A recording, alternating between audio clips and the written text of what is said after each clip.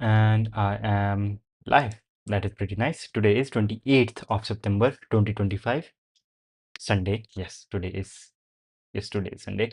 And today I will I will complete all the 31 questions in the 1500 rated section of CP-31, and it is going to be pretty nice. And this should be at least possible because I just finished going through this section of 1500 rated questions.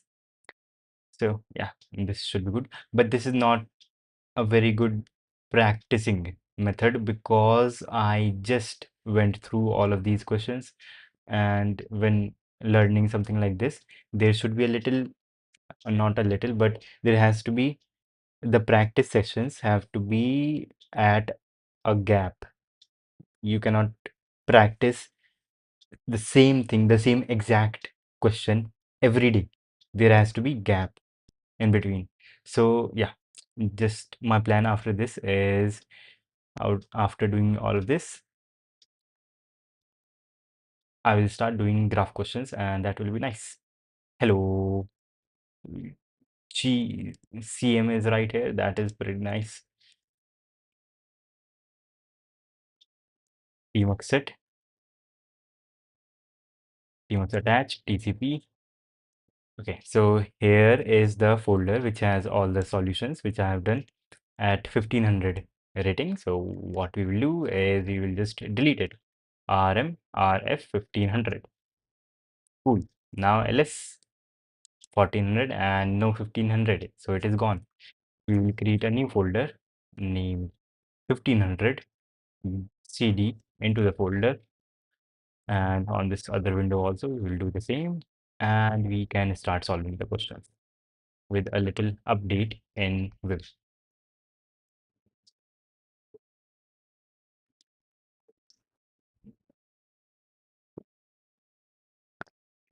And this is going to be fun, really. See, and let's just, yeah, I'll just start solving the questions.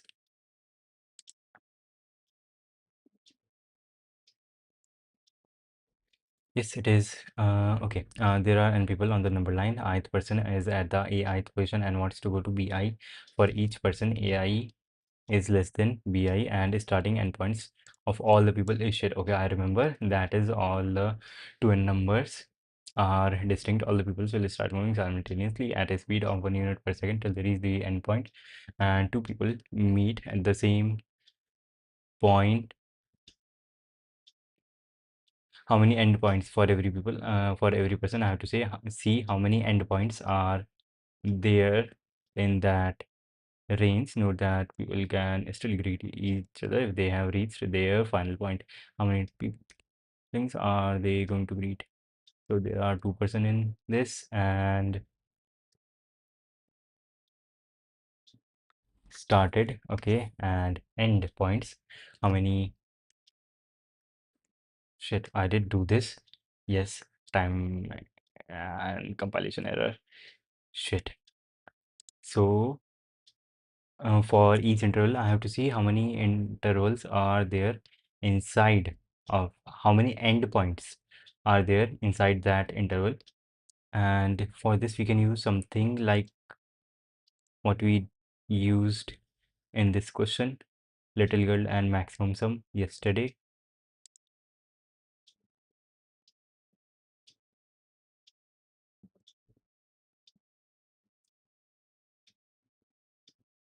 How many starting points are there? Okay, shit, I do not want to stumble on the first question itself.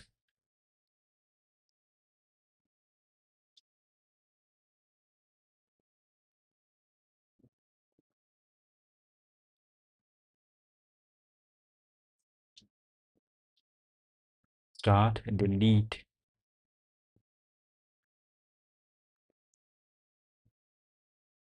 CNN, and we will have a vector of pairs, A size n, and internally we will initialize the pairs.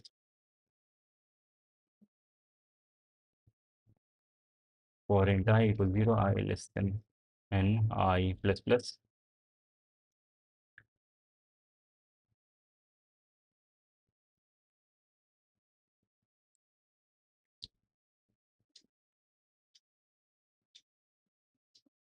What is the maximum values? Okay, maximum values are big.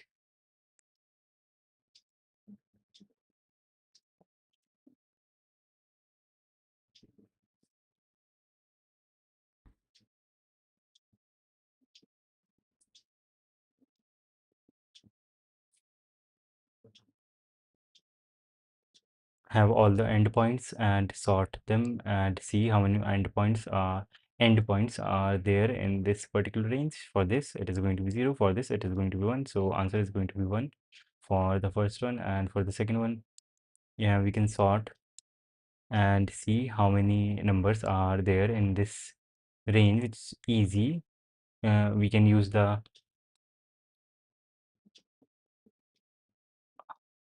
lower bound and upper bound function for binary search. So each going through one pair will take log n time. Okay, yes, vector and ends. I think this is not very optimized. C in a dot first, a dot second, and ends I equal to a dot second, and here,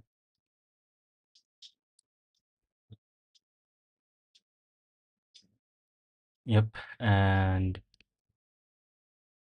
dot ends dot begin ends dot end, and then long answer initially is 0. Then we will start iterating through the pairs. The particular index of the pair does not matter, so we will iterate like this. Vector of pairs in A. We need to see how many numbers are in this range, x and y in the ends thing. And yes, since that is sorted, we can take lower limit and upper limit. Lower limit of both the numbers. Yes. Ends.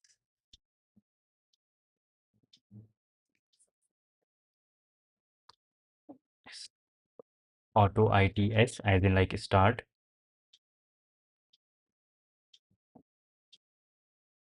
Upper bound.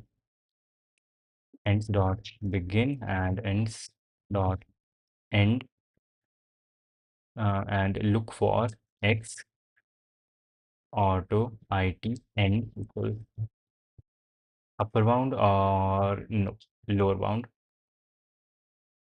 because y is going to be there in ends dot begin ends dot end comma y. We could have used the equal bound function, but here x and y are different, so we do not use that here. And yes, answer plus equals ITE minus ITS. Yeah, answer, and hopefully, okay, A dot first. That makes so much sense.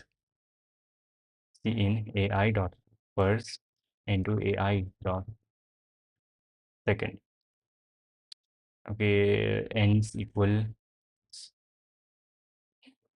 AI end dot n. Okay, I didn't save the thing. Set. Okay, that is not good. 13 and 4. Here I say 13 and here I say 5. I shouldn't do that. That is bad. Hello. Yes, I do watch anime. One Piece, Gintama.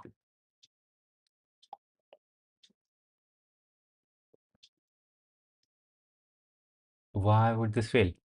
Here it is failing for this one. In 4 to 9 range. Well, let's see how many things does this one overlap with. This one has this endpoint in this range. Your endpoint has to be in that range, right? And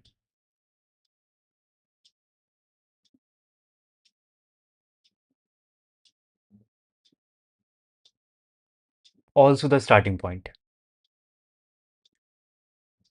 Shit.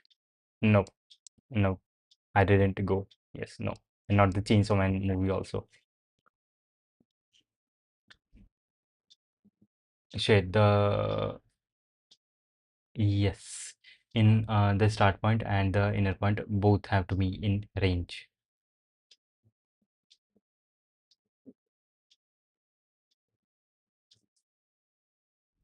Shit.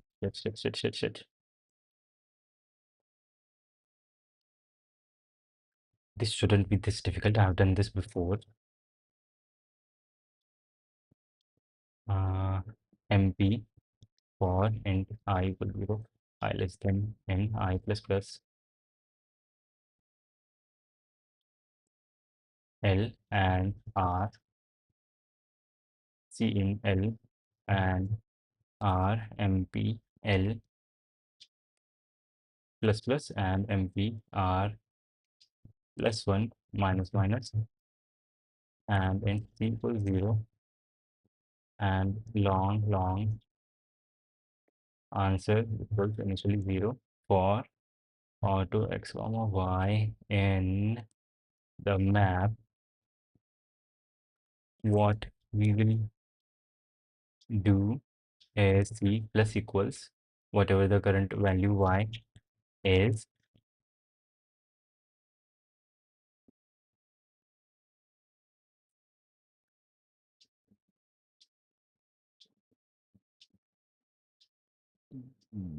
No, that is also not that good. Shit. This is very bad that I'm unable to do this. I just started learning Python. Should I start solving problems on HackerRank? Yes, you can start solving problems. It is going to improve you and help you.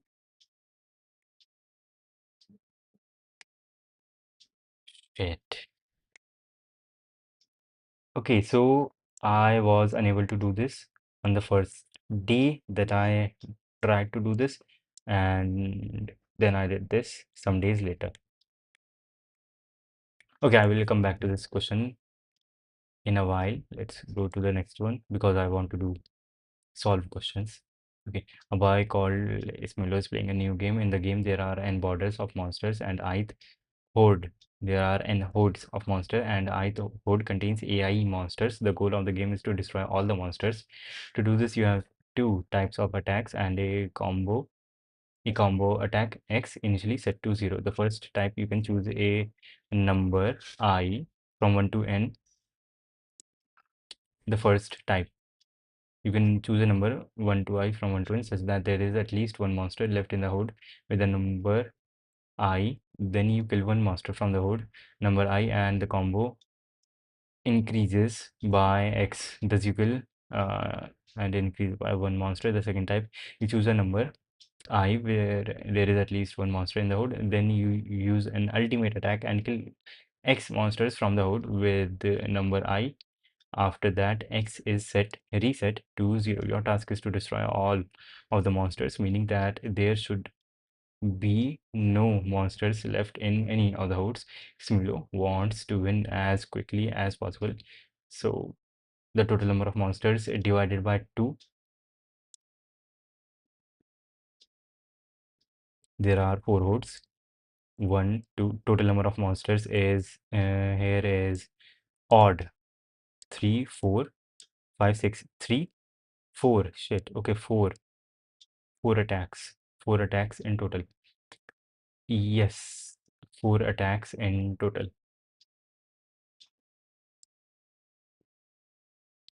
I have to figure out how many times we will be performing the big operation. So here I will keep moving this small counter I will have two pointers, and whenever the sum of these small numbers, yeah, 1 plus 1 plus 1, 3, 3, and then 1 for the big attack, and here 1, 2, 3 plus 1, 4, okay, and then 1 plus 2, 1 plus 2 plus 2, 5, and in total 4, 1 plus 2 plus 2, 1 plus 2 plus 2, 5 plus 1, 6, 6, then 4, 10, 11. Answer is 11. 4, 5, 6. Answer is 11. Why is the answer? Yes, answer is 11. One extra would be left there. Yes.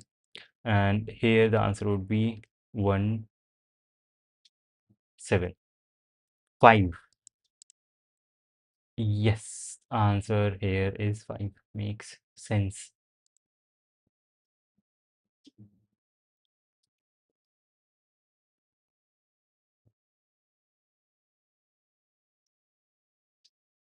See, and vector.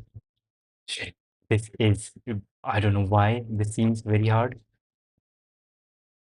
I less than n, I plus plus. Uh, for int reference x, a c in x, dot a dot begin, a dot end, dot everything, and l equals 0, r equals n minus 1, and left counter and right counter.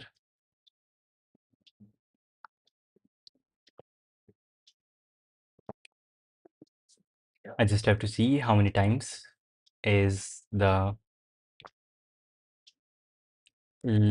second operation being called.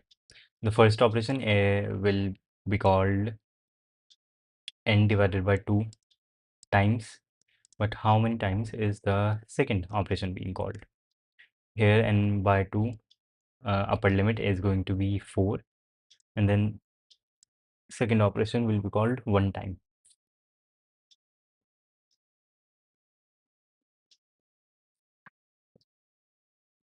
So how do we figure out how many times the second operation will be called?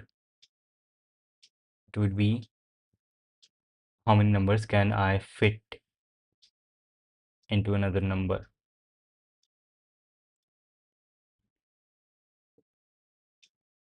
Here I can fit 1, 2, 3, 3 numbers into this 5, and then this can fit into this, and the total sum is 5, 5, 10, 10, 5, 15, 17, 17 by 2, upper limit 9, 9, and then I was able to fit 1, 2, these 3 numbers into this number and this number into this number, so 2 pairs of fitting, and here the total sum divided by 2 is 5 by 2, 3, 3, and then because I can fit these two numbers into this number, that is how, okay, so how many times can I perform the second operation?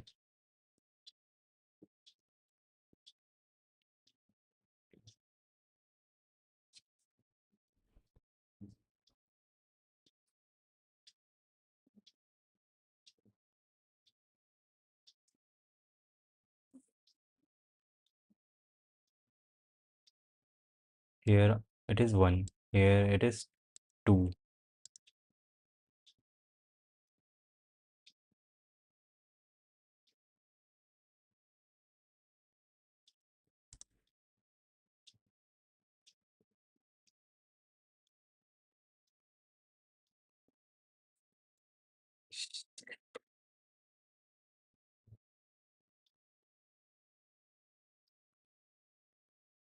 While L is smaller than equal to R,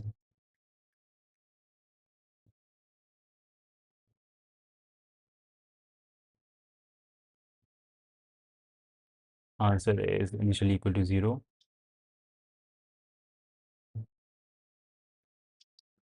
And the left pointer and the right pointer. If left, so the right thing is included, but the left thing is not included. And also we will have a counter int c initially equal to 0. And the right number is just whatever it is, the right number. And if L plus C is smaller than or equal to, what is L? L is nothing. If A L, if A L plus C, if I add the number at the left position to C, if it is still lower than equal to R, then good. Uh, Move the left counter to the right, and I will perform answer plus equals AL. Else, if that is not the case, if adding the counter in makes a value that is greater than R, then what we will have to do is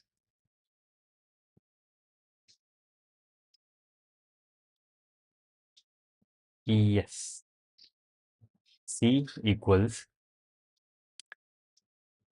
AL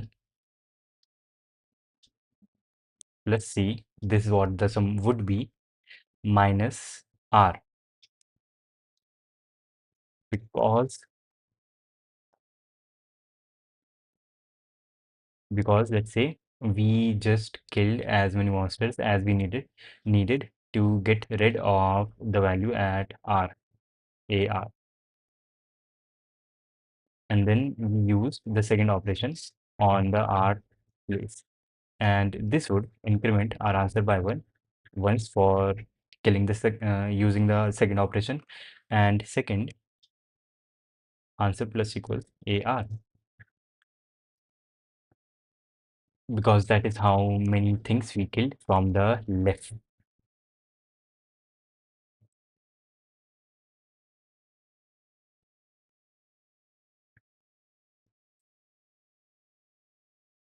And this is it. Then R minus minus, and L will not increase. L will stay where it is, but its value will decrease by a certain amount. And what is that amount going to be? Yes, AL will be reduced by some amount.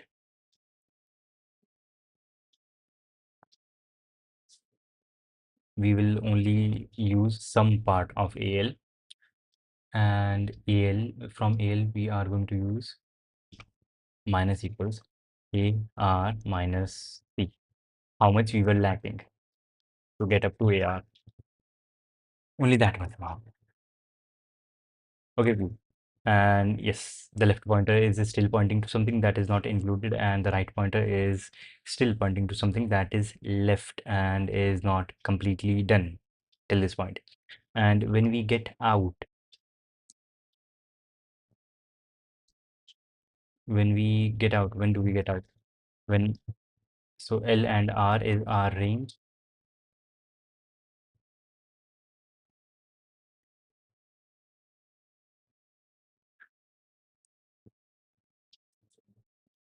It is going to be, yeah, very close.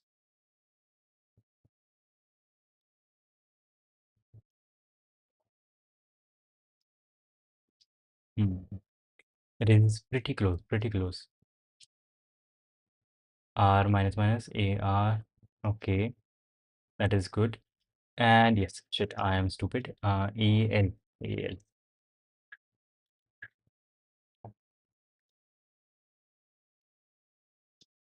This is still wrong. This is one which is kind of crazy.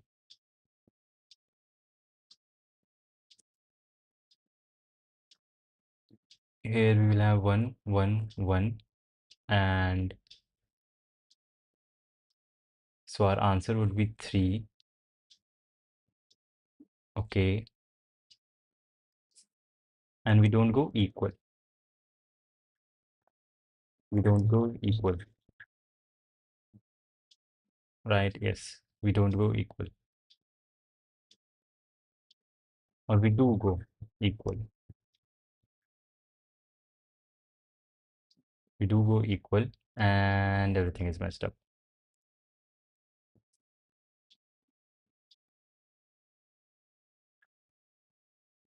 If we don't go equal, yes. If we do not go equal, then what happens?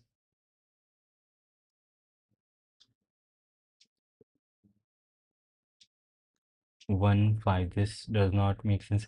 There is some value in C that is left. Yes. So we divide C by 2, but these two answers are higher than they are supposed to be. This one is higher and the other one is also higher. So, yes, we did this. We did this.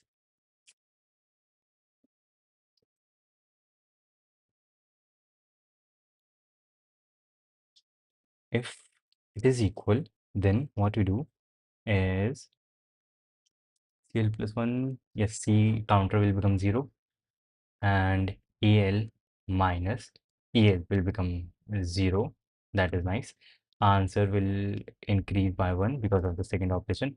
And this thing, answer will also increase by AR value, and that is very nice. And when we come out, RL and R pointer will point to the same number. Okay. And yes, that is nice. And when they do point to the same number, we will have some C value left and some R value left. Okay, before moving, we should do AL equals 0, I think, and R equals 0.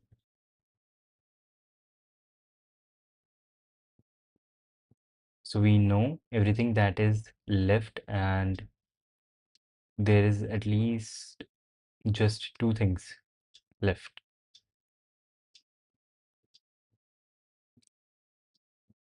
Answer will be increased by that amount, and when we get to the same thing, when L is pointing to R, do we still go in? Do we still continue the loop? When L and R are pointing to the same number,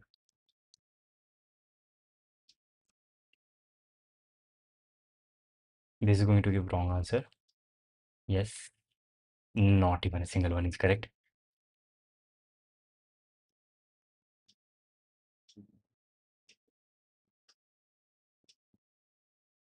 Shit, why is not even a single one correct? At least one of them should be correct. 3, 3.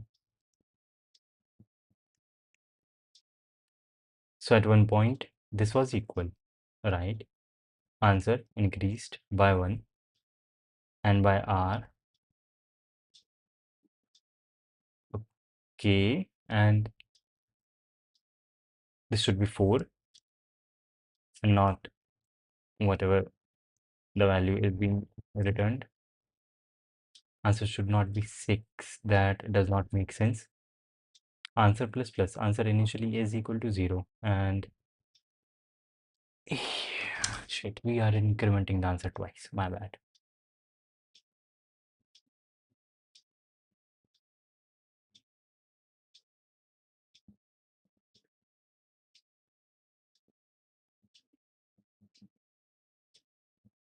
We should not do this.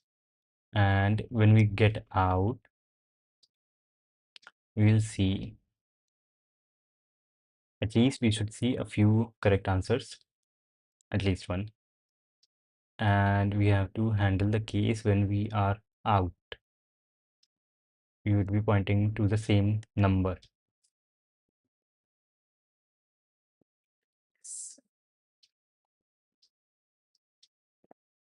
And I think we should remove answer from here, and we should have answer plus equals AL here, so that everything is handled. And at the last, we'll be pointing to something, and how much is left? AR minus equals C, whatever C is, and answer plus equals,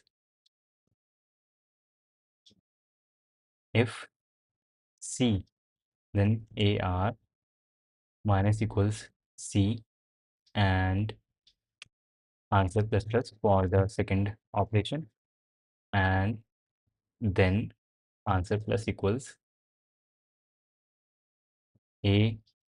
AR divided by 2, AR plus 1 divided by 2, AR plus 1 divided by 2. This is going to be the number of first operations, and also the number of second operations is going to be something. If AR is still remaining, then answer plus equals AR plus 1 divided by 2, which is just right shift by 1, and yes, and answer plus plus. I hope this is correct. Certainly not. Okay, answer here turns out to be 3, but it is not 3. It is 4.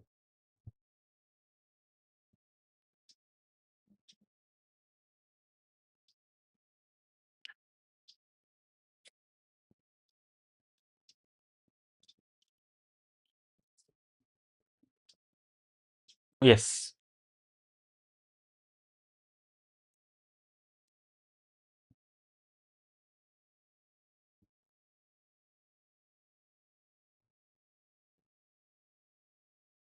And if C is there, answer plus equals C. Okay, I hoped that this would work, but no, certainly not. Answer plus equals AR. Okay, only one is correct, and this is bad. This is bad. Hello. Did you see how to make contest? Yes, there is in the Code Forces website, the gym section, we can create mashups, mash contests. So we can do that. Hello, good afternoon. And it has been 30 minutes, and I have not been able to solve a single question. This is very bad. It, and I also skipped one question, question number 1. I skipped that question.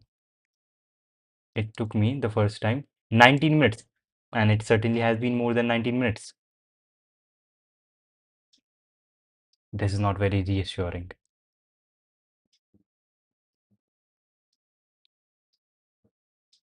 I think, yes, this is the same thing that happens during a contest when there is some pressure. Okay, so I should calm down, I guess. So if I can take the left value, I will take the left value and move forward. That is nice. And put the left value equal to 0. Increase the left pointer by 1 and also increase my count. Then if I cannot take the left value, or if the left value is equal to the right value, then answer will increment by r, whatever r is, because that is how many times the we will do operation number 1 and increment answer by 1, because we will do operation number 2 once, and then the new C is going to be equal to, and yes, the new C is going to be equal to C plus 1 minus AR. Yes, C plus AL minus AR. But if that is going to be the new C, that is not very good. If that is going to be the new C, yes, that is going to be the new C. if that is going to be the new C, then we will have to move forward. Yes. So this line is wrong. Yes, C should be equal to 0. After this point, C should be equal to 0. Yes, because when we go here, we will consider moving our left pointer to some place. Yes. And AL minus, yes, this is what the new value for AL is going to be. Wait, what? No, yes, this is what the new value for AL will be. And C, yes, C should be 0, AR should be 0, and move the right pointer to the left. And when we get out, and we will only get out when L and R are pointing to the same number. And when we get out, we will see, is there some leftover thing from the left? And if there is, we increment our answer by 1 and decrease the right value. And C is always smaller than or equal to AR. That is one thing. So we do AR minus equals to C and answer increment by 1 for the second operation. And here, if there is still some value left in AR, we will have to do the first operation. How many times? We will do the first operation this many times, which, okay, if, so we will do first operation no matter what, right? This many times, upper limit. Yes, and if AR is greater than 1, then we will also have to do the second operation. And I think we might be not exactly right. Okay, wrong answer on one test case, which is this one. C is 1. Okay, so answer should be 2. And then 5 divided by 2, 3, 3, 6. 6 is what I'm outputting, and 6 is not right. Did you solve? Yes, I did solve TV problem. It is just, yep, TV problem. In the last thing, we used a sweep algorithm, which Eric was talking about. And since in the TV problem, the indices, the plane, Cartesian plane, was very big, 10 power 9. So I used here a map which worked.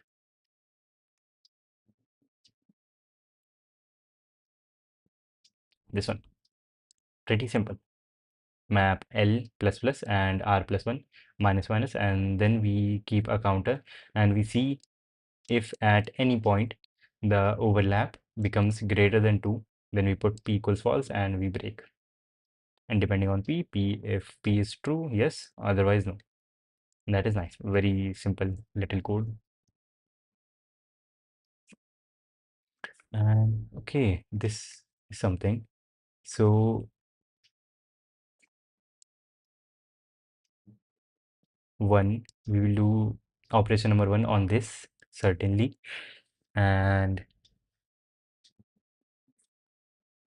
that makes sense. We have already done this many operation number 1s, and that makes sense. So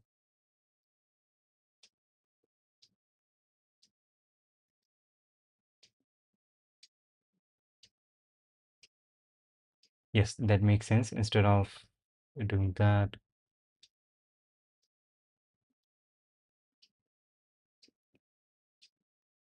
yes, okay. FC,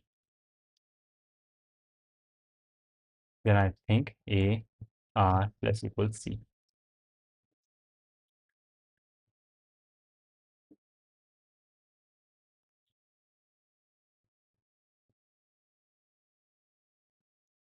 But yes, and AR is always smaller than C is always smaller than AR. So this should be good. AR plus equals C. Okay, it is at least working here. We got, I hope, yes, shit, hope. If this one works. If it does, it's going to be good. The first question, which is right. Vamishvi, can you explain what a sweep line algorithm is and why we need it? I searched on YouTube but cannot find a good explanation. Sweep line algorithm. I myself. Okay. The first question, correct. That is nice. That is nice. That is nice. We did one question. So this one, that is nice. Okay, I should also keep a counter on Excalibur or somewhere. So sweep line algorithm, I myself do not know a lot about it. The first I implemented it for the first time yesterday. In this, when someone suggested what a sweep for the what the sweep line algorithm is in the chat, and then I like read the chat and implemented.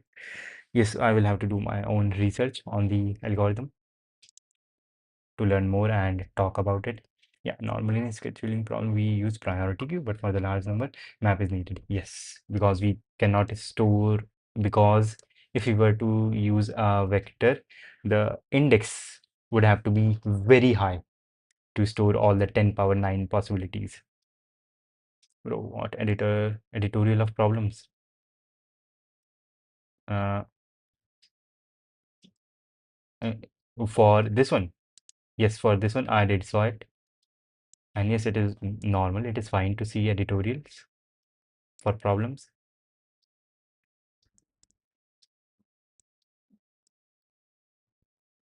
1, 2, 3, 4, 5, 6, 7.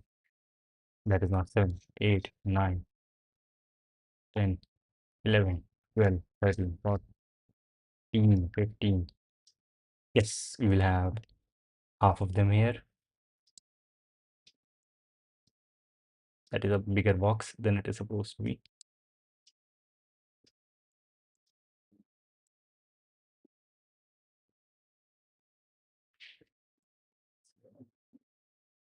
Fifteen, 16, 17, 18, 19. I should have done this before this thing, but I didn't have the idea that I should do something like this.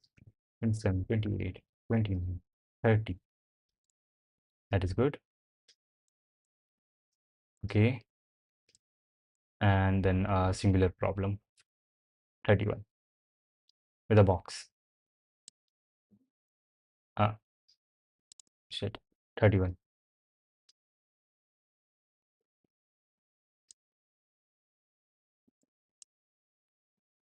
Okay, and we will have a green tick. So question number 2 done. Okay, 1 down. Now this one, black sequence, block sequence. Okay, this is doable. Given a sequence of integers, a sequence is called beautiful if it has the following form of series of numbers, each starting with its length 3, 2, 2, and then two things, 3, and then three things to the right. So a dynamic programming approach which begins from the right index.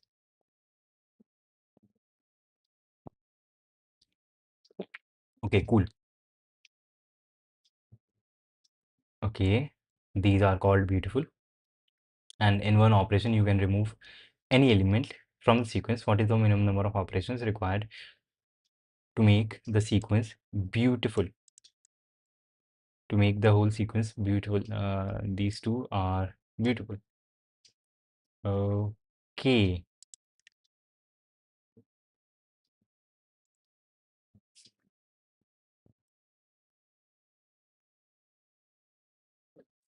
How is the input given? N and then the numbers.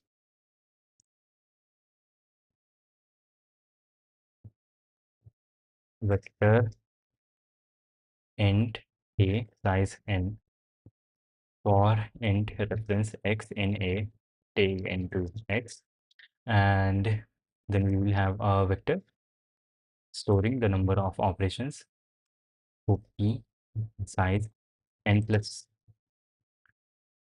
1, and we will start iterating. And also, yes, if the last, if we will always have to remove the last number. OP, if we want to include, we can reverse the whole thing. Reverse a dot begin, a dot end, and yes. So here we will say if we want to make the current all the elements, if we want to include the first is how many op operations to make first I elements beautiful.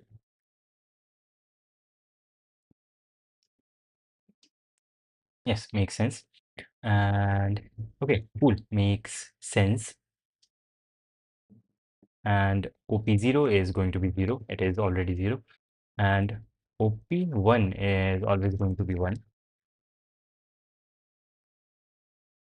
And okay, then we can start iterating from I equals to I less than equal to n I plus plus.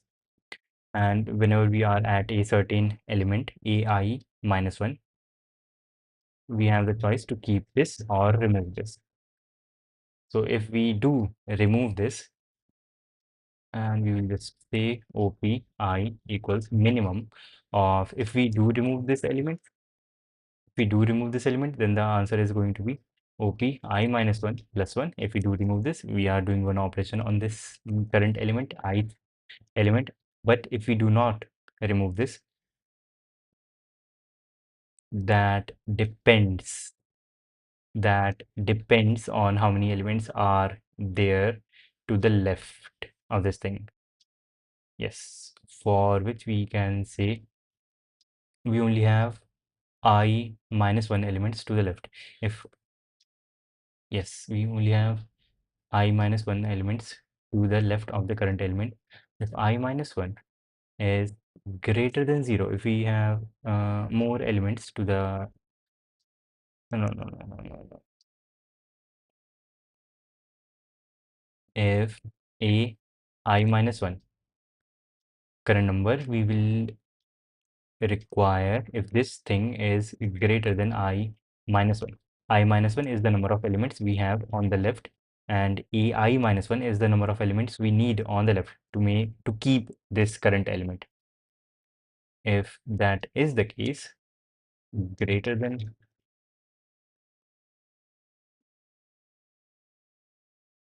in case of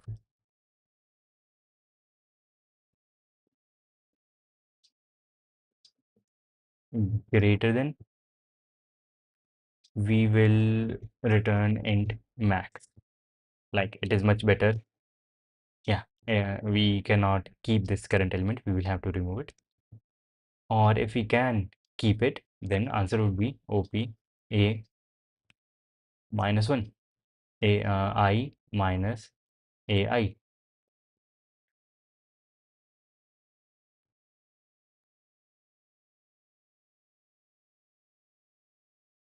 ai minus 1, because we want to keep ai number of elements to the left. Not ai minus. And at the end, see out OPN. We want to make the whole array beautiful. That makes sense. Application binary interface, out of bounds. OPI minus 1. Okay. Am I indexing AI at any point? Nope, I'm not. What is this thing?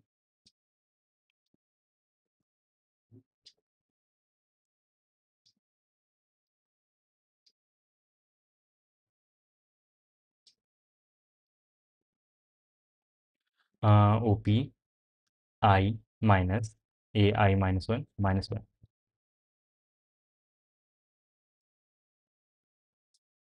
Okay, correct. That is working. Is it correct? This is giving the right answer, but is it correct? I minus AI minus 1. AI minus 1 is the number of elements we need to the left, and this. Okay. And I'm pretty sure I wrote something else the last time I did this. Okay, let's see. Okay, second question down the line. If this works, it is going to be cool.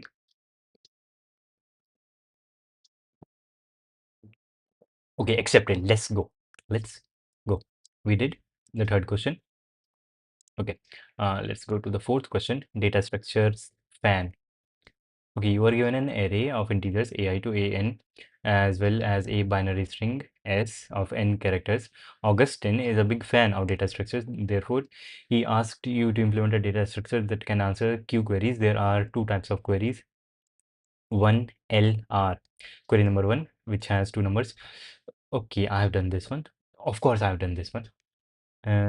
Yes, and I remember replace each character SI for L and R with its opposite in SI with its opposite. That is replace, my bad, that is replace all zeros with ones and ones with zeros. That is like taking XOR with one, with ones. And 2G, G is 0 or 1. Calculate the values of the bitwise XOR of the numbers AI for all indices. Bitwise calculate the value of bitwise XOR of the numbers AI for all indices such that SI equals G. Bitwise XOR of all values. Bitwise XOR of all values for the whole, for all the numbers. Okay. Note that XOR of an empty set is considered to be 0. XOR of ones, XOR of, okay. Okay, I do remember this, and I think I can do this from memory.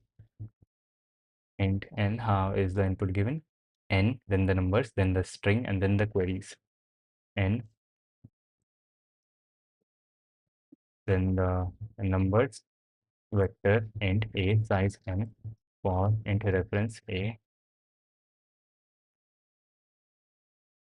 c into x, and then the string, and then the queries, int q, q in q, and then we will answer the queries. Okay, now what do we have to do? We have to take XOR. Yes, we need two prefixes,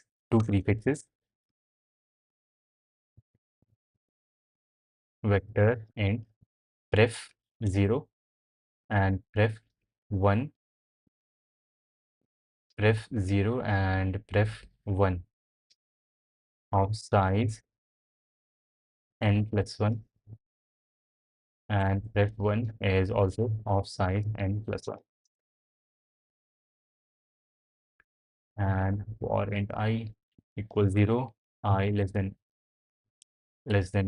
n I plus plus.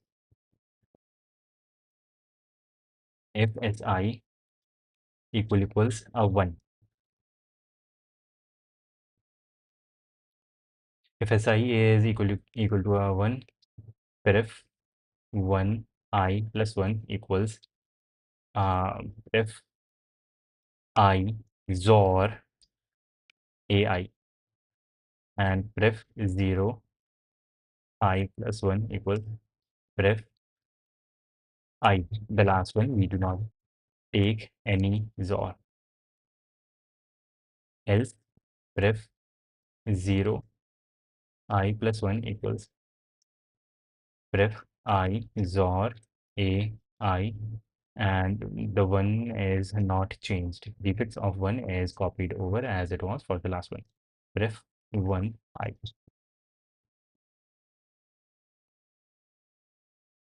Ref 0. Okay, I did mess up here. This has to be 1 and this has to be 0.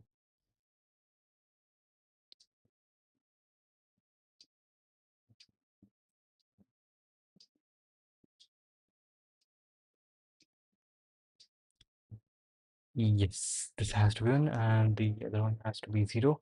And I need to take XOR of all the numbers, XOR of all the numbers in a range.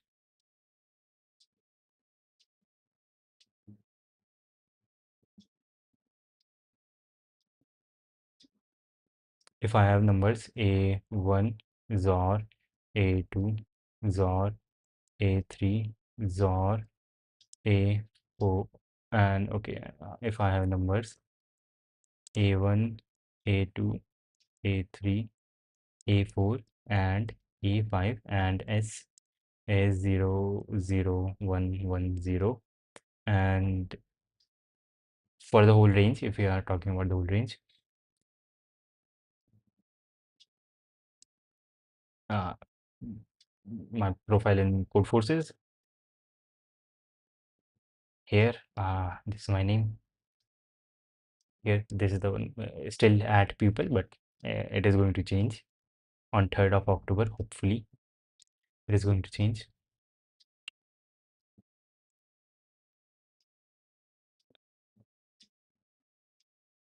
And if we go g equals 0, second 2g 20, if we get 20 as the command, then we will have to take XOR of all of these numbers. AI XOR A2 and A5 XOR. Okay, and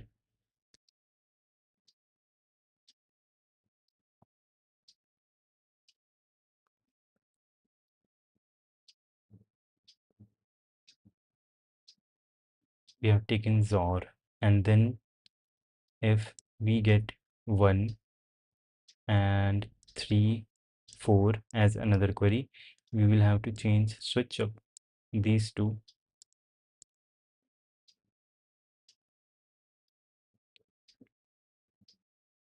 Yes, we will have to switch up. Calculate the bitwise OR of all the numbers AI such that SI equals G. SI equals G. SI equals G. I'm not doing something correctly.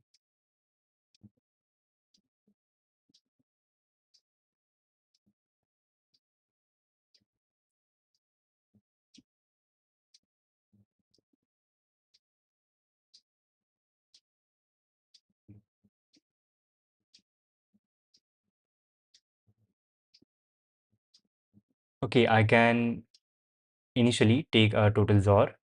XOR 0 initially is XOR of A1, A1, XOR A2, XOR A5, and then whenever we see something like this, then in this range I can easily calculate the XOR of all the ones in this range. And let's say there were also zeros in this range, some value 0, and how would that affect x0? Since this would become 0, this would become 0, and this would become a 1 if we specify some range. So this and this and this I would have to remove this and I would have to add this, and okay, so we don't even need two different prefixes, vector and ref size n plus 1.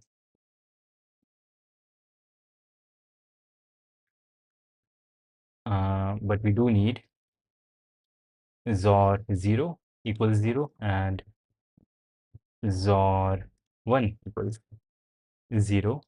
So if Si equals 1, then we do XOR 1 XOR with AI, else XOR 0 XOR AI. And whatever the case, AI pref I plus 1 equals pref I XOR AI.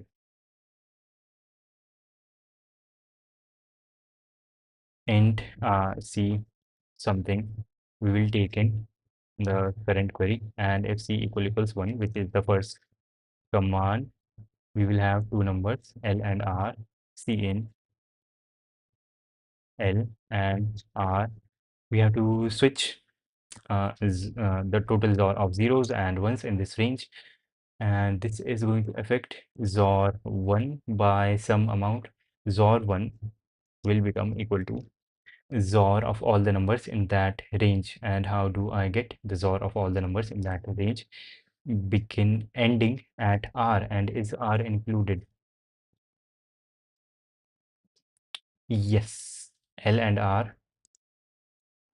Yes, included. They are included, L and R. So for R, we do R plus 1 XOR with pref L. No, because L and R are one indexed, so we can just do this. R is always already going to be plus 1, and we just have to do L minus 1. Yes, and that is the same number by which XOR 0 is going to be changed. Pref R XOR pref L minus 1. Else um, and L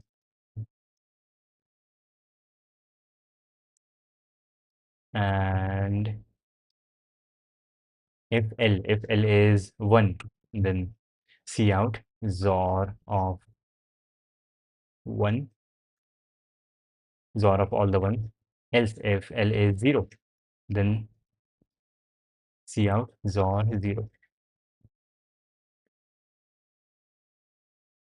Hopefully this is going to work, and it is going to work. It is working. Yes, it is working. That is very nice. Okay, I also got it right that time also. That is nice. Let's go. Let's go. Let's go. Nice. I reached a specialist. That is pretty good.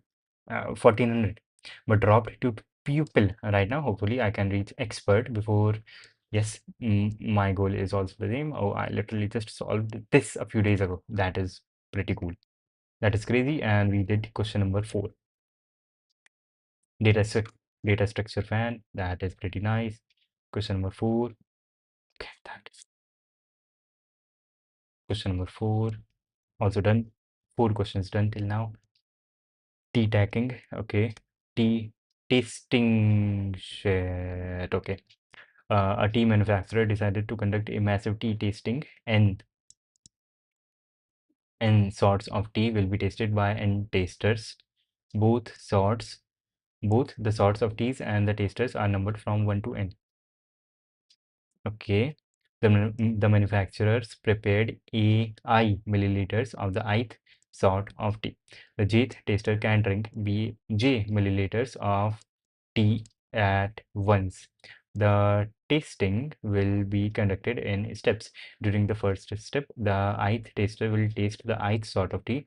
The ith taster drinks either his or her capacity, or whatever their capacity is, which is Bi, or the minimum number of amount of tea.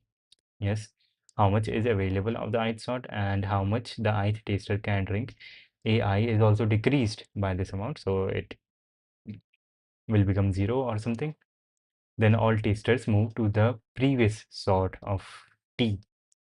To the previous sort of tea. A plus I plus 1, I minus 1. Okay.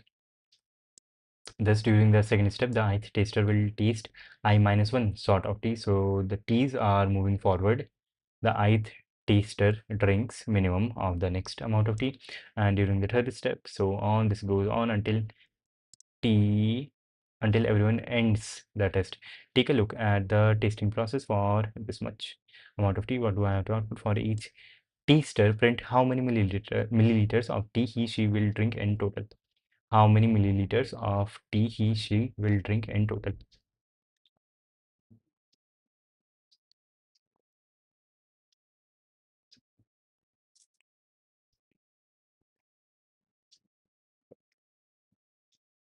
Okay, we can start iterating from the t's, from the number of t, a I t and b I for the first drinker. He can just drink from this tea. So for him, the answer is going to be this much.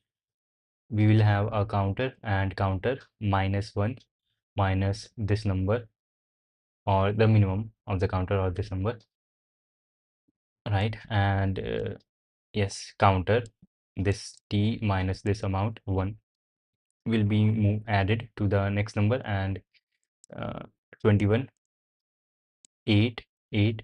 So this guy will drink 8, this will drink 9, and this will drink 6. So 986, is that the answer for this one? 9 9 12.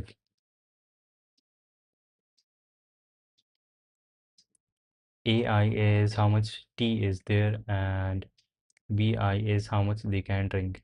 Okay. AI, the amount of each sort of tea, and BI is how much they can drink. 9 9 12. Why is this 9? How many milliliters of tea he she will drink in total?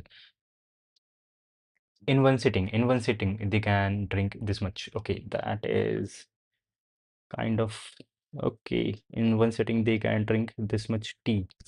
So okay, in first sitting this guy will drink from this 20, 8, and then one from this. Okay,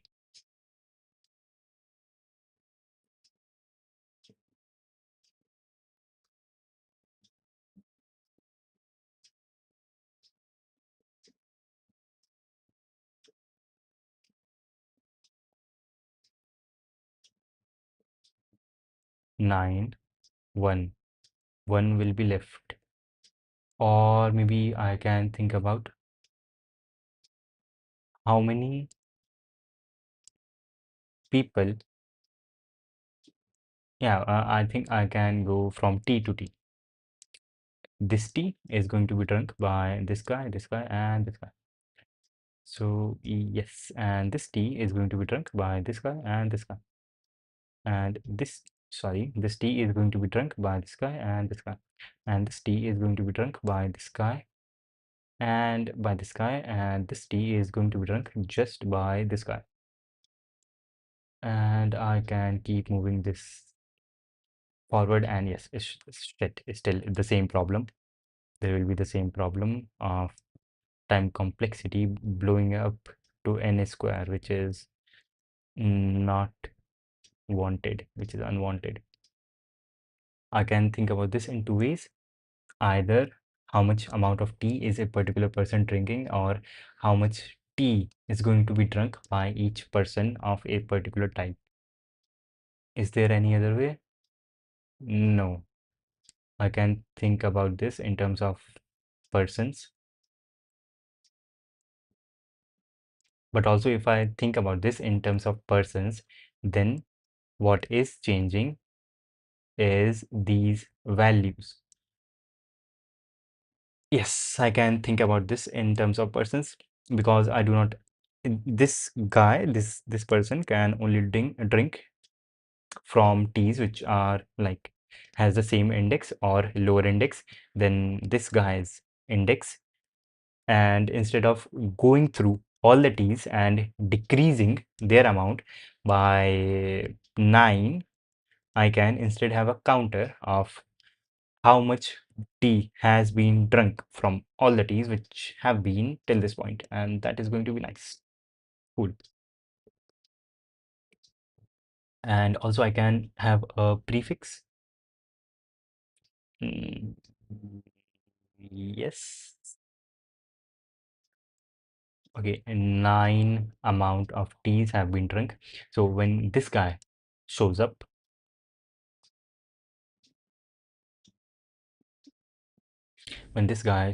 he can drink from this 20, and on the left, 9 has already been. So the prefix would be 20 plus 1. No.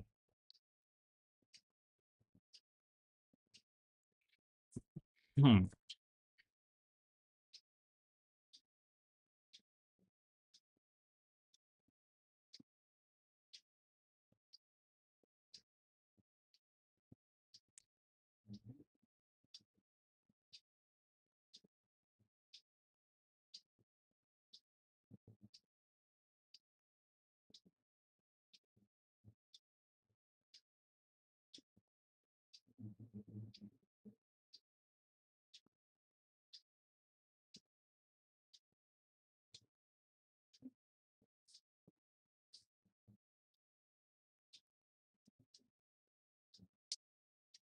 Yes.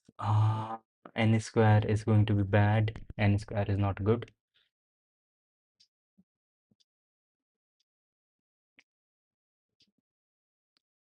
Your current rating is 1396 at here. 1396. About to be specialist. But I should have be able to solve this question. Okay. Yes. A equals this thing and B equals this thing. This guy can only drink from this tea, or maybe I should think about this tea can only ever be drunk from all the things that are to the right of this guy. But how do I increment each of their values? I would have to go inside. No, no, no, no.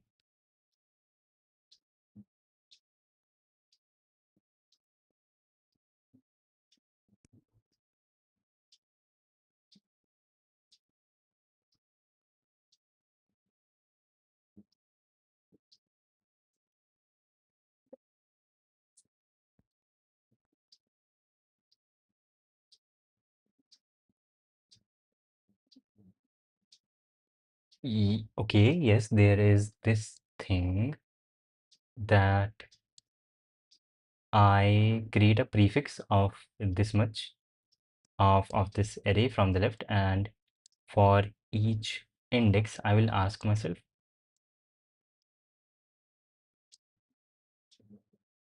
that which is the guy who is going to drink the last millimeter of this tea, and that would work.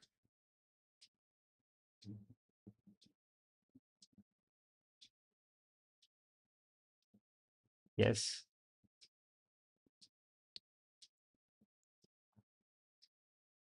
that would work. Not exactly.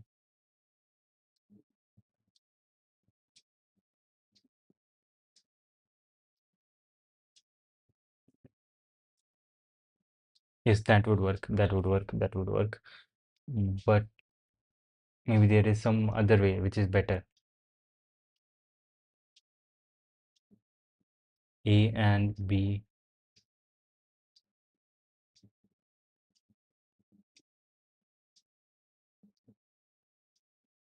The prefix approach seems nice, where I will ask this person.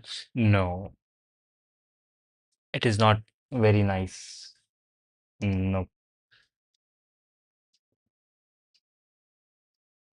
it is doable. It is doable. It is doable. Where I will ask which person will be the one who drinks this tea for the last time, like who finishes this tea, which in this case for this tea, this second person is going to be the one who will drink the last drop of this tea, and everyone before this guy will be able to fill their like completely drink as much tea from this one as possible.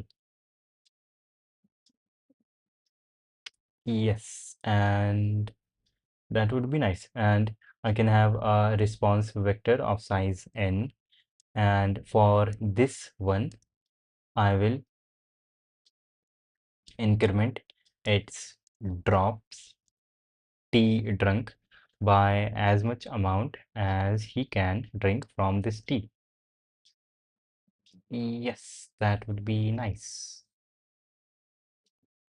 And actually, I should have the size for the response vector n plus 1 equal to n plus 1, because all the teas which are not completely drunk by all the people here, that would be drunk by, like, we can say here is a garbage person who just drinks tea and he's going to gobble up everything that is left. And yes, that is doable, that is doable, that is doable. And also the fact, whenever I move on to the next t to the right, I know that there is going to be an offset, and that offset is going to be I minus 1 in the prefix, and prefix will start from 0 index. Prefix I will have the sum of the capacity of the first I numbers, where I is 1 indexed. Okay, that is okay. And then I will need a prefix, a response vector, and one vector which stores counts, which I can use as a cumulative sum. But that is not going to work.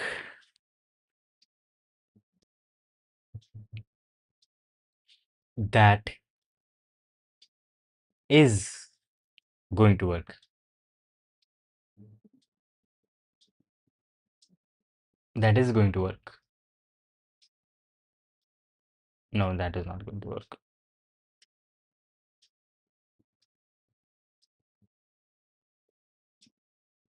Huh?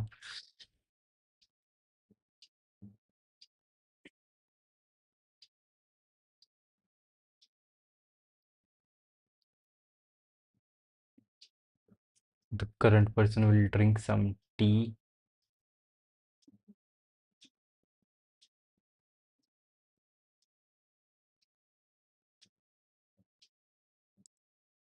Nah, shit. I was able to do this, but now I'm unable to do this. Not that I'm unable to, I'm just, I guess, not paying much attention.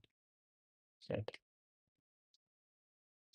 N equals to 3. A is the number of t's that we have.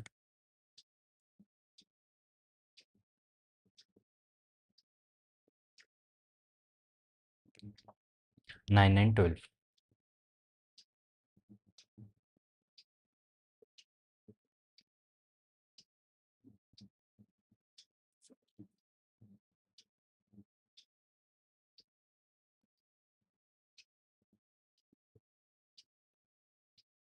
For the first line, for each tea stir, print how much amount of tea they are going to drink. I can instead think in terms of the tea that is given, and this tea will only be drunk by these people, from by the current people or all the people on the right. Yes.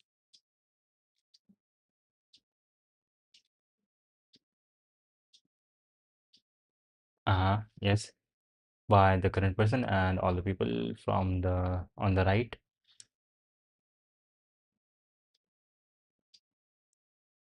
Shit, how much time did it take me the first time? I was unable to do this, it seems.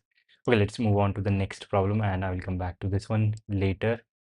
Controllers, I did this one just yesterday, so that is nice. I did this just yesterday, 27th of September, so I can just do this.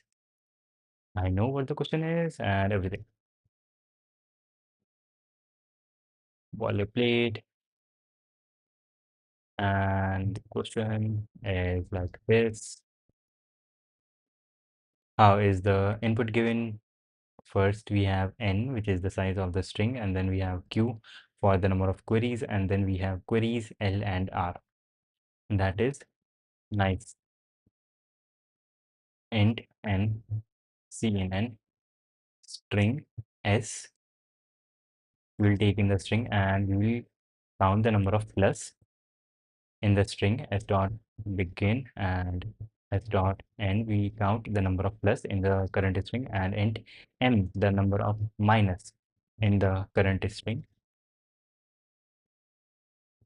Count s dot begin and s dot end minus, and then we take in the number of queries while q minus minus,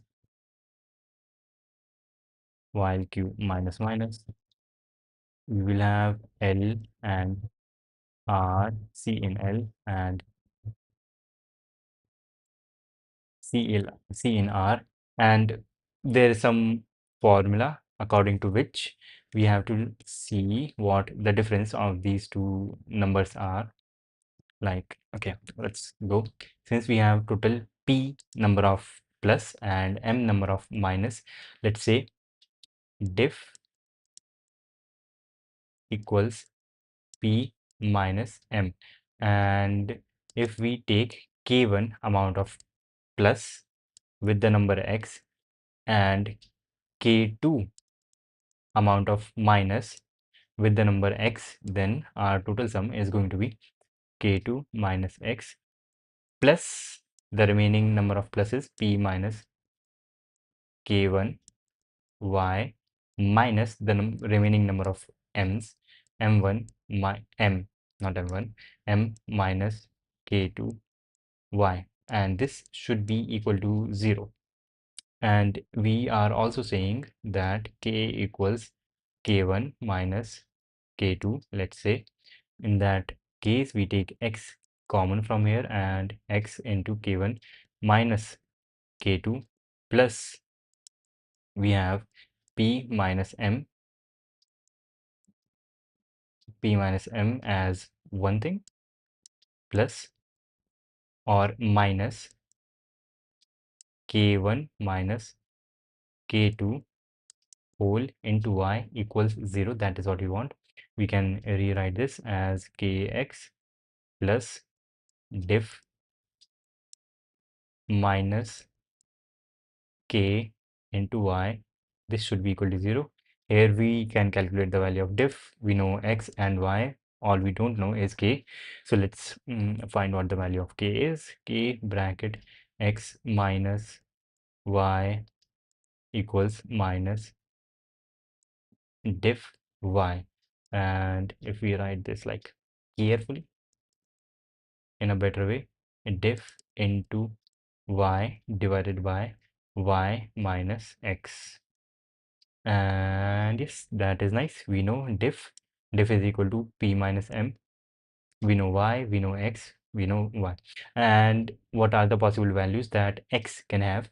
X can, since K is equal to the number of plus minus the number of minus. So K1 can range from 0 to P, and K2 can range from 0 to M. So K can have any integer value in the range 0, in the range minus M to P.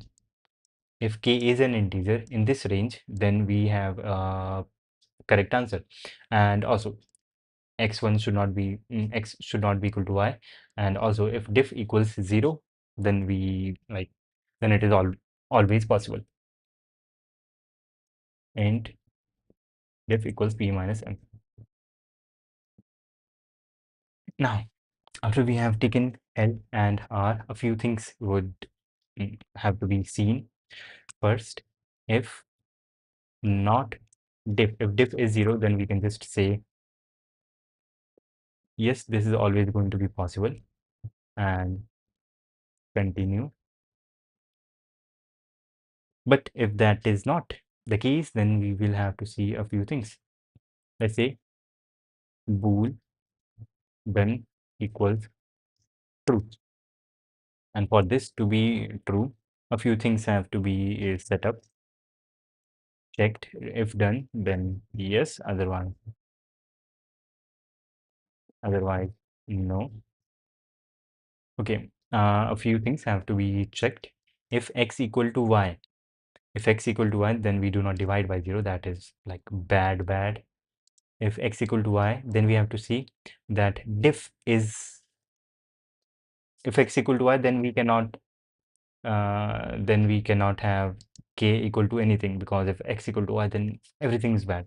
So if x does equal to y, then answer would only be possible if diff is also equal to 0. But diff is not equal to 0 because we already checked at this point. So we know when we are here, diff is not equal to 0.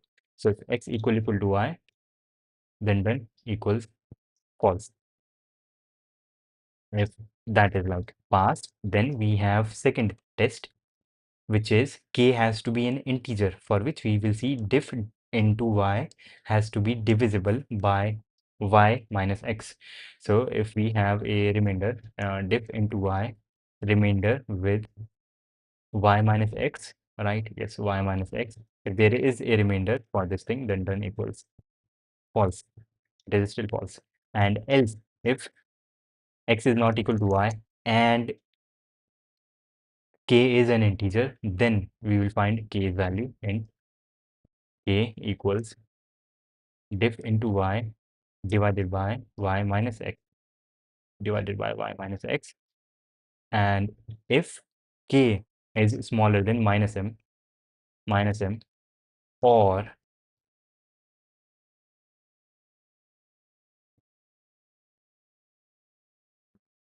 if k is smaller than minus m, or k greater than p, then also done equals false. X equal to y, yes, that makes sense. Let's change this. Replace this with x, this with x, this with y, this with y.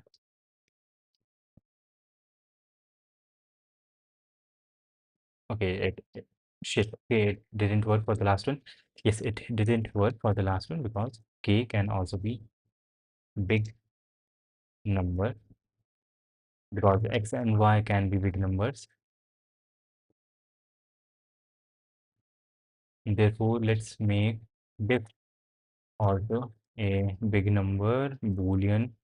Here we are multiplying and both of these numbers are big, so that is nice. Long. This is also long, so that is nice. This is also long. Things seem to be nice. Okay, cool. Let's submit this one.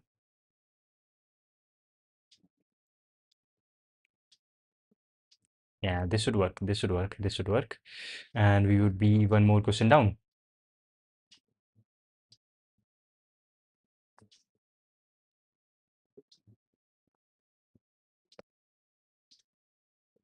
Like, look at this. I just did this one yesterday, so this should work. I mean, even if I didn't understand the question, even though I did understand the question, this should just work from memory at least. Okay, it is running. It is running. It is running. It is running. Still running. This was question number 6. So yeah, it is probably correct. I can mark it done in the list. Question number 6 also done. 4 questions down. That is nice. Yeah, it is running. The next question is palindrome basis. Palindrome.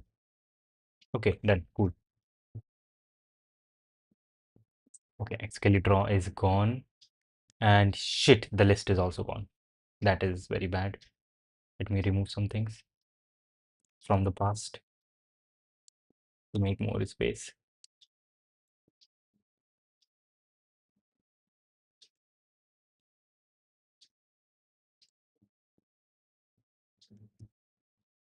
Right, let's have our list here. That is very small. 1, 2, 3, 4, 5, 6, 7, 8, 9, 10, 11, 12, 13, 14, 15. That is 1/2 of the numbers, and this thing is too big.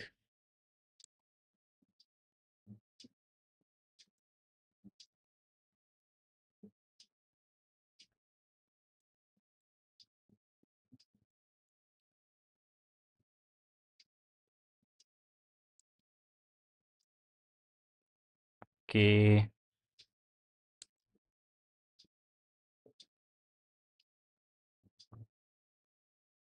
we have this 15, 16, 17, 18, 19, 20, 20, 21, 22, 23, 24, 25, 26, 27, 28, 29, 30. That is nice. And now the last number 31 with a little 31. That is very big. Okay, and we have done a few questions at this point. We have done, we did question number 2, 3. We did Milo and monsters, yes. 1, 2, 3, and controllers 4. 2, 3, 4, and 6. 2, 3, 4, and 6. Okay, let's move on to the next question, which is this one, question number 7. And let's see what this is. You are given a positive integer n, and let's call some positive integer a without leading zeros palindromic if it remains the same after a without leading zero, so there are no zeros at the end.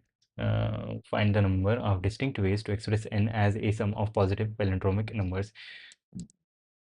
Two ways are considered different if the frequency of at least one palindromic integer is different in them. Shit. Okay, palindromic bases. For example, okay, 4 is palindromic. How many palindromic numbers are there? Hmm.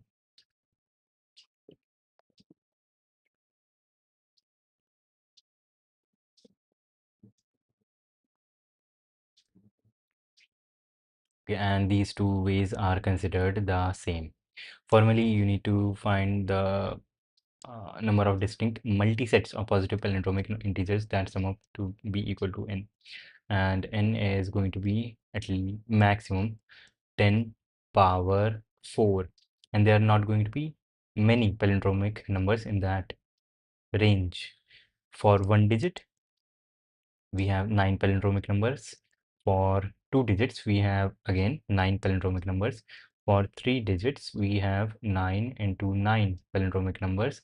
And for 4 digits, we have 9 into 9, 81. 81 palindromic numbers here, 81 palindromic numbers here, 9 and 9.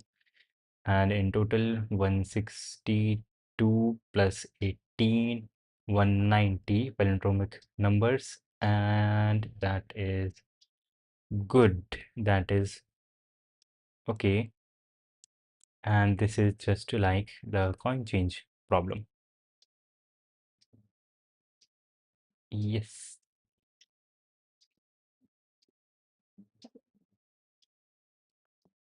And okay, cool, cool, cool.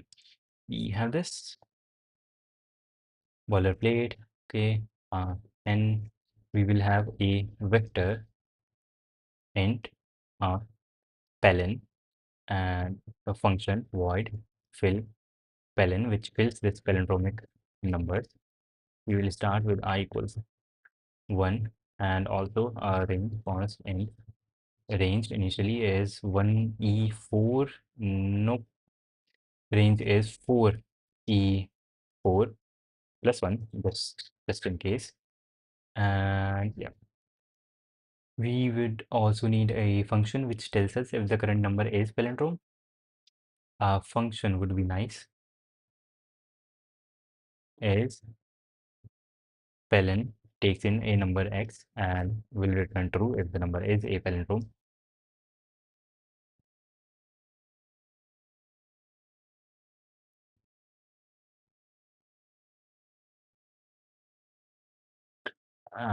Int n equals 0.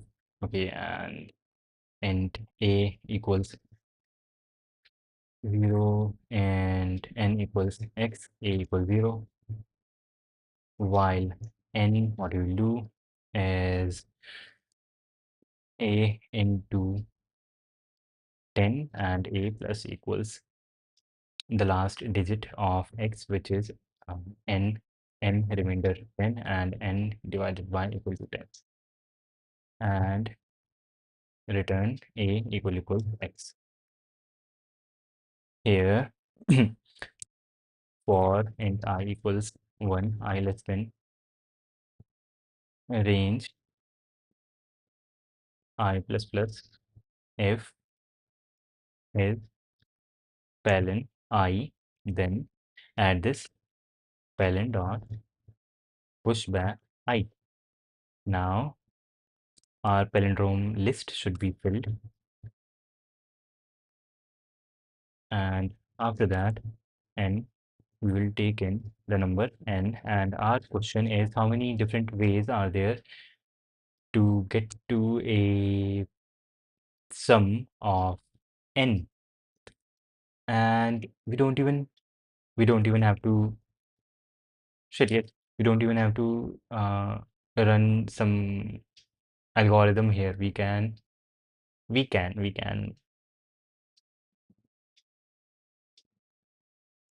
will have a two-dimensional vector which we can fill.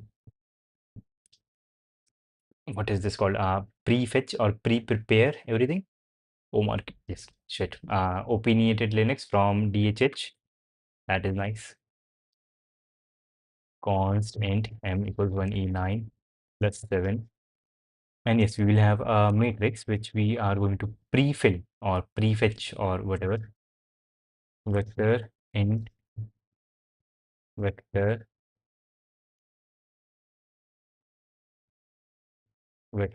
vector int. This keyboard just doesn't work. Response, and the number of rows is going to be ah, yes. You can say this right here, and then after this thing is done, we'll do rest dot reserve const range, whatever the, nope, not the range, but palin dot size, that is going to be the first index, palin dot size plus 1, let's say, or palin dot size, and after palin dot size, the number of columns is going to be range int range. Number of columns is going to be range, and each value initially will be equal to 0.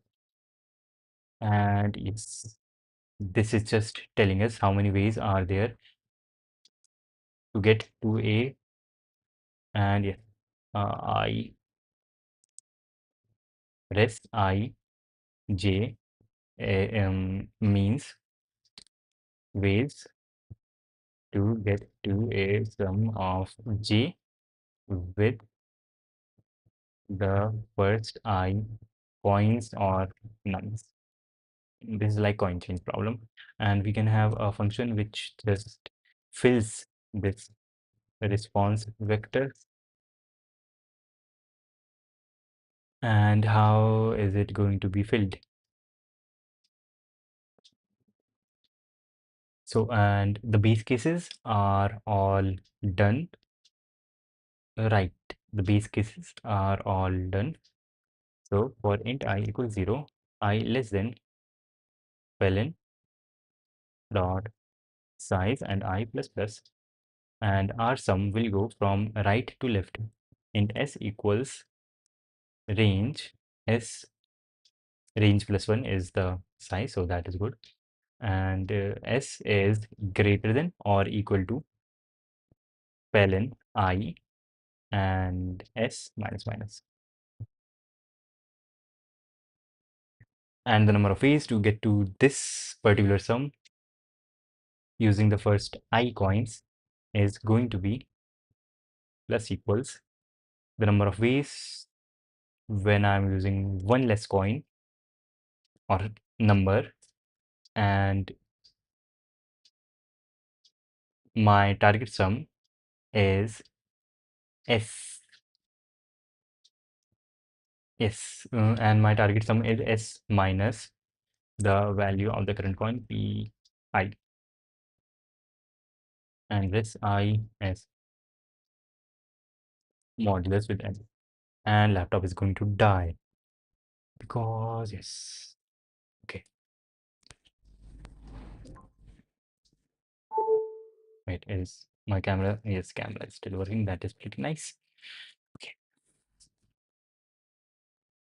yes, this should be correct, and yes, this does seem to be correct, and after taking n I can say when I'm using all the coins which are at my disposal, and the range is correct, range is pretty much correct.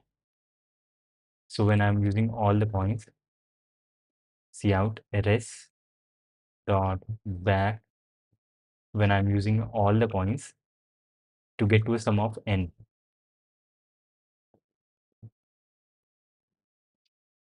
Plen reserve, reserve, no matching function call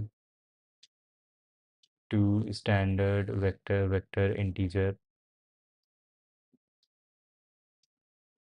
There is one candidate, first number is the number, and then the second number is vector integer range 0. And why is that wrong? Hmm?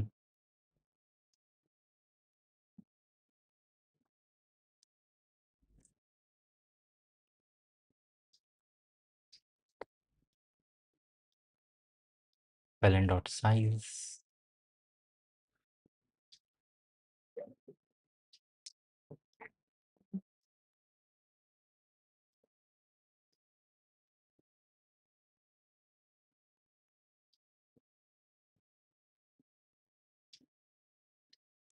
And each value should be equal to 0. Yes, that is the constructor.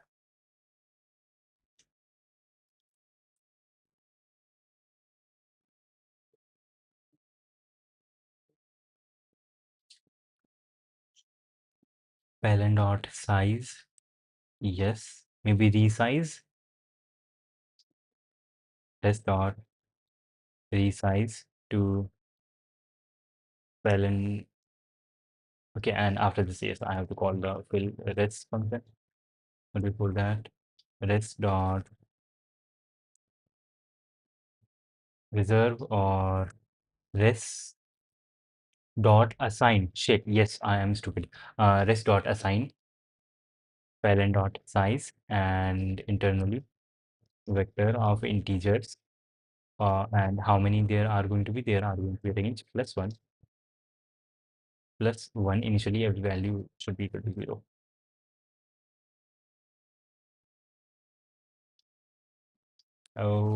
Okay, out of bounds.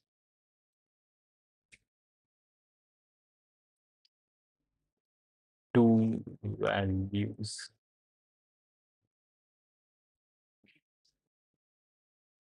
Out of bounds.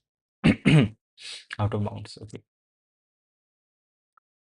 Fill plen res dot size. I is always smaller than plen dot size. That is very nice. Cout I and line. Are you able to fill these? We are not even able to fill these. Are we able to fill palin? Yes, we are able to fill palin. Are we able to assign? Yes, we are able to assign. Are we able to fill res? No, we are unable to fill res. Okay. So the problem is with the fill res function. Here we are indexing palin and we are indexing palin by I, and I is always smaller than palin I. Okay, here at this point we are doing I minus 1, which is kind of bad. So we should change this to plus 1 and palin dot size plus 1 so that using the first I nums makes more sense. And palin I, res I, and here minus 1.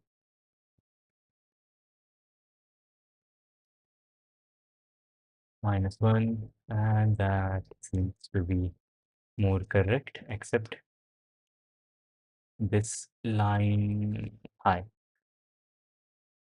Okay, that was supposed to work, but it didn't. Okay, and yes, we do have to say that res 0 when we are not using anything and our target sum is 0, there is only one way, and not just here. Res 0 when we are using shit, okay, for int I equals 0, I less than equal to palin dot size I plus plus. What we have is res I using the first I elements. The number of ways to get to a sum of 1 is 1.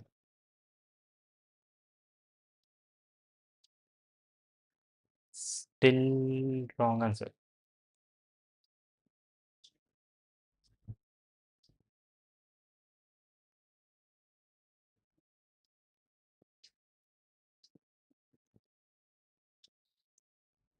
S is the sum. Palin I minus 1, I minus minus. Using the first I elements. Fill res, I am calling fill res. What is it being filled by?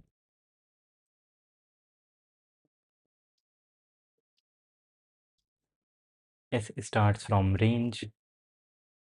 Yes.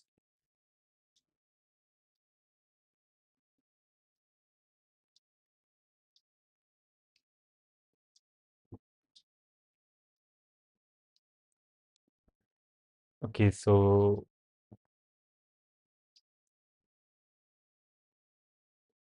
what is palin dot size? That is a nice question. See out. Palin dot size, is it getting filled?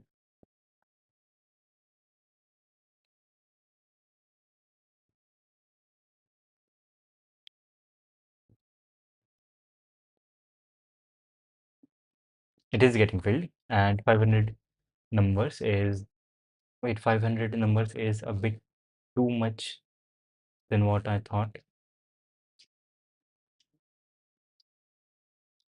Okay, it is fine. It is fine. It's still 500 numbers are fine.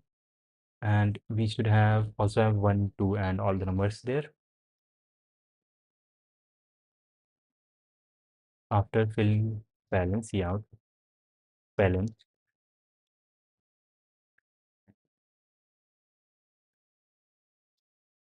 Let's see. And yes, it is getting filled in the right manner. Every number here used is a palindrome, so that is pretty nice. See out palin.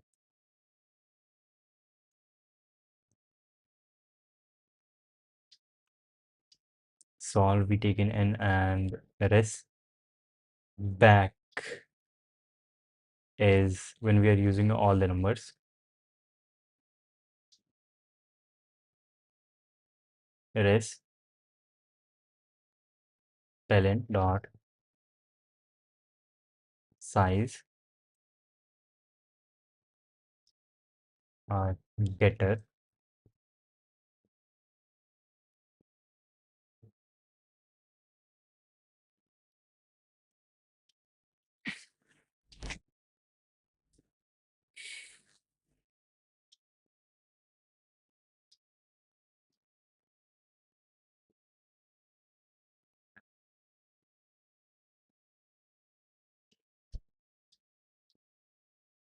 Okay, shit. Yeah. Yeah, shit. Yes, makes sense. Makes sense. Instead of this, yeah, we can reduce this and make this integer instead. Makes so much sense. And range is already fixed, so we can say this here, right here, range plus 1. And when we are trying to fill this uh, here, fill palin, we have a singular thing and we say this 0 is 1. The number of ways we get to a sum of 1 is 1. Right, and we have essentially reduced response vector from a two-dimensional vector to a singular dimension. Our S is going to be our S minus paln I minus 1 and our S modulus with M, like capital M, except our answer is now two-dimensional. C out res n number of ways to get to a sum of n. Okay, shit, I expected this to work.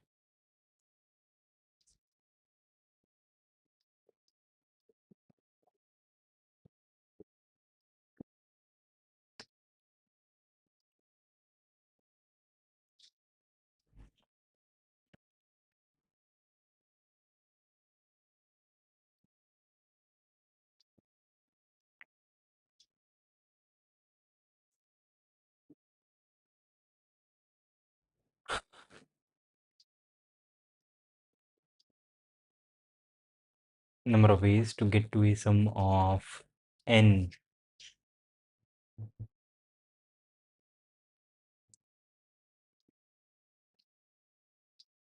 Number of ways to get to a sum of n.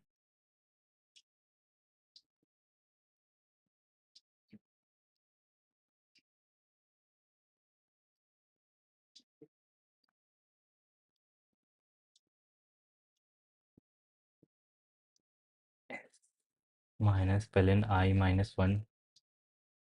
That should work. Why does this not work? This is kind of crazy. This should be working. Res S and res S.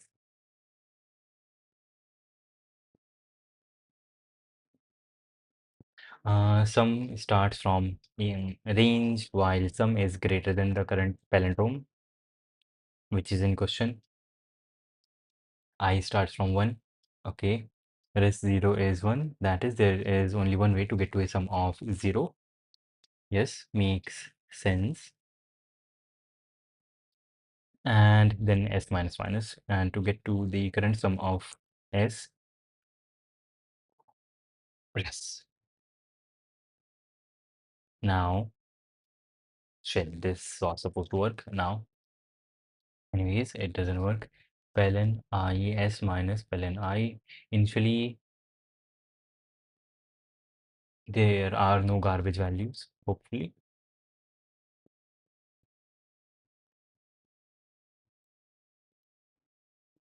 Yes, there are no garbage values. That is nice.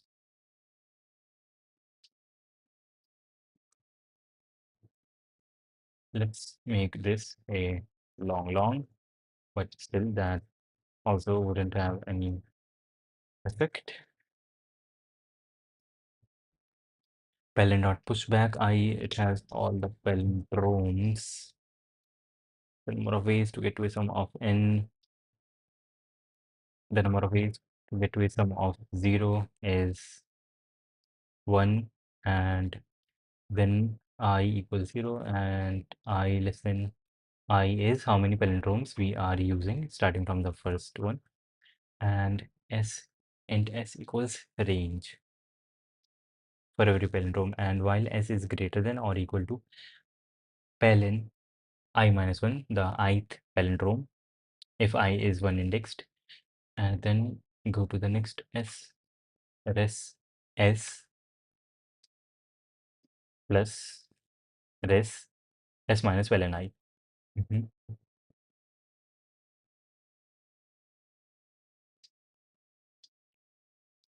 Okay, why do I say 3 and the actual answer is 7?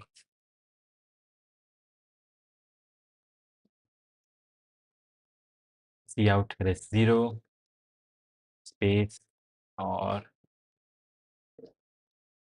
for int I equals 0, I less than, let's say, equal to n I plus plus, see out res I and a little bit of its space. So one way to get to a sum of 1. Nice. One way to get to a sum of 1.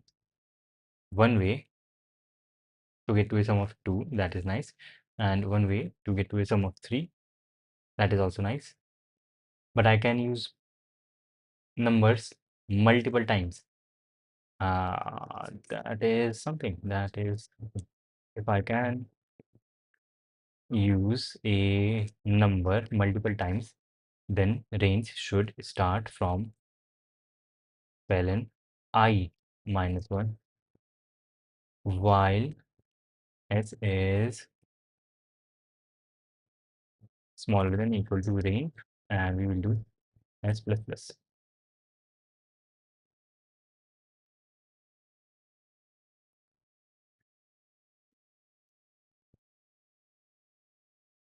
Now the answer is correct. Okay, cool.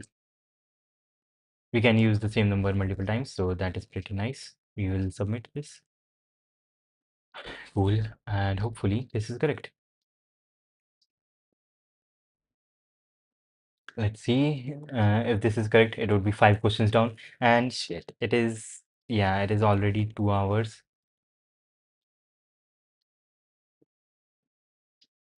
running. This is running. It is already 2 hours, and I have only solved 1 2 3 4 5 questions. Yeah, this one I solved yesterday, so this is not the one. 1 2 3 4, and this would be the fifth one if this is correct, and this probably seems to be correct. And yes, I am spending way too much time on a single question. So we did question number 7 also. Now on to question number 9, line empire. Let's do this. You are an ambitious king. Consider a number axis. The capital of your empire is initially at 0. There are n unconquered kingdoms at positions 0 to n. You want to conquer all kingdoms. There are 2 actions available to you. You can change the location of your capital. These are all the kingdoms that I have to conquer, and I can change the position of my capital. Let its current position be C1 to any conquered kingdom, and okay, to any conquered kingdom, let's position V C2 at cost A is the cost of changing the location, and from C1 I'm always going to go right. So the next index minus the current index multiply by A, and if my current position is C1 and I am conquering a kingdom at location C2, then the cost is going to be B C2. Okay.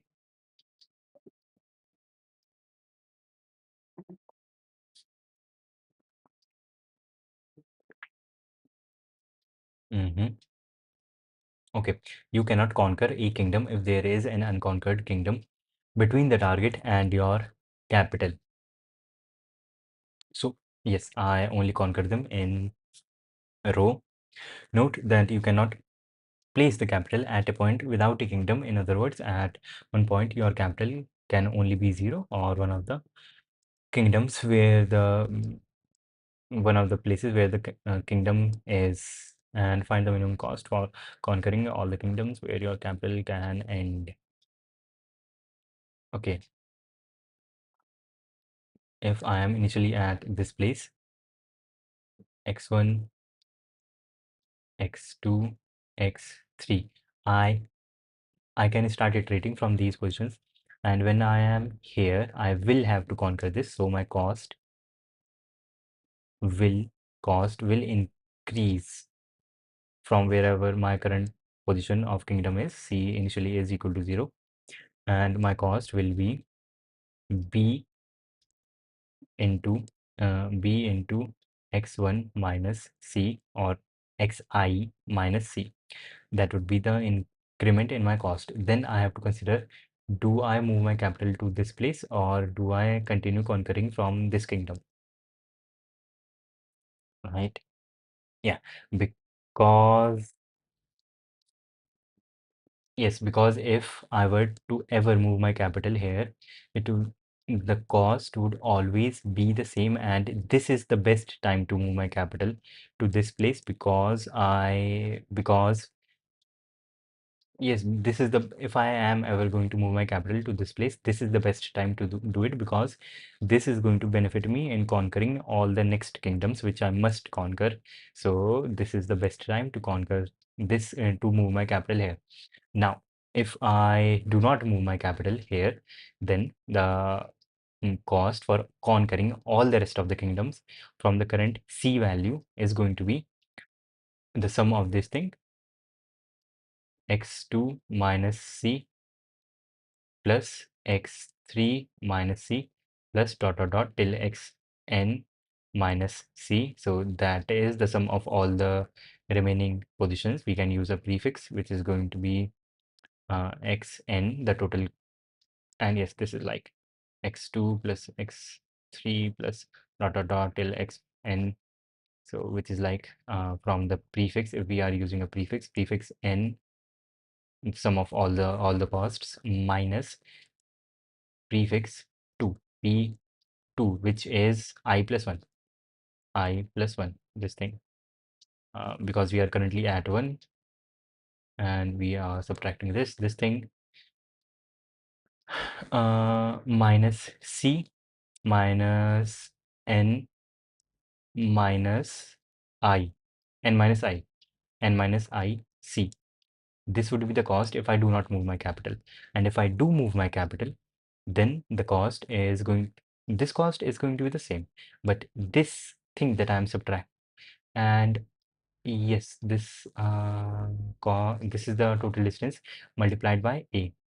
This whole thing multiplied by a. But if I do move my capital, then the cost is going to be a into this whole distance. Let's call this d. Let's call this whole thing d. So it would be d minus this value. This value is going to change. This value is going to be n minus I times the location of this thing, which is xi, plus the cost of moving the capital, which is xi minus c. And if this thing is greater, then we do not move our capital. But if this thing is smaller, then we do move our capital. And if we like expand this a little bit, so we can say a d plus, this is d, this whole thing is d with red, this whole thing is d, so ad plus, or minus, or like minus a n minus I into c, the current place where the capital is.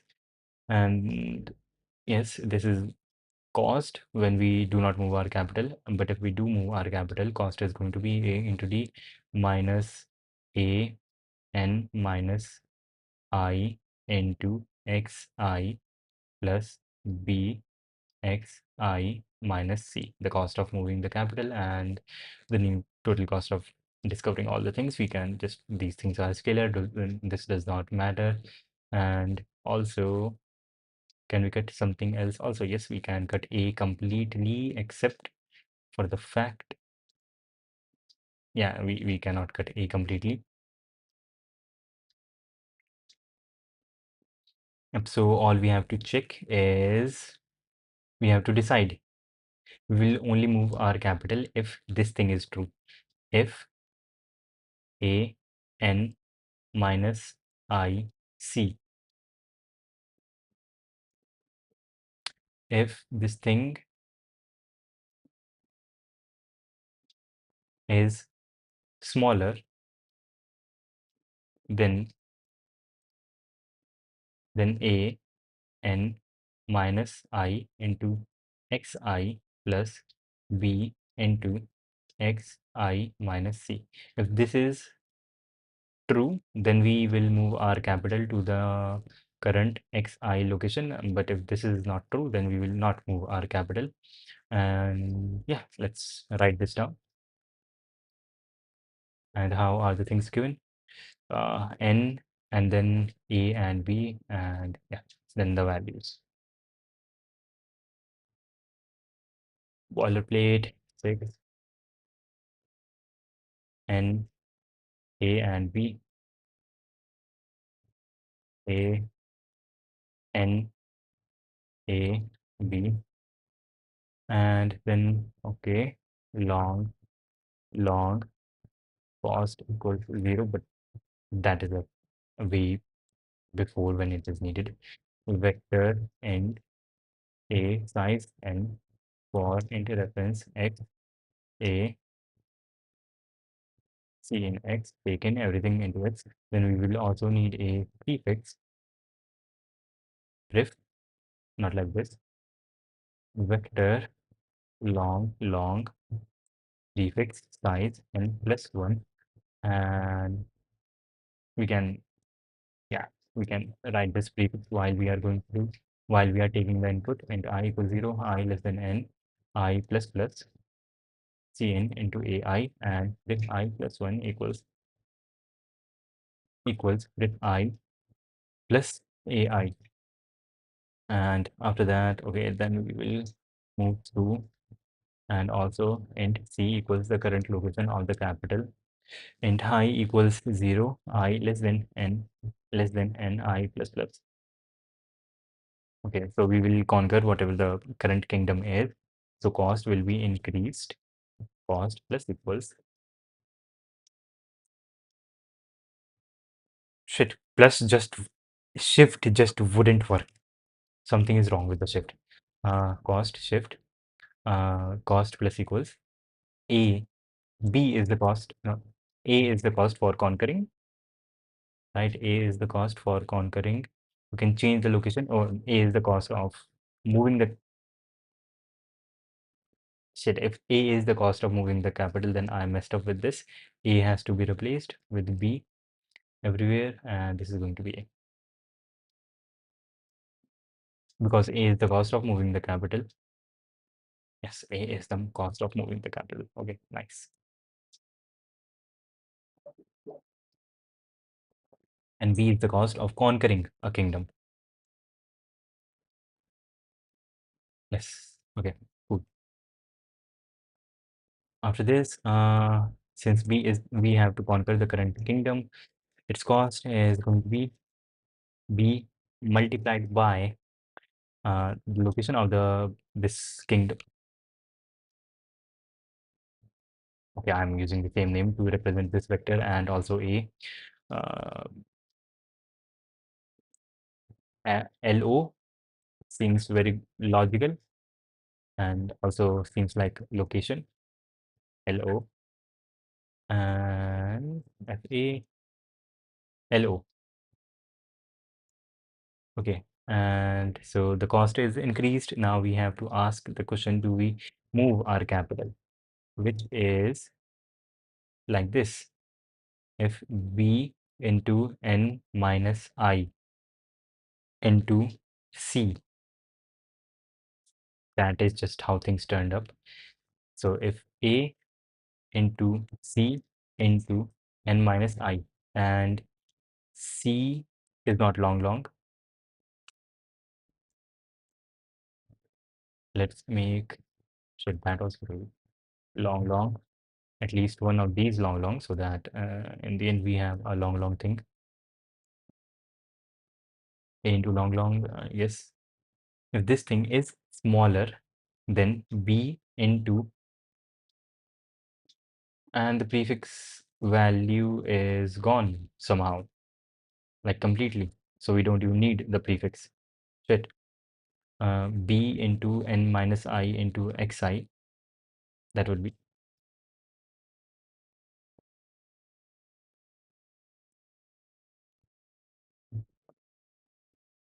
B into N, B into not C, but low I into N minus I plus the cost of moving the capital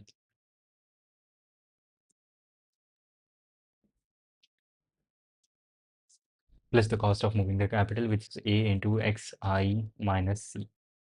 A into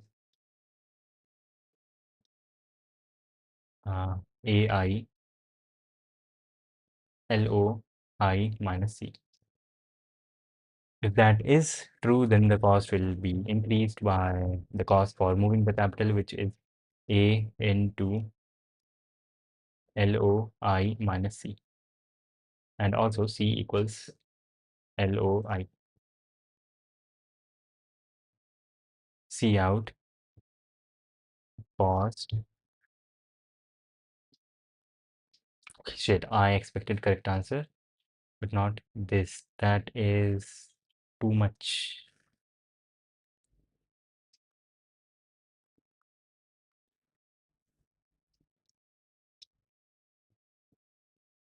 Something is wrong with something. Okay, we are getting A and B. A is you can change your capital from C1 to any other conquered place. This is the cost for that. Okay, shit, yes, of course. Minus C.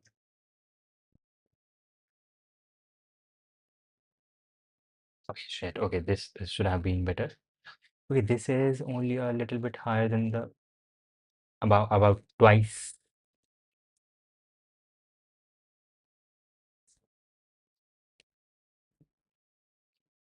This part is correct. That is like, yes, correct.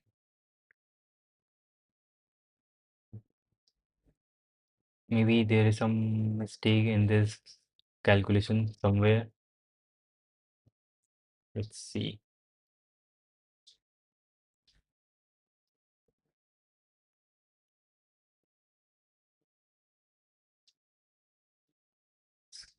So let's say D is the total sum.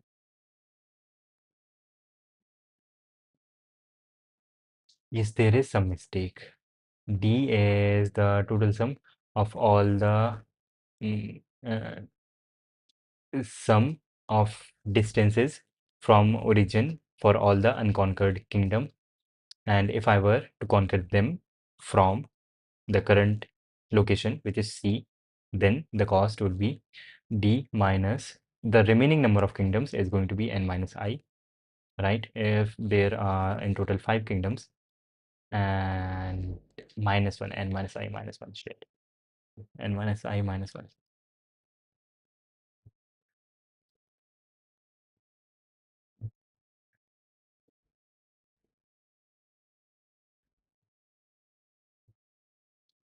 How about another wrong answer? Okay. N minus I minus 1, that is going to be the number of kingdoms that are whose cost is considered in this. So if I do not move my capital, then the total answer is going to be B, the cost of conquering one thing divided multiplied by the total distance, which is going to be C into N minus I minus 1. But if I do move my capital to this current location, then the cost is going to be B into D minus my capital will move from C to A, AI or low I into N minus I minus 1 plus the cost of moving the capital, which is A into uh, low I minus C. So we are just checking if moving the capital is a better choice, which would be true if this thing is higher than greater than this thing, then we would always move our capital to this location.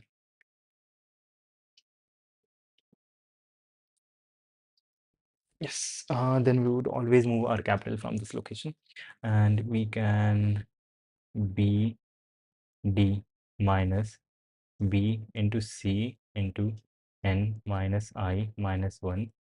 This thing has to be greater than b d minus, this is like LOI, or xi would be a better name for this. xi, the current location, into n minus I minus 1 plus the cost of moving the capital, which is a into the current location xi minus c. And we can cut this with this, and we can multiply both sides with minus and switch the sign, and this would become like this. The sign would switch, and internally bc into n minus I minus 1. If this is smaller than a into xi minus c, this is negative. Shit, this is negative.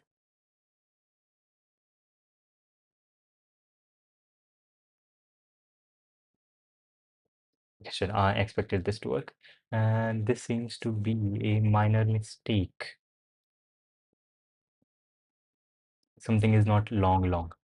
B is small, LO is small, but C is long, so this should have been long. Let's just in case make this long too. Okay, now cool.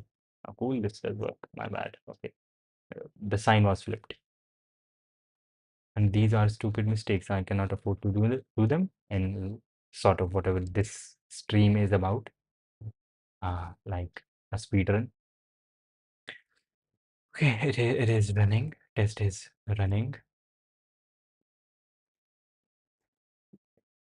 Yes, feels like this would work. This is question number 8, line empire. The next one will be this one. Yes, I did this one yesterday, 27th. Yes, I did this one yesterday, and yeah, that is nice. I will be able to do this today also, hopefully. Just after I get this one right.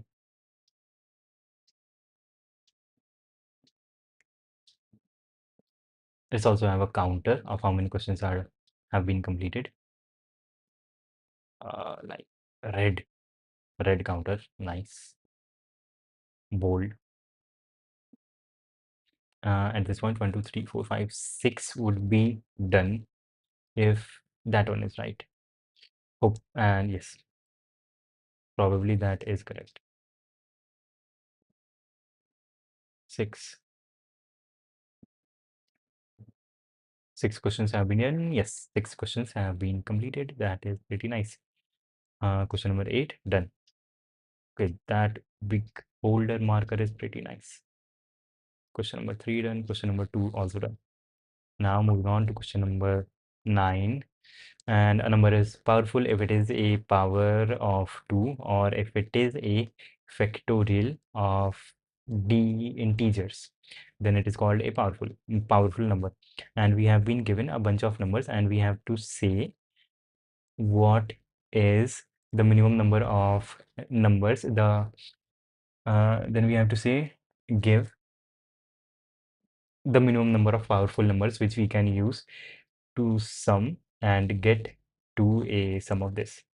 And that is pretty nice, because we do not have a lot of factorials in this range of 10 power 12. And yes, that is nice. We can do this by calculating all the factorials.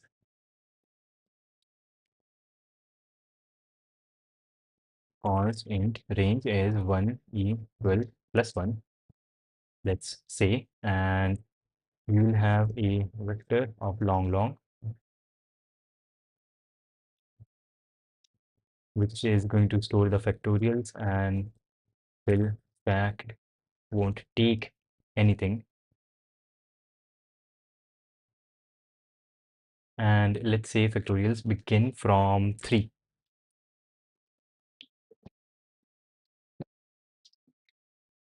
Factorials begin from the number 2. So int long f equals,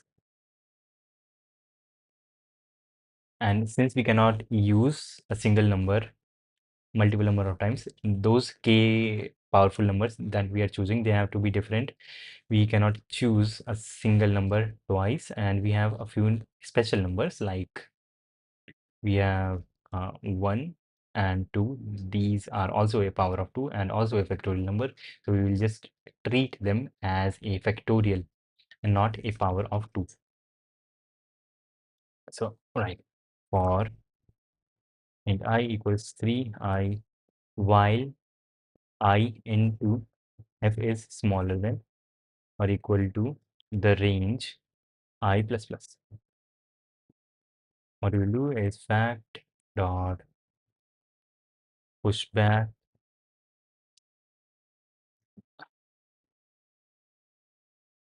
range f into I, facts dot pushback. So this is going to fill the factorials and fill facts. This is going to fill this vector of factorials, which is nice. And then we are going to use some bit manipulation internally. First of all, let's get the number n, c in n. This is the sum that we have to get to. And let's say initial best answer is into max. And also the number of factorials, we might need that. And size is fact dot size. Then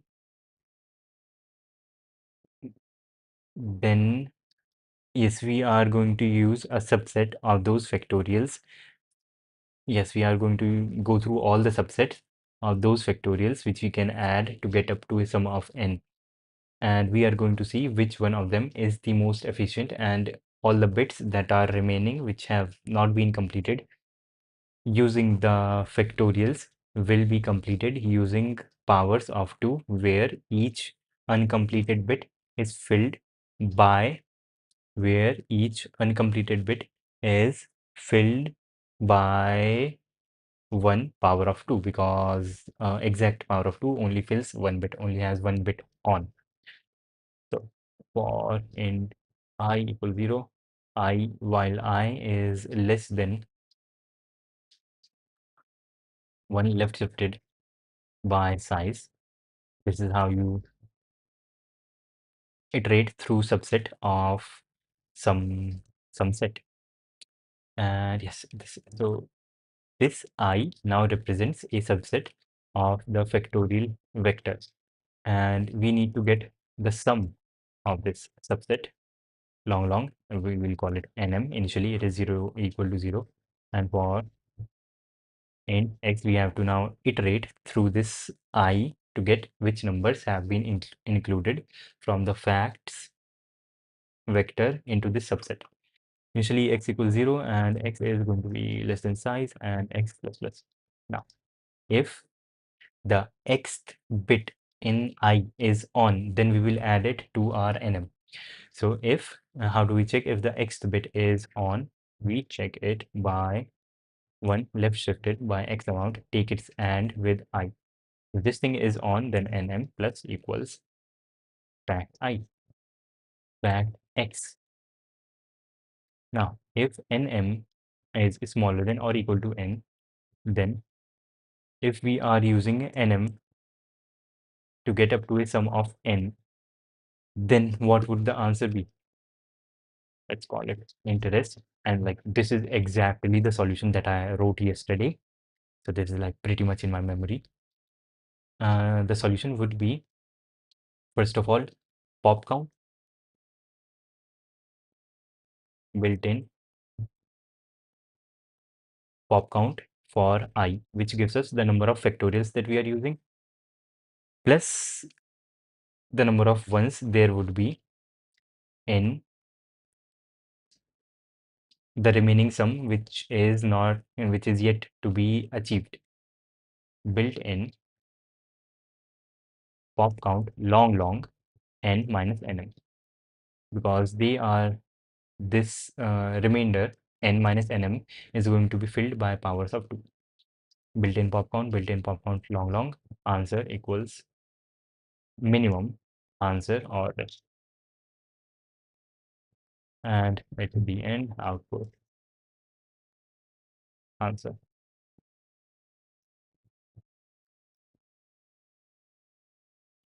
Okay, cool. That is not very surprising because I did this just yesterday.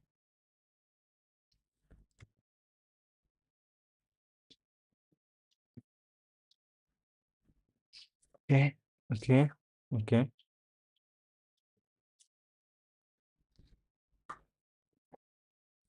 It is working, and this was, and this is,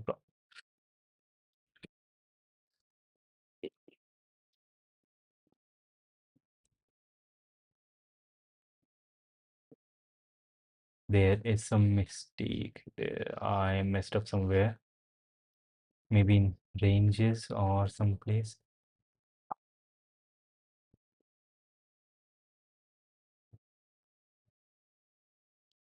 That was very stupid.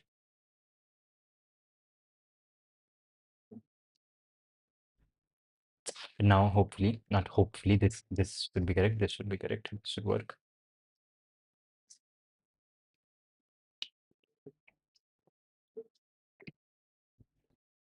Yes, this is working. That is very nice.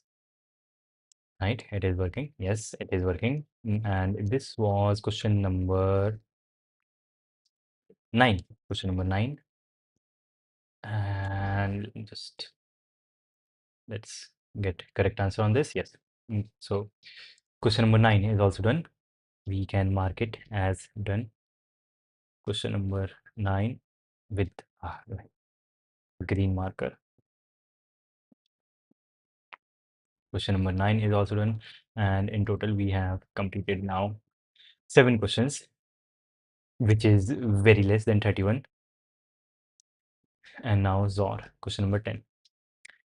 Baby ehub is known for his love for his certain operations. He has an array A of length n, and he decided to keep doing the following operation on it. He picks 2 adjacent elements, then removes them and replaces a single integer in their place. Zor, note that the length of the array has decreased by 1. Now he asks you if he can make all the elements of the array equal. Since babies like to make your life harder, he requires that you leave at least 2 elements remaining. So I need to make Zor equal to 1. So I will have chunks. Now he asks you if he can make all the elements equal, and that is going to be nice if the number of chunks that he can make is, if the total Zor of the whole thing is 0, then yes. If the total Zor is not 0, then there are going to be odd number of chunks. And yes, this is just coming from memory, not that I'm seeing this for the first time. I did this question a few days ago. So yes, this is pretty much in my memory. Yeah, if the total Zor is 0, which is in this case it is, then the answer is going to be 1. And the main idea in this question is that since we have a bunch of numbers, right, a vector of numbers, the main thing is to bring that there are going to be at least 2 numbers. So what this means is I can divide this array into chunks, and if I take Zor of all the numbers in those chunks, that Zor is going to be same. And if these number of chunks is even, like any even number, that even number can be brought down to 2, because I can take Zor of these 3 numbers x x x. When I take Zor of x x, I get 0, and from here I get x. Then I can take Zor of these 2 numbers and I will get x. So these 3 chunks have been reduced to 1 chunk, and now I have 2 chunks whose Zor is x. And if there were 6 chunks, and yes, here I had three chunks, and now they are there is only one chunk. So I can reduce the number of chunks by a difference of two. So if, and at least I have to have two chunks. So for any even number, I can keep reducing two and bring that number of chunks down to two. And for any odd number of chunks, I can, like 5, 7, 9, any number, any odd number, I can keep reducing two by taking XOR of three adjacent chunks always. I can bring all of them down to three. And here the length of the array is not very big. The length of the array is 2000. So we can afford, hello, Loki 11, you have been here before. Yes. The length of the array is not big, it is 2000. So we can afford. So yeah, if the number of chunks is even, then the XOR of the whole thing is going to be 0. But if the XOR of the whole thing is non-zero, then the number of chunks either is 3, or we cannot make the XORs equal to each other. So to check if the number of chunks is 3, we can fix a pointer at one place and keep moving the other pointer forward, then keep move this pointer up forward and keep moving the other pointer. And the idea is to have the XOR of all the numbers starting from the first number till the first pointer. We can call it L. And yes, so we will be considering three ranges from 0 till L. L is included. And the second range would be L to the R range. R is going to be included. And the third is going to be R till n minus 1, where n minus 1 is included. And if the XOR of these three ranges is same at any point, then we have our answer. We can return yes, but if this is not possible, then the answer is going to be no. And that is cool. We can do this.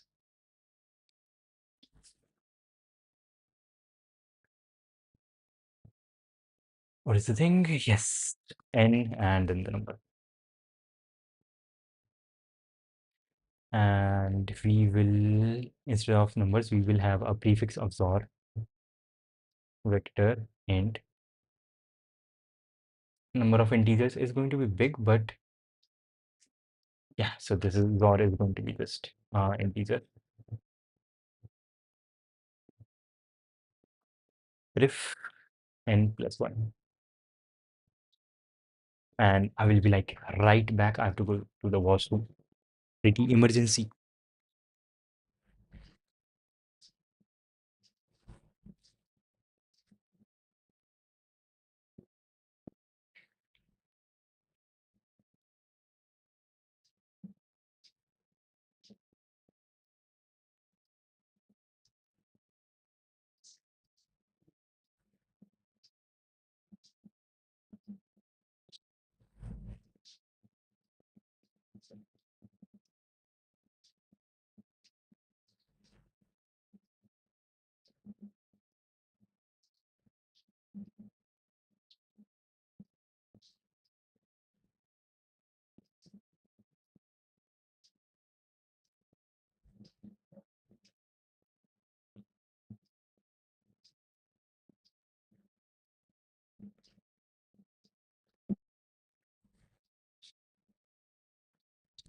Hello, I'm back.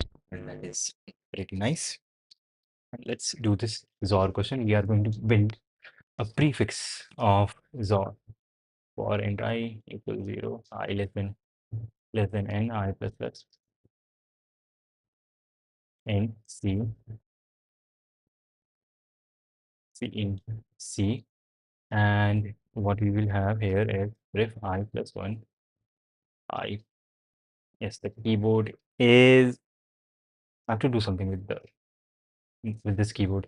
Ref I is going to be equal to prefix I plus 1 is going to be equal to prefix I, and XOR with C. Now, if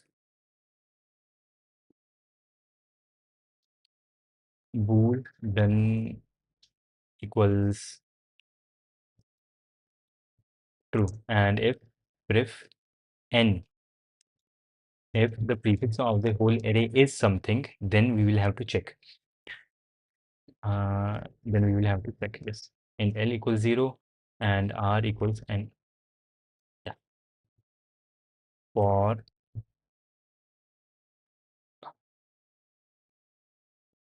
For int I equals or L equals 0 and L less than n minus 1.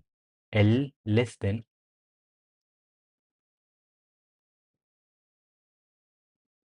L is, so this thing has to be at least one element, this thing has to be at least one element, so n minus 2 and L plus plus.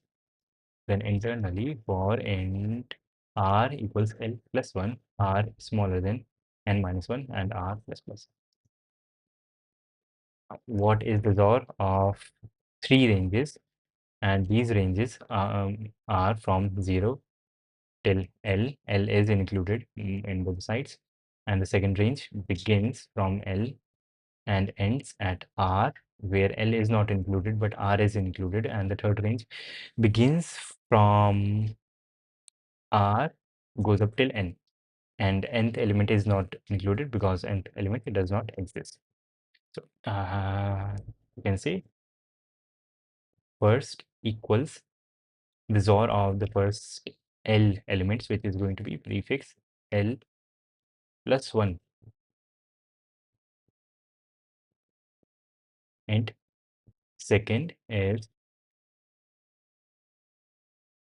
prefix of the first R elements R plus 1 XOR prefix L plus 1, because L is not included in the second range. That is nice. And int third equals prefix of the whole array XOR with prefix R plus 1.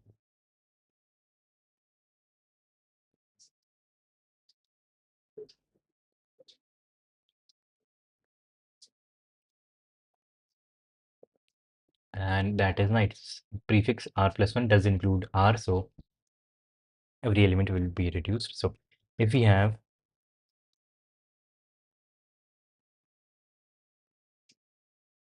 okay, and also we will have bool p equals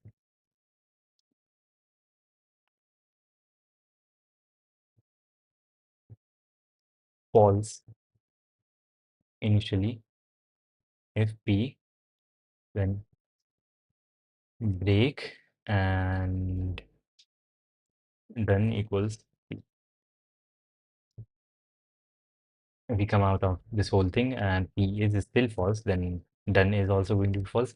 But if we come out of this and p is true, when is p true? P is true when first equals second and second equals,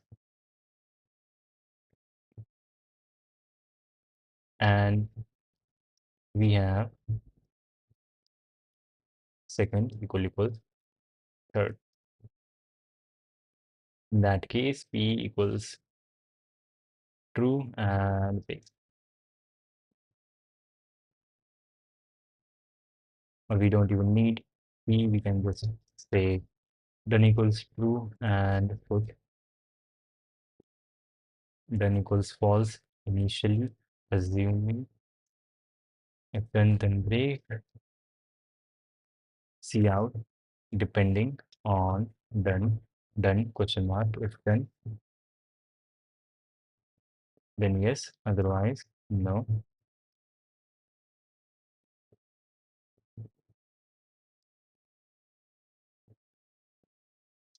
Okay, that is pretty nice. And is this going to work?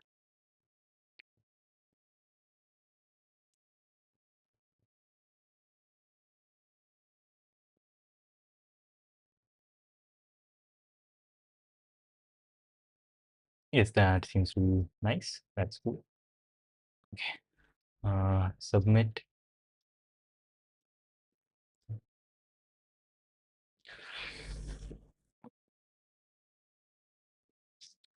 This is going to be the seventh question. This is going to be the eighth question. And yes, okay, that is done. So cool. We have done eight questions, and this one was question number 10. That is pretty nice. Question number 10 is also done, and we have done 8 questions till now. That is nice. And let's go to the next one. Exhibition. And wait, I did this one for the first. When I was doing this for the first time, it took me 40 minutes. So this is nice. And Line Empire, it took me 1 hour and 15 minutes to do that question. And Palindromes, 29 minutes. So this there has been a little bit of improvement. Okay, you and your N friends live in a house, each house located on a 2D plane in a point with integer coordinates. There might be different houses located in the same point. Hmm. I remember this question. The mayor of the city is asking you for places for the buildings of the Eastern exhibition. You have to find the number of places points with integer coordinates so that the summary distance from all the houses to the exhibition is minimal.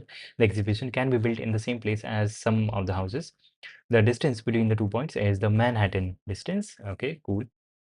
And first is this. There are only 1,000 houses. And what do I have to return? The number of places where I can place that house.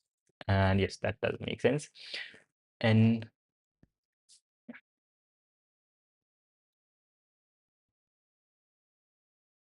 yes, I am pretty much doing this question from memory. From int a, x, size n, and also we will have y. We will take all the y coordinates into another vector for int I equals 0, I less than n, I plus plus, c in xi into yi. Take all the x and y coordinates, and then we will sort x dot begin and y dot x dot end, and then sort y dot begin and y dot end. After this, we need to find the median of x, like in more technical terms. You could say if the x coordinates are, we do not care about how the x and y coordinates are scattered. If x coordinates are scattered like this, and the median lies between two values, or depending on n, if n is odd. If n is odd, then there is going to be a single x value which is going to be the median. But if n is not odd, then the median is going to be between this value and this value. And that is how much area you can shift the house. That is how much wiggle room you have to shift the exhibition places coordinate in the x dimension. And so we can call this dx, and we can do the same thing for the y coordinate. We can call that dy, and our answer would be dx multiplied by dy, because we have dx number of places where the exhibition could be, and dy number of places where the exhibition could be in the y coordinate, and just multiply them to get the total number of points where our total exhibition could be. And when n is odd, answer is going to be 1. But when n is even, then we will take, when n is even, like when n equals 4, then the wiggle room is the technical term. Then the wiggle room is going to be between, since our indices are 1, 2, 0, 1, 2, and 3, our wiggle room is going to be between n by 2 and n by 2 minus 1 and plus 1, because this value and this value are inclusive, so plus 1. And yes, so if n int dx and dy and dx, if n is odd. If n is odd, then we don't do anything. Dx equals dy equals if n is odd, then we don't do anything. But if n is even, then we do actually do something, and that is going to be dx is going to be equal to uh, x n by 2. N by 2 is going to be the right index minus x n by 2 minus 1 plus 1. That is the wiggle room in the x direction, and the wiggle room in the y direction is going to be the same thing. And we can replace in this line, substitute x with y globally on the whole line. That is nice. And see out just dx into dy. And it would be very intelligent to make these long because we are multiplying numbers here. So this hopefully works, and it does work. That is nice. Let's submit this.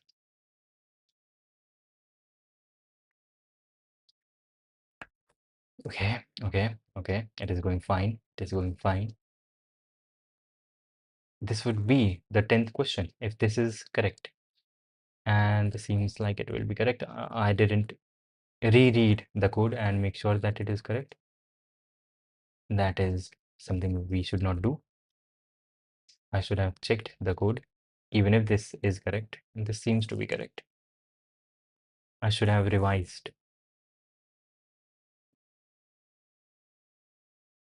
Yeah, this seems to be correct. Yeah, it is correct. So that is nice.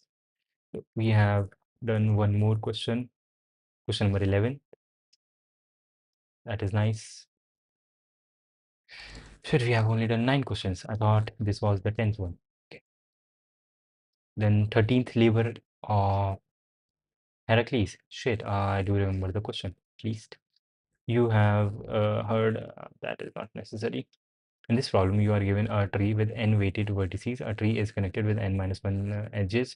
Let us define its k coloring as an assignment of k colors to the edges so that each edge has exactly one color assigned to it. Note that you do not have to use all the k colors. A subgraph of k coloring of a tree. A subgraph of color x consists of these edges from the origin tree, which are assigned color x, and only those vertices are adjacent to the last one such edge.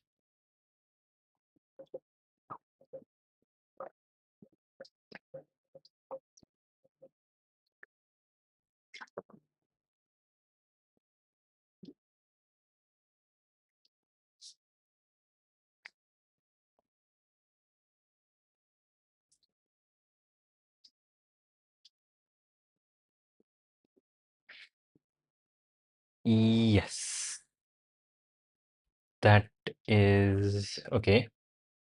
The subgraph of color x consists of these edges from the original tree which are assigned color x, and only those vertices are adjacent to that to at least one such edge. Okay, so there are no vertices of degree 0 in such a graph.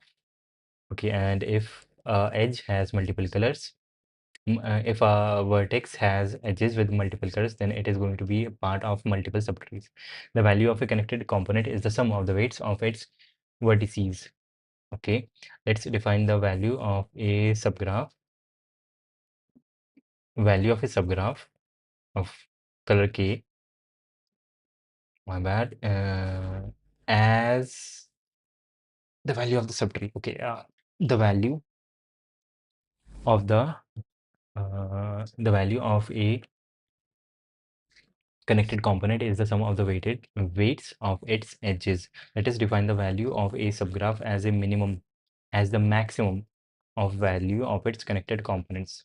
So color has multiple components, and among them, the value of that subgraph of some color x is going to be the maximum value of its maximum value of any of the components which are a part of that subgraph, and the value of a component is the value, the sum of its vertices. We will assume that the value of an empty subgraph equals 0. Okay, there are also a value of k coloring which equals the sum of the values. There is also a value of a k coloring which equals the sum of values of subgraph of a okay, each color among the key colors have their own values, and the value of a k coloring is the value of sum of each of those colors. Given a tree, for each value 1 to n minus 1, calculate the maximum value of a k coloring graph. So when k equals 1, and yes, I just remember this question. When k equals 1, we k starts from 1. Yes, k does start from 1. When k equals 1, we whatever the tree looks like, every edge has the same color, and at this point the answer is going to be the sum of all the weights of all the nodes.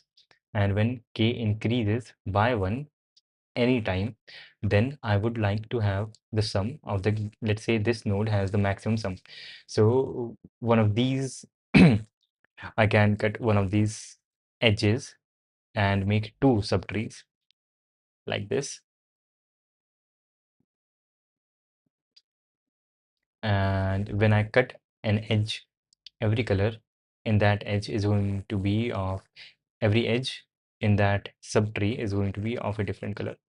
So now since I have two colors, I get the sum of this biggest node at this point twice. That is good. Now if k increases by 1, again I cannot get more, I cannot add this node more number of times. So I will go to the next maximum node which has a degree of higher than 1, and I will add its sum and keep moving forward. That is nice. That is pretty nice. Okay.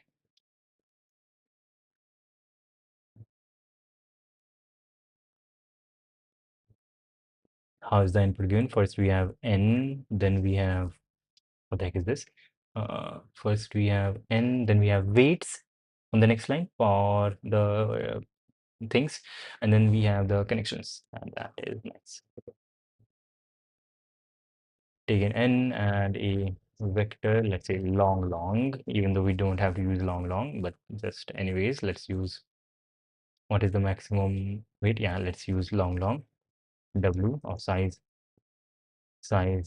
n, and for long represents x in w, c in x.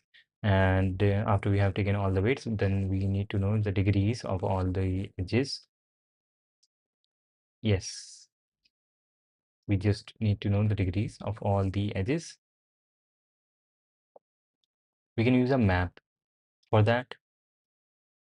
Yes, so that everything is also sorted, or using a vector is fine. Dig size n, what is the degree of the nth edge for int I equals 0, I less than n, I plus plus. We will have L and R here, taken L and R, we will make L and R 0 indexed, R minus minus, and we will increment degree of L by 1 and degree of R by 1, and we also have their weight. So let's also have their total weight, and their total weight is long w, let's call it w, is going to be accumulate from w dot begin and w dot end in the value 0 ll, beginning from the value 0. So we have the total weight, and now we have to sort this vector. Yes, sort dig dot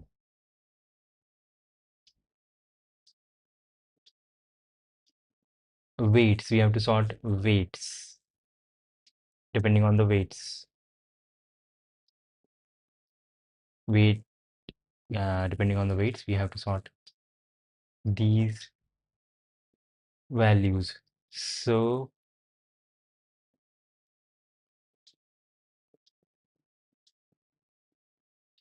yeah. So it is much better to use a map. Map where the key is going to be long integer, which is the weight, and yeah, the value is going to be the degree.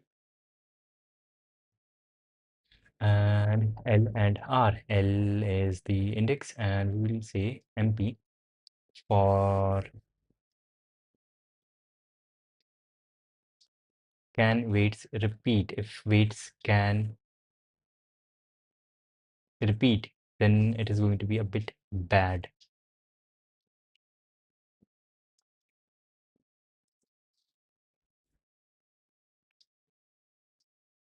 Shit, yes, shit, I can use a pair here instead of this. Vector, pair, long, int, yeah, degree, let's say size n, pair, long, int,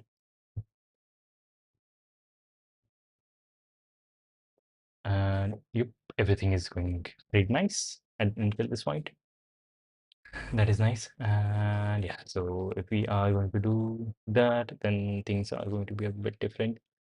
For int I equals 0, I less than n, I plus plus, we will get this current weight Cn into degree I dot first. That is nice. And when we get L and R, we will say for degree I or L dot second plus plus and degree R dot second plus plus. Increase their degree. And it's and also let's here have long answer initially equals 0, and whenever we do this we will be increment our answer degree I dot first, which is the total weight, right? That is cool. And now we need to sort our degrees depending on the weights. Yes, sort, and weight is the first value, so we can always just sort this natively. Degree dot begin, degree dot end. After this, yes, sorting, then we will iterate our k for int k equals 0, k equals 1, k less than equal to less than equal less than n, because k can go at max n minus 1, k plus plus. So we first, our answer is correct answer, and we have to use different lines. No, we do not have to use different lines. Output answer on a new line depending on what k is. K is equal to n minus 1. And then update answer. C equals 0. C is pointing to the biggest weight in degrees. So while if C is pointing to V, while C lower than N, and while C is lower than N, and degree for C dot second degree is lower than 2, then C plus plus, because we cannot use a weight whose degree is lower than 2. We need at least degree to be 2. And now, if C is smaller than n, then answer plus equals degree C dot First, add the weight and do degree C dot reduce the degree by 1. Seems to be pretty nice. Should be working. Int L and R. L and R were not declared in that scope. Makes sense. Int L and R. Let's see, out of bounds is crazy. Out of bounds is actually crazy. Okay, what is wrong with this?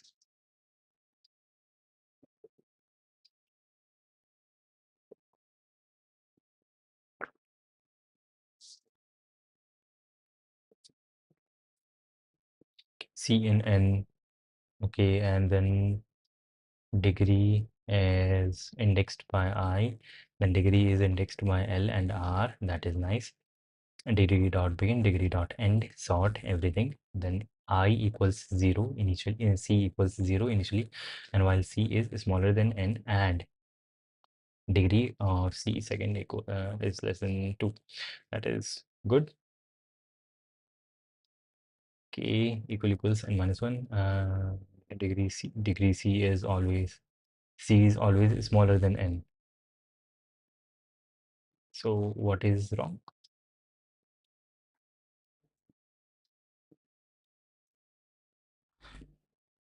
Hmm. C out high and L so that we flush. And do we see a high? We do not see a high even at this point. Do we see a high here? We do not see a high here. Mistake is very shit. Did I mess up so completely? No, didn't. Ah, shit. Okay, makes sense. Makes sense. It has to be N minus 1.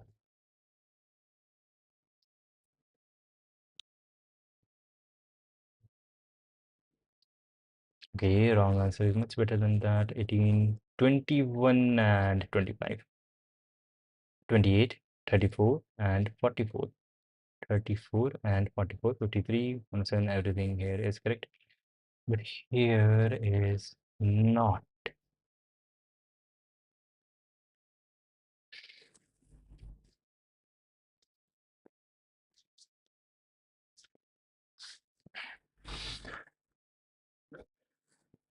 Okay, answer initially is correct, but then the second time something bad is happening. Shit, yes, because R begin, R end, because we have to sort this in descending order, right? Yeah, now it is correct. Now the answer is correct and we can submit. Okay, that took a long time. Okay, submit. This would be the 10th question for the day.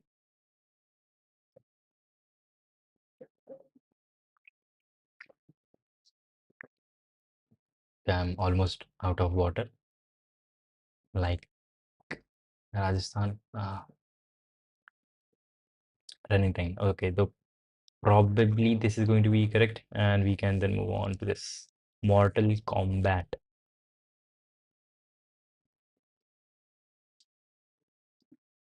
and increment our counter by 1.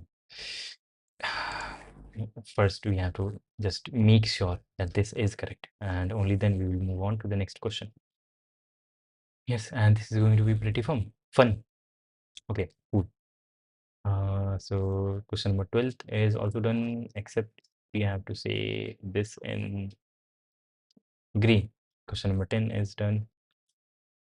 We have done 10 questions. Question number 12 is done. We have done 10 questions. We have looked 2 questions. Question number 1 and 5. Okay. Now moving on to the next question, which is this Mortal Kombat. You and your friend are playing Mortal Kombat. Yes, I remember this one. You are trying to pass a challenge tower. There are n bosses in this tower numbered from 1 to n. And the type of the ith boss is AI.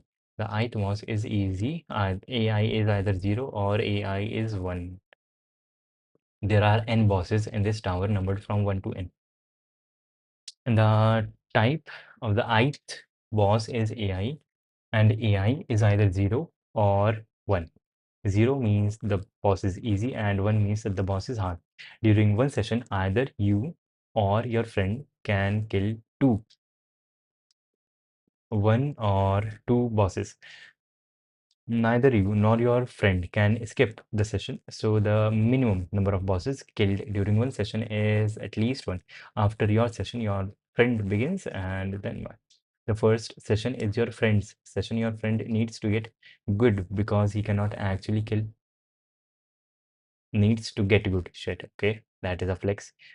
Your friend needs to get good because he cannot actually kill hard bosses. To kill them, he uses escape points. One escape point can be used to kill one hard boss. Your task is to find the minimum number of escape points your friend needs to kill. Because he cannot kill hard bosses, he will have to use the escape points to kill them. And your friend kill all n bosses is given in order. For example, if this is the thing, if bosses are arranged like this, n, then the best course of action, like my friend will have to kill this first boss, and yeah, for the second, for whenever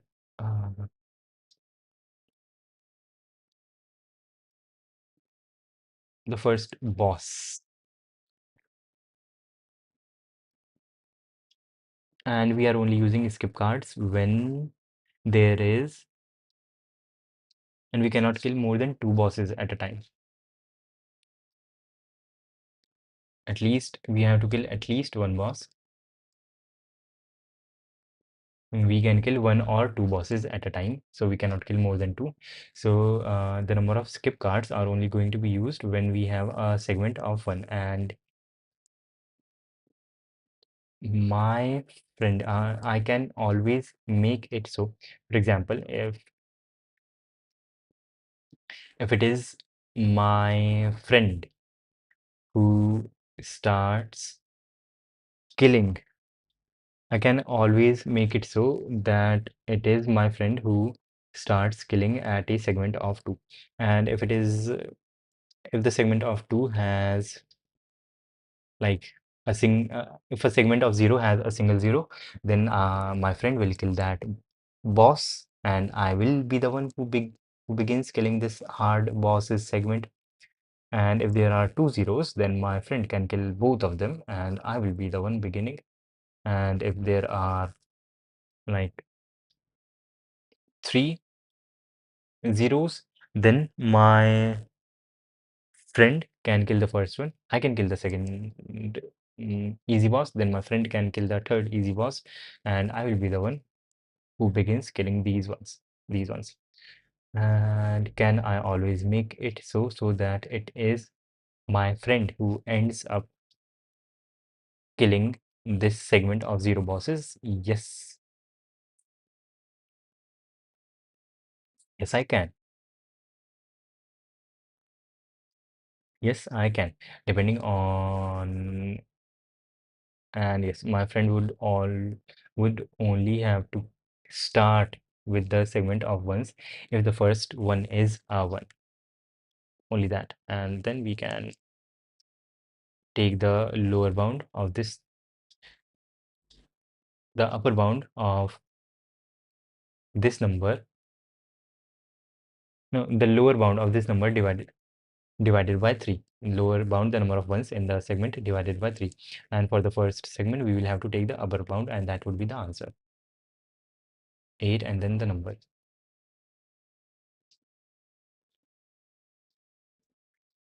CPP, boilerplate, int n, t in n, vector, and we don't even have to store anything. And answer initially is 0. For int I equals 0, I less than n, I plus r, we will have to store the numbers. And we will be using a very amazing way for finding segments of which contain a particular element, a size n, for int reference x, and a taken to x.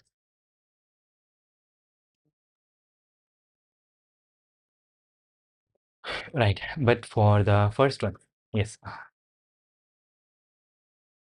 int L equals 0, while a L is smaller than n, and we have a L equal 4. Well, that is the case for this segment. Yeah, while this is the case L plus plus. So we can begin this from L, and I is starting from 0. And after this, how many ones did we encounter? We encountered L minus L number of ones. So answer plus equals L plus 2 divided by 3, because this is going to give us the upper limit of L divided by 3. And here when R equals L, we can, yes, say, yeah, and R equals L, and while R is smaller than N and R equals L. So while R is smaller than N and AR is AN, R plus plus. So when we get out of this loop, R is pointing to some other element.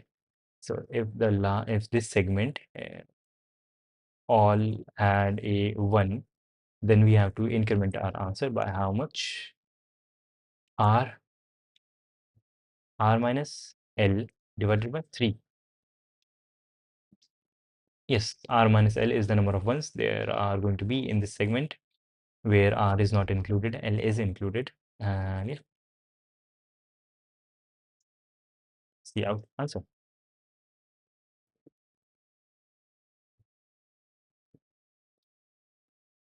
Okay, that is not working. We are incrementing L here, and we are incrementing R here, and we are messing up here.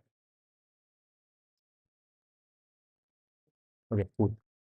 It is working, and it should be cool. Let's see. Submit. This would be the 11th question for the day.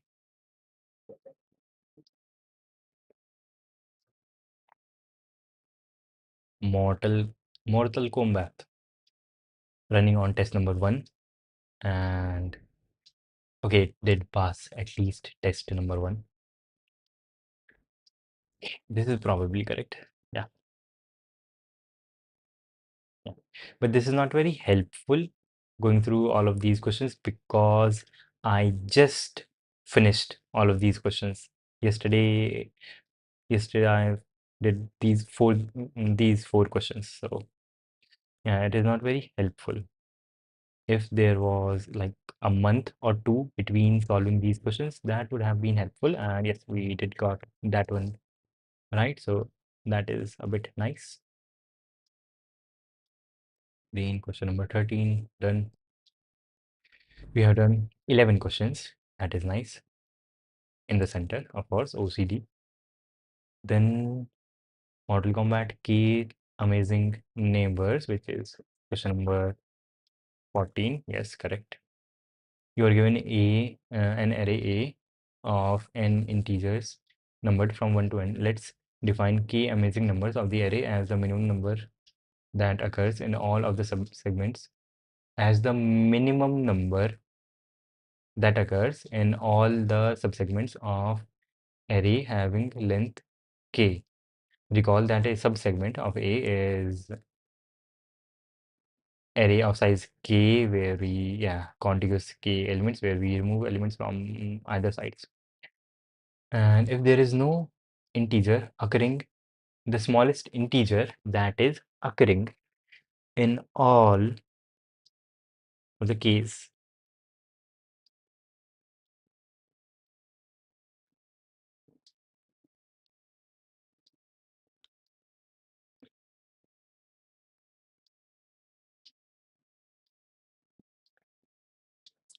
for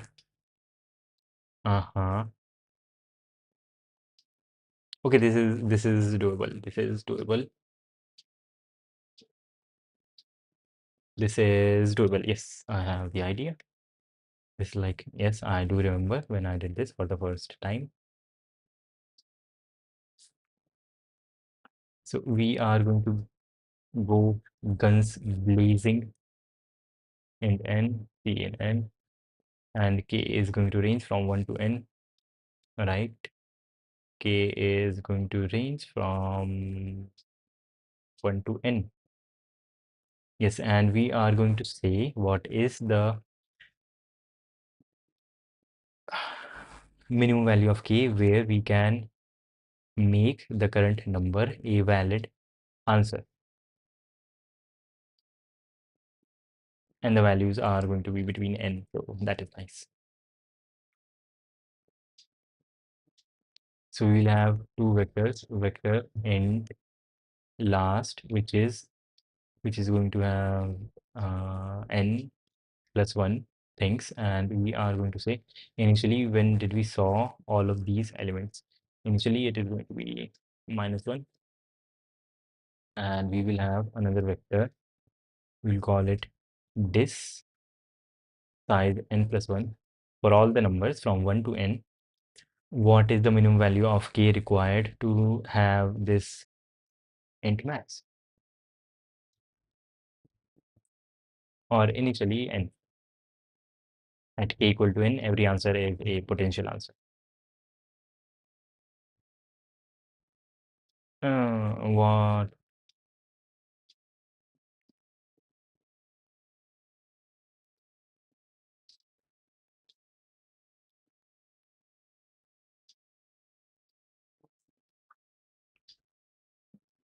0, minimum value of k. Okay, dist will represent the distance between two occurrences of this current number. The maximum distance between two occurrences of the ith number. Yes. And then to calculate what the minimum value of k should be, we would have the minimum distance, and so yeah, we should just say n here, and then for int I equals 0, I less than n I plus plus int c in c, and int d, that is what is the distance between the current occurrence of this current number and the last occurrence. It is going to be I minus last time we saw this number I. Last time we saw c. I is the current index and c is the last time that we saw c, and initially for everyone it is equal to 1. So this I equals minimum of whatever the current value is, or if we do go with this distance, what is going to be the required value of k if we want to go with this.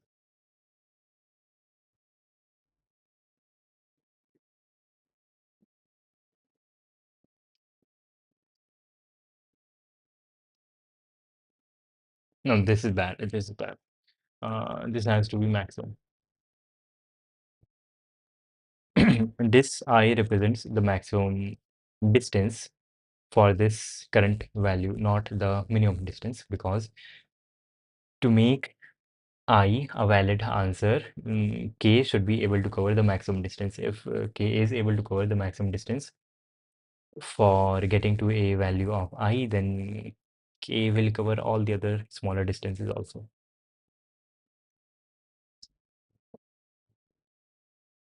Distance I or the current distance v.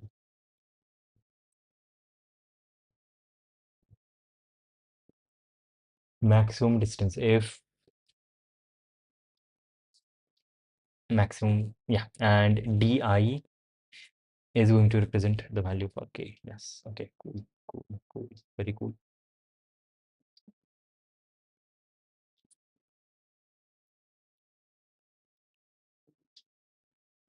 and we have to find the minimum number. Okay.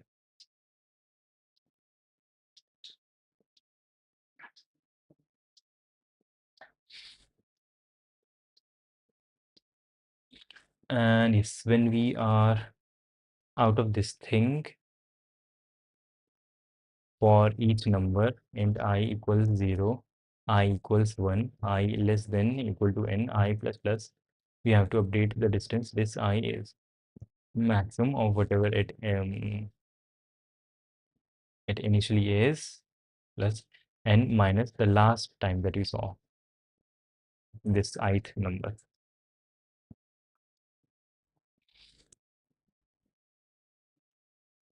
We didn't see a number at all, then the required value of k is going to be n plus 1, right? And now we need some sorting to sort these values depending on k. Yeah, in increasing order of k. So we always have the smallest value. Yes. So how do we pair up? It's actually, yes, this max distance is the required value of k. And now we have to sort. And with sorting, we also need to keep in mind what the index for this distance is. We do not want to mess that up. So we need to sort distance, but also keep track of which index had that distance I value initially.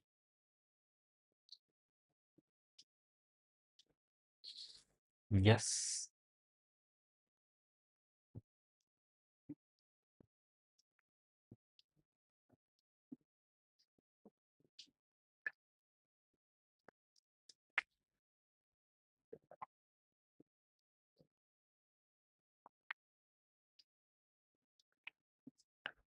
So we can just use a pair of integers instead of a single integer, where the first integer is going to give the value of k, and the second integer is going to give us the actual number which requires that value of k.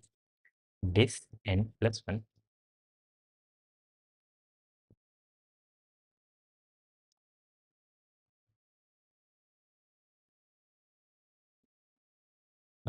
Dt this.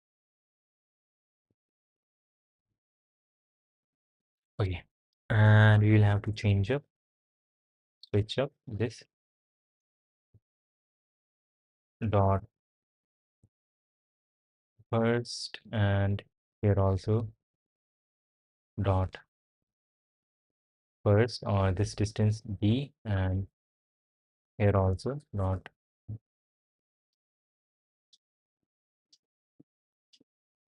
first, and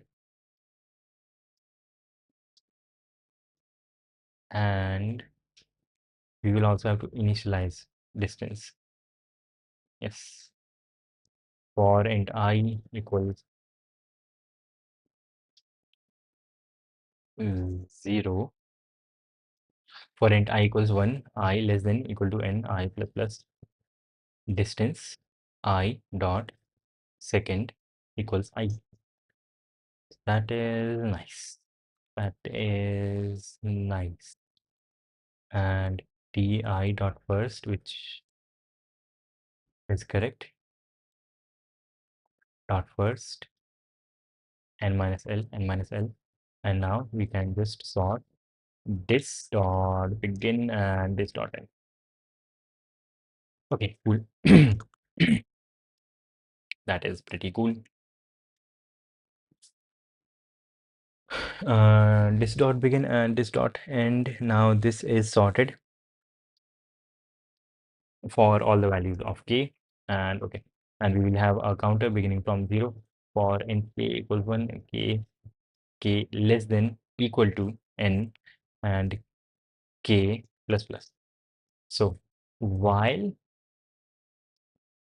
while I this C dot first equals K and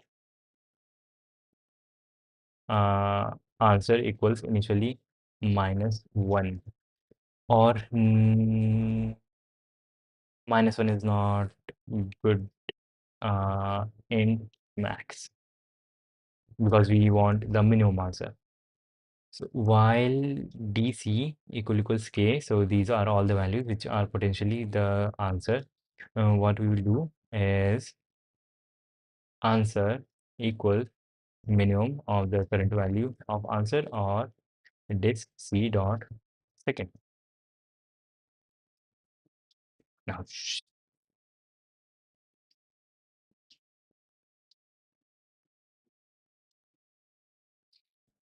this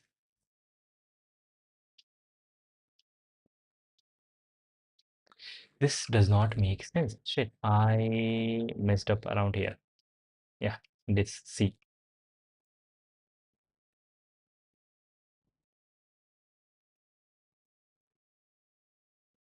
Okay, yes, this C. Now it is much better.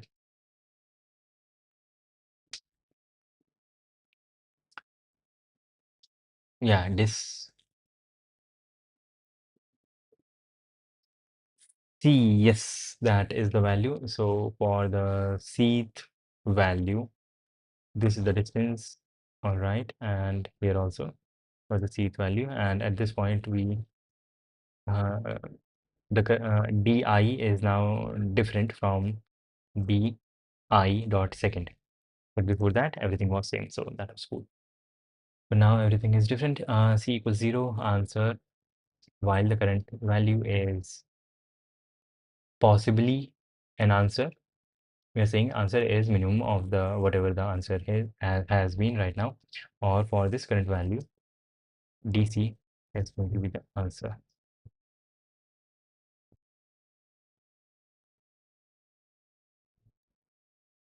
And also C has to be within the limits. C has to be smaller than n plus 1, smaller than or equal to n. Only then do we do this. And C out depending on answer. If answer equals int max. If answer is int max, then output -1, or output answer if answer is not int max, and new line or n depending on k equals n. Okay, int C has been defined twice. My bad. Okay, I did expect this to work, but this is very bad.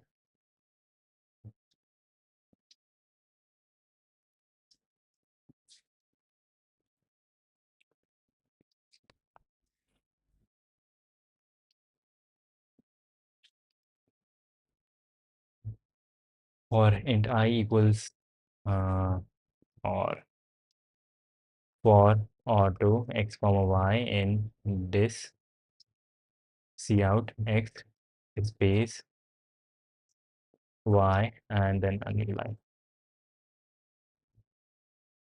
Or instead of space or semicolon or colon would be better. And what are the disk values? If the required value for k is 6, that is bizarre. Okay, and I messed up at a point, at some point.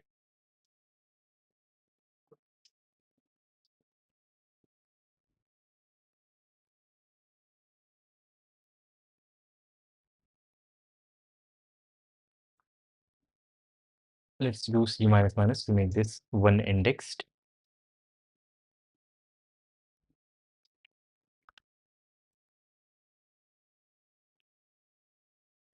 And okay, that is reduced by 1. Also reduce this by 1 and less than n. Okay, that is pretty nice. And output answer +1.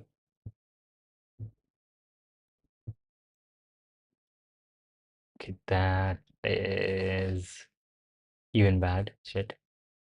That is like much worse than before. 6, 6, 6. Why is it 6, 6, and 6?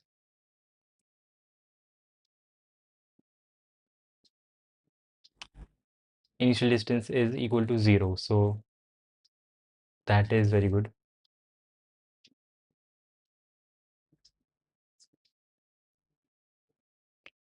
Ah, shit.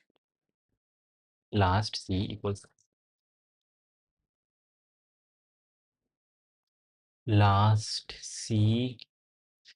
equals I, and yes, application binary interface. Shit. Last C equals I if C++ C.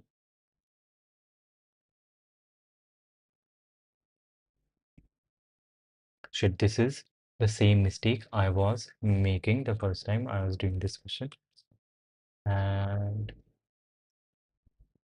this it is breaking somewhere here, and yes. Okay, cool, cool. Now it is working. That is very cool. Cool, cool, cool, cool, cool, cool, cool, cool. Do I know how this is working? Yes, I just wrote this, so that is nice.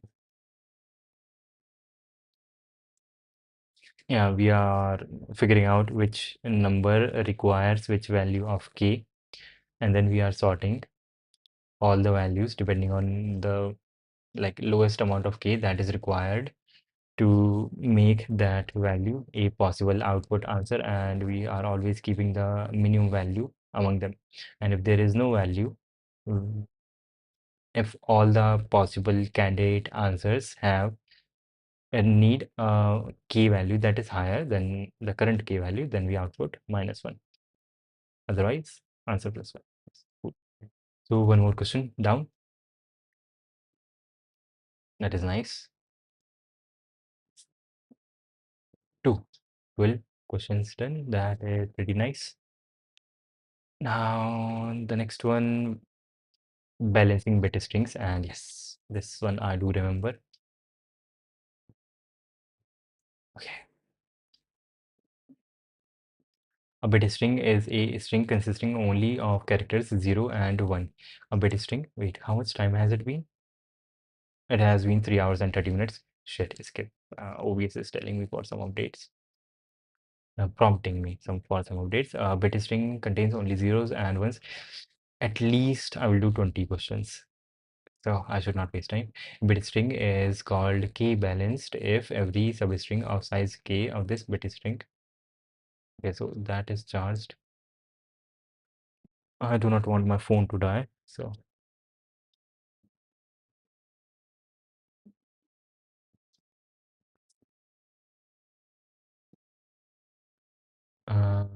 okay, a bit string is called k balanced if every substring of size k of this bit string has an equal amount of zeros and ones, that is k by 2 of each 0 and 1. You are given an integer k and a string s which is composed only of characters 0 and 1s and question marks. And yes, I do remember this question exactly, and just a little bit.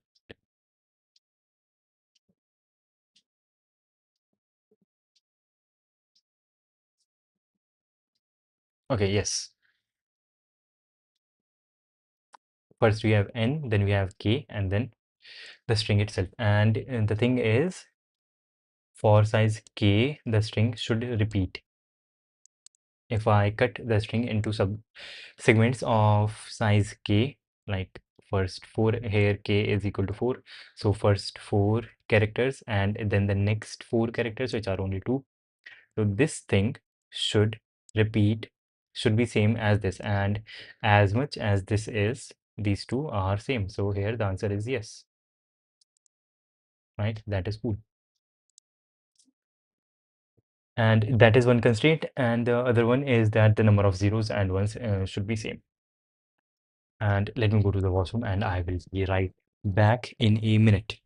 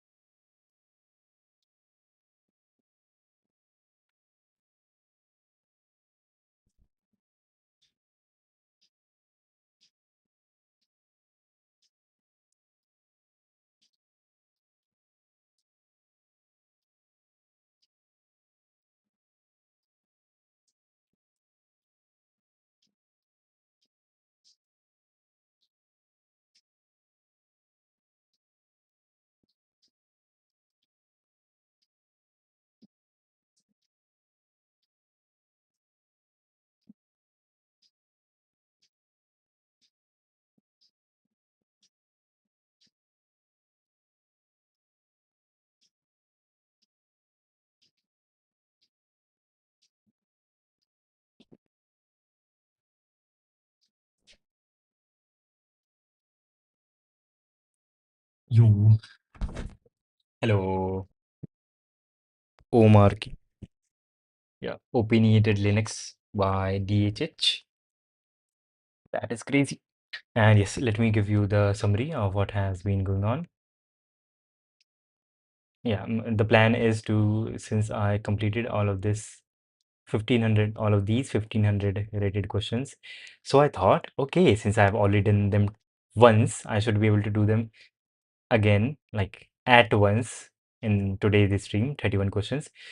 But nah, it is not working. Sad for Mac users, they can use it, yes. I do have a VM, you know, right here, UTM, but I do not have enough RAM. I have the option to virtualize or to simulate. Simulation is very slow, Mac, and virtualization. If I want to do virtualization, then I need the binaries for ARM architecture and whatever packages. Shit, you want my help? Oh, okay. All the packages that I would need, the binaries should also be in ARM architecture, and the servers which let you download ARM architecture binaries are like not very fast. So it is not very good. So I would require a x86 architecture Intel computer or maybe a Ryzen machine to run this. If you can give 2 to 3 minutes on how you start CP. I just started doing these questions from 800, and by CP you do mean competitive programming and nothing else. I started solving these questions, 800 rated questions, and yes, so I've been solving questions from this, and whenever I see a topic that I do not understand, I go to this thing, read about it, and watch YouTube videos. And also, there is a Discord you can join, which has a bunch of resources in the description. Self promotion, yes. And there is also this book, CLRS for theory. But the main question guide is just this sheet, CP-31. And the second thing is, so when I just want to do random questions, I go to this website. But if I want targeted practice on some specific type of questions, then we can go to this website. CSES problem set. This is by a single man named Antti Laksonen. So yeah, I was practicing dynamic programming. Do a bunch of dynamic programming questions here. So this is for targeted practice, and this is for questions in general. Okay, and for so this is for questions, and for theory, you have competitive programmers handbook, you have CLRS, and yes, CP handbook, competitive programmers handbook, and CACS websites are by the same guy, Antti Laksonen. And also there is CP algorithms. This is a website you can use for resources, for reading about things. And also there is, yeah, there is YouTube. On YouTube, you can watch a guy named Ericto.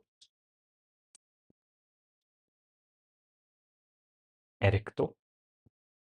He is pretty nice. He has videos, educational videos on topics. He has a playlist named Edu. Edu. It is just called Edu, not even education. Edu.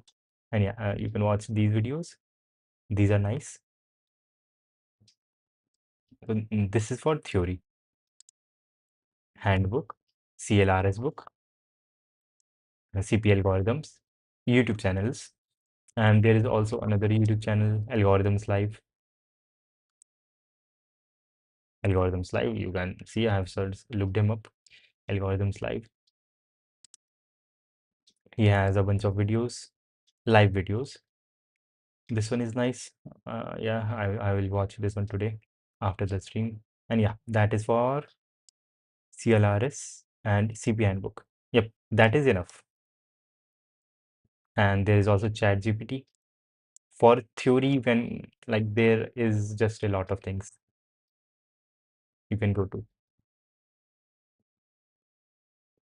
Should I removed accelerator? It is right there. Okay, 12 questions down the line. And it has already been 3 hours and 42 minutes. No, do not put questions into GPT. Like JK. Okay, okay. Uh, very funny. Okay, next question. Boilerplate. Shit, I thought I would be able to do 31 questions, but only 12 have been done. There is need for much improvement here. Okay, how is the input given? And then K and then the string. Okay.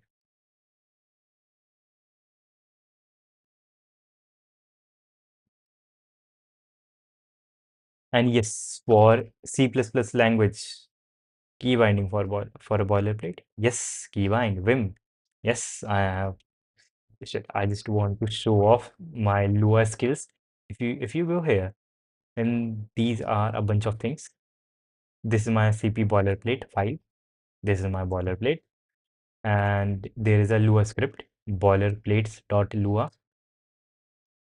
Uh, shit, what the hell? Edit anyway. This file uh, requires another file, but this is the main thing. This file gets the text from that boilerplate.cpp file, and whenever I press a key map leader blp, this function runs, which calls vim api and vim set buffer lines, sets this text. Yeah, it just fills the screen completely with whatever text was in this file. And I have a bunch of these. One for PLC. What is PLC? Shit. I can remove this. This was a boilerplate for lead code, but I do not use that. And this is for CSES, boilerplate for CSES. And I also have boilerplate for snippets. So press D whenever you see it. Press D, it clears the previous buffers. It clears. Okay, okay. That makes sense. That makes sense.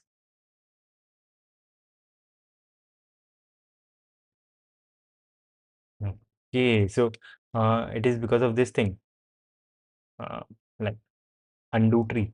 It is stores um, the history of the edit history, and if the edit history does not match with the current file, then I see that pop up. I think. E- Okay, I can look it up like in comprehensively. Okay, yeah. So this is the thing, and also for snippets, I have things. A snippet to print the code which calculates the sieve, and snippet for printing a vector, and I'm getting distracted. But this is just so fun talking about Newton. Okay, and then string s. So if s is totally divisible by k, then okay, but if not, then we will make it divisible by k. If s remainder s dot size remainder k. If there is some remainder, then s plus equals string. How many do we need? We need uh, k minus remainder s dot size remainder with k.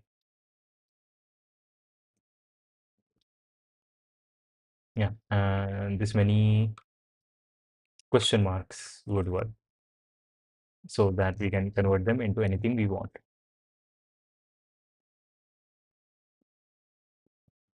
And now we will iterate for int I equals 0, I less than k for all the characters, yeah, for the ith character in every substring, I plus plus,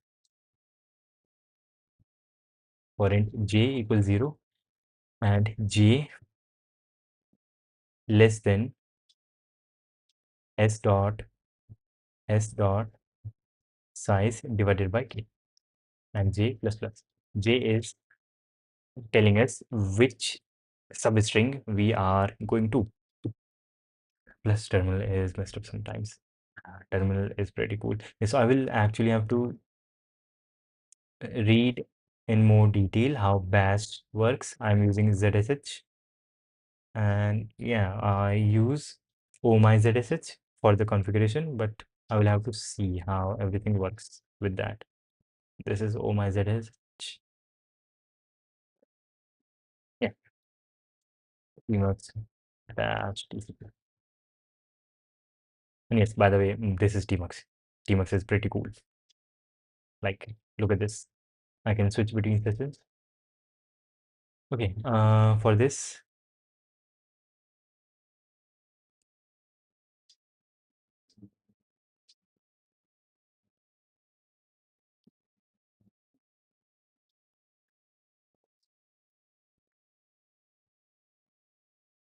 once equals 0 and ZR equals 0.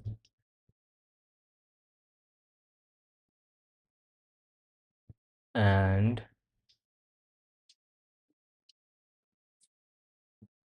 C equals S in the jth substring is J into K plus I.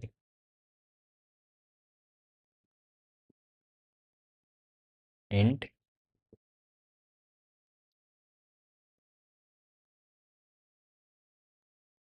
yo. And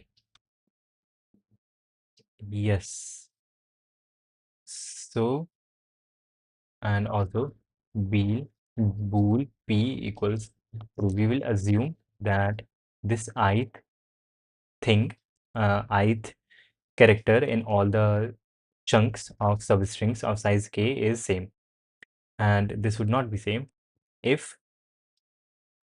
c equals question mark. Then we can just continue.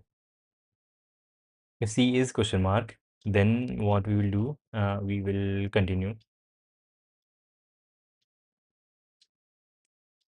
Yeah, but before continuing, we will say s c equal to s, the same thing, j into k plus I, because if the current thing is not a question mark, then we will have to change it up to something.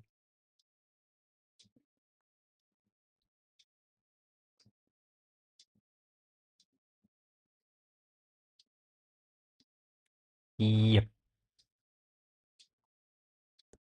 yep.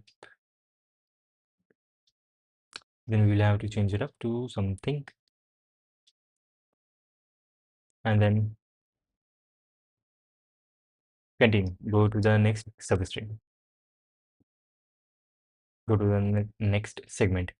And if c is not equal to a question mark, then if c equals, but if the current string, if s j into k plus I, this thing, equals a question mark, then we will make increase its index, make it equal to C. But before, no, no, no. Yeah, if it is this, then we will do uh, j into k plus I. We don't actually have to do this. We don't have to do this. If the current thing is a question mark, then cool. But if it is not a question mark and C is also not a question mark, then we will have to see what do we have. And at the same time,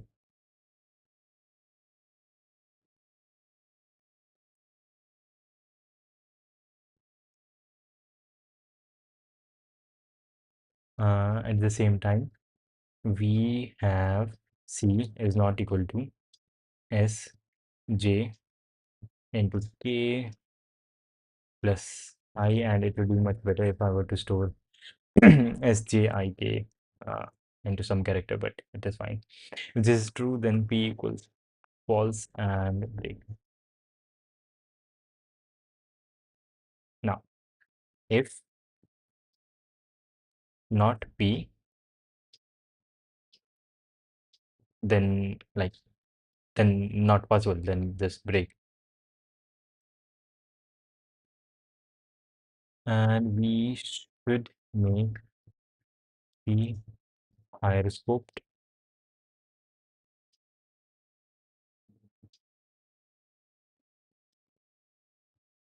But if p is true,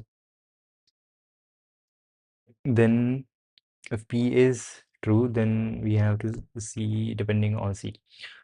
If C equals a question mark, okay, we will also count the number of question marks. Q initially equals 0. If C is a question mark, then Q plus plus, and if C equals a zero, then ZR plus plus, and if C equals a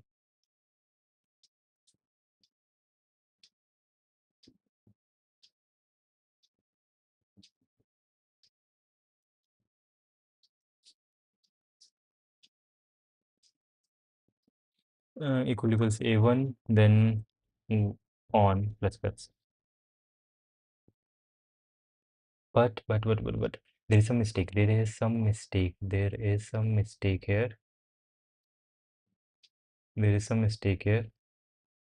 C starts from whatever the first character is, and first character either is question mark or not a question mark. And when are we allowing this to go to the next thing? If C is a question mark, then it means everything before this has been a question mark, and we can just continue. It is completely good. But if here we come only when C is not a question mark, and if C is not a question mark and the current number is also not a question mark, if the current number is a question mark, then also we are allowing this to move forward, and that is okay.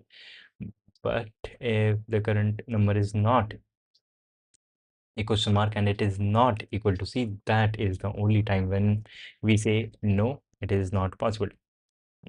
Yeah, and the answer has to be false. P equals false, and we break. That is very nice. That's good. That is good. That is okay.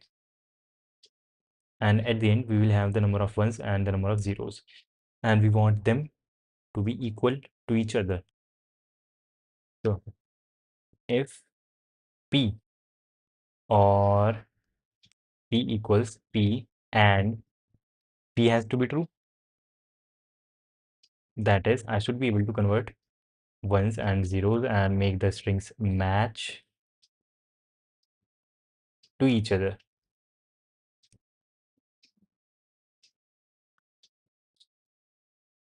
And after that, the number of zeros and the number of ones has to be same. That would be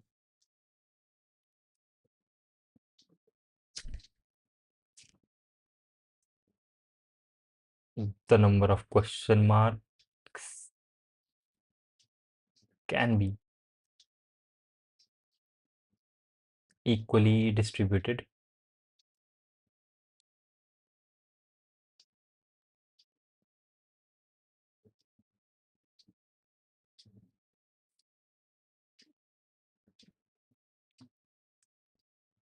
Okay, so a few things have to be true here. First of all, the number of ones has to be smaller than or equal to n by 2.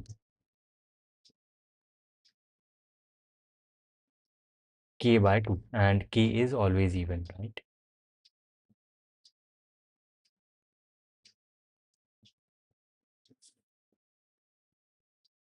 K is even, so that is nice. K is always even, so that is pretty cool. So number of ones has to be smaller than or equal to half of k, and number of zeros also has to be smaller than or equal to k by 2.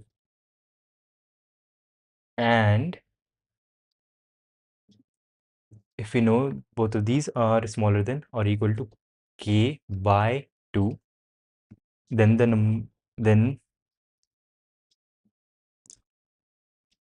number of question marks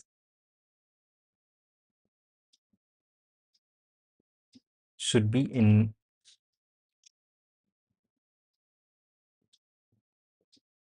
and the remaining things are the number of question marks. Okay, so that is the only thing that we have to check. That seems like the only thing that we have to check. And now depending on P, C out, P question mark. If P true, then yes. Otherwise, no. Hmm. Interesting. Well, question line number 19. J into K makes sense.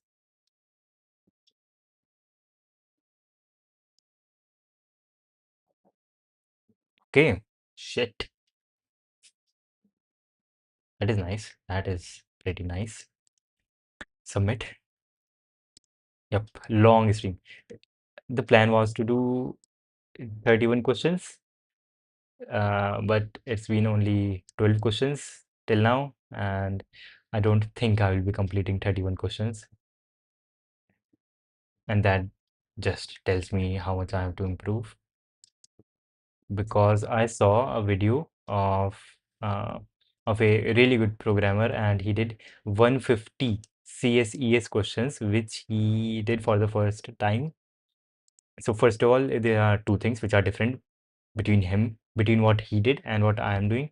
His target was to do 150 questions, and my target is to do 31 questions. So that is a big difference. And second of all of these 31 questions I have done before. I have done them before, and for him, he didn't do them before.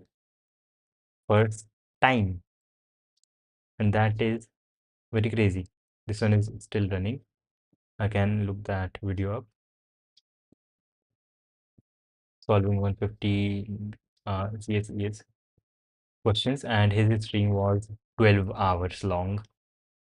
Yeah, this one, speedrun. William Lin.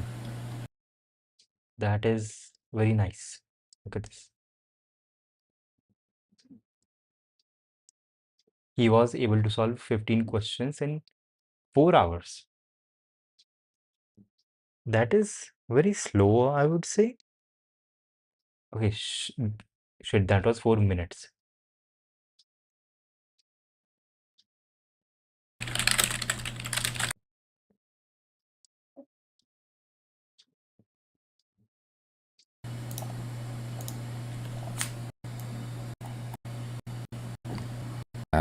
Shit, that is minutes.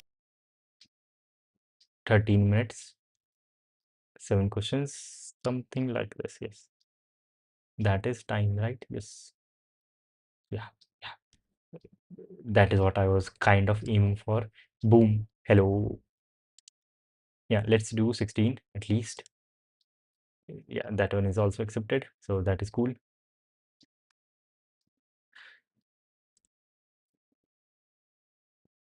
13 and this one is done.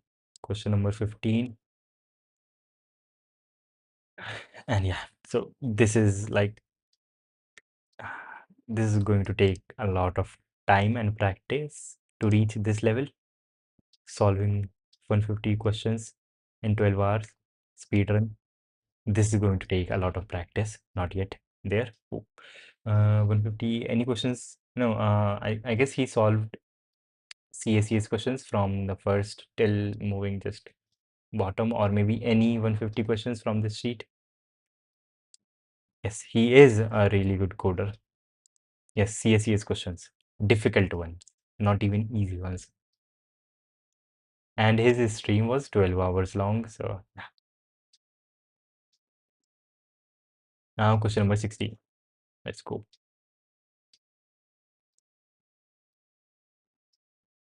Power addition and shit. I have done all of these questions before, but still it is taking a long time. That is very bad. 1 hour. You have an array A of length n. For every positive integer x, you are going to perform the following operations during the xth second. I remember reading that line.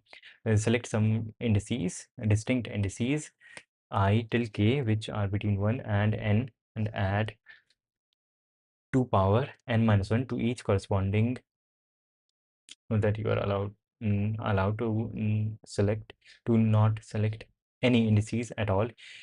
You have to make a non-descending non-descending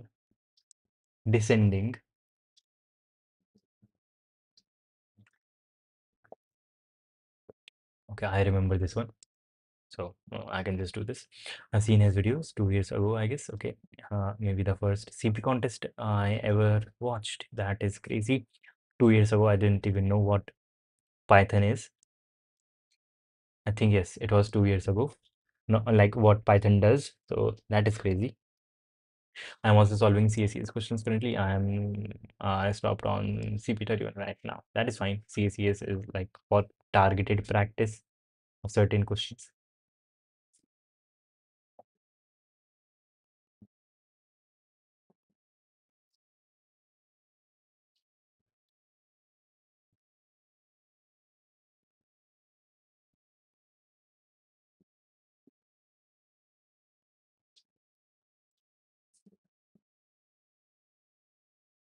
Boilerplate, uh, N, C in N, and then the numbers. Okay. Wait, negative numbers?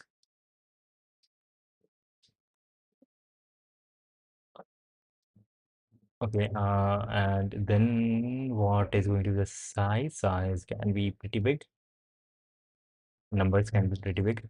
A, N, for into reference A in A, C in X, and okay, after this, int X equals A0, the first number. This X is the minimum amount that the next number should be.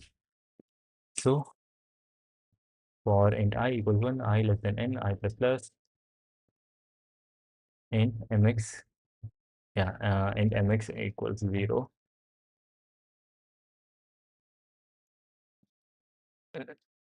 Yes, and mx equals if the next number, which if the current number ai is greater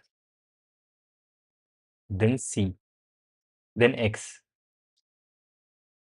or even equal to x, then x equals ai, and I do not need to increment this number. That is fine. Else, if that is not the case, mx equals maximum value of current mx, or how much would I need the amount that I would need to make AI equal up to x is this x minus AI, and now mx is the maximum distance that I have to increment element, and at time t equal to 1 I can increase a number by 1, and then I can increase a number by 2, then by 4, yes, then by 8, then by 16, and depending on the distance, if I want to increment a number by 15 till 15, I can, yeah, so I need to find the biggest power of 2, that the smallest power of 2 that is greater than this distance, because we are always incrementing by t 2 power x minus 1, int k equals 0, and while 1 left shifted by k is smaller than mx k plus plus c out k.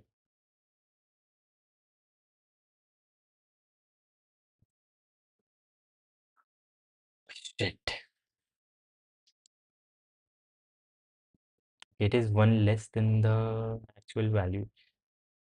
Here distance is 1, here distance is 2, less than or equal.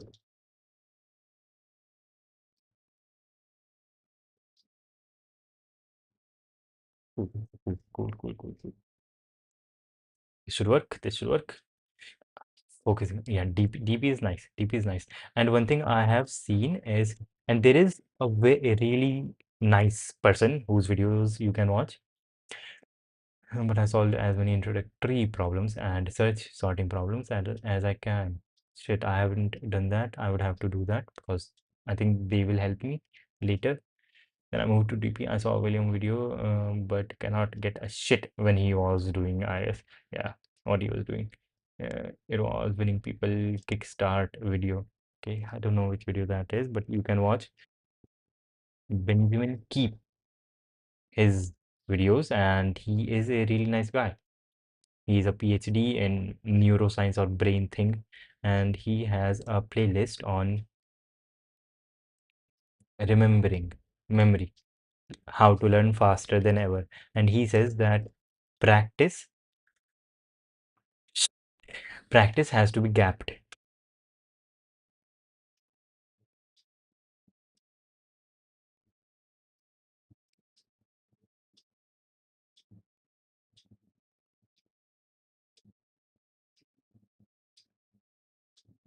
Time limit exceeded.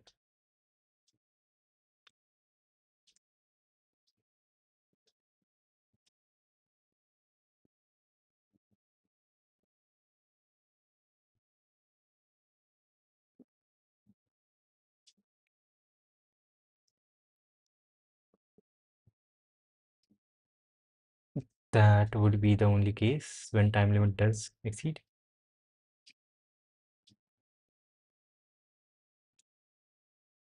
I can make these two.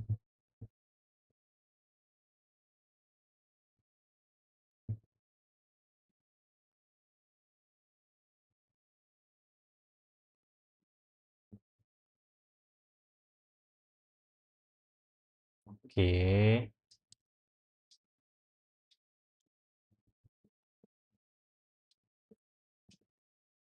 Ah, he also has videos on DP. Okay, that is nice. And yeah, the Benjamin Keep, the neuroscientist PhD professor, he says that you should have intervals, gaps, like temporal gaps, gaps between your practice. That is nice. And it is better for it is better because it gives time for your brain to process the new information and make it more subconscious and more familiar. And it is like what Daniel Kahneman says, system 1 and system 2, 14 questions down the line. That is pretty nice. So yeah, so this thing that I'm doing right now currently is not very good because I just finished doing these questions, so I should have given my brain some time to process all of this. But anyways, key complete. Eva pathetic mechs. Ehub.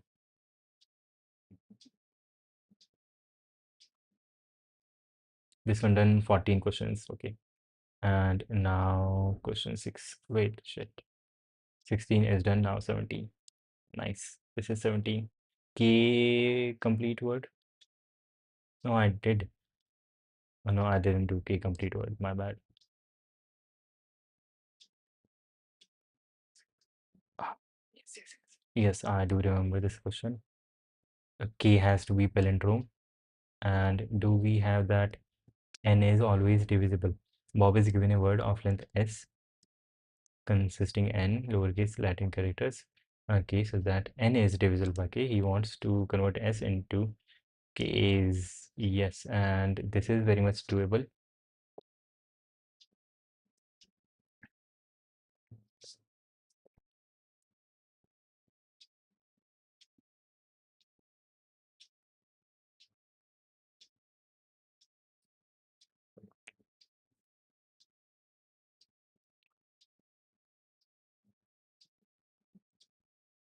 Yes, this is very much doable. Uh, no, that is fine. But where did you learn language from? S- School, PCM, and language. C++. I saw where is the book? The C++ programming language by Mr. Björn Stroustrup. This one. And yes, it is like not really a good idea to go through the whole book, but I have like read with focus the first introductory material and the standard library things. I've read strings, utilities, memory, resources, iterators, containers, algorithms, standard library, summary kind of thing. Then IO streams. That is why I read. Yeah, this book is nice. And yes, I haven't read the things which I do not need right now. From this section, I have only read about templates. And from this section, I have read about structures, unions, pointers, references, type, statements, and expressions. I think, I don't know if I have read about select operations and these things. But yeah, this is the book.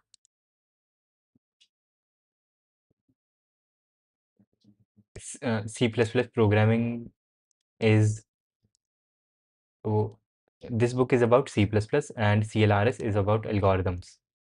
This is Introduction to Algorithms for algorithms, and this one is for the C++ programming language. But the only downside of this book is this is written for C++11 and currently we are using C++20. Should be basic conditional loops and then STL and hop on to problem solving, right? Kind of like it is very mixed, matched.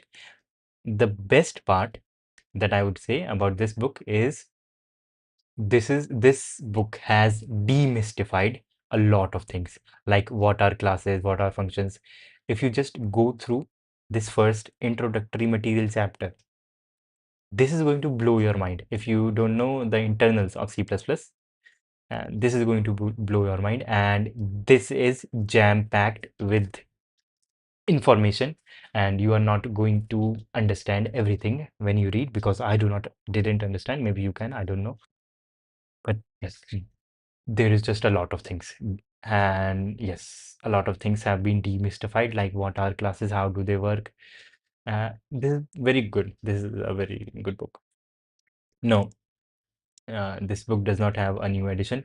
The author, Björn Stroustrup, wrote C++11, like just the fourth edition, and never wrote a book again.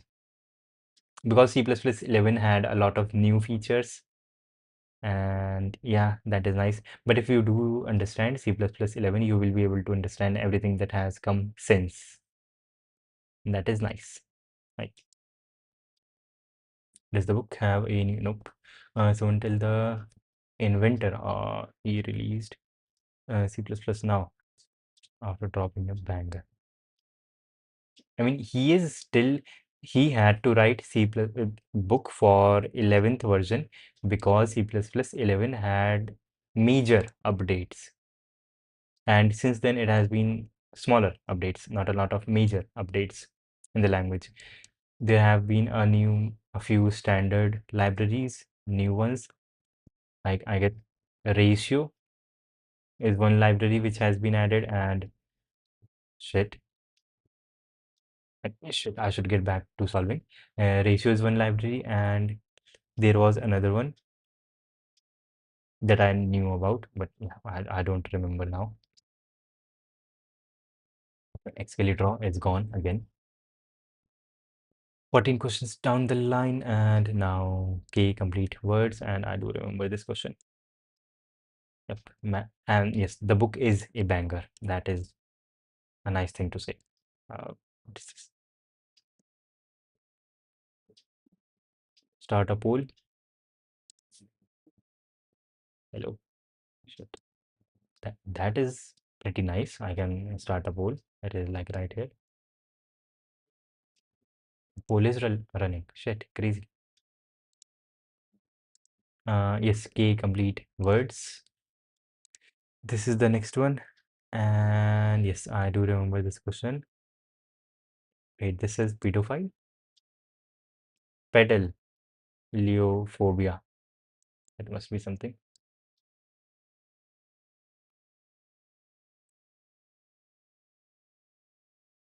So first we have N, then K. And how long has it been? It's been 4 hours and 17 minutes. That is fine. I should end the poll, I guess. No, hello, shit. Okay, okay, that is fine. End the poll. First I have N and then the string itself. N and K, N, K, string S, C, N, S, and now we will have to iterate.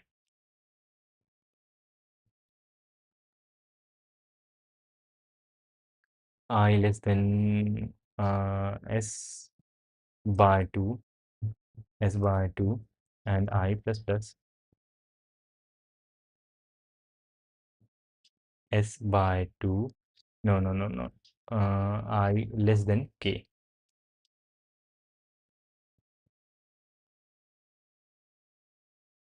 Yes, I less than K. And internally for in J equals 0, J less than N by K and J plus plus. J is J is telling us which substring we are going to, and I is telling us which part, which number of that substring we are going to. And yeah, J is more important than I, so do this for int I equals 0, I is smaller than K by 2, and I plus plus. This is actually pretty stupid.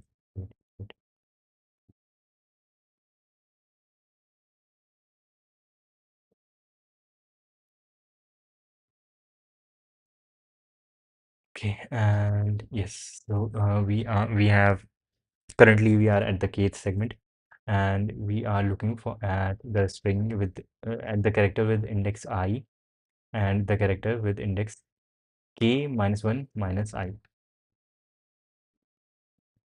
And yes, we will see how many times we are seeing a certain character. Mhm.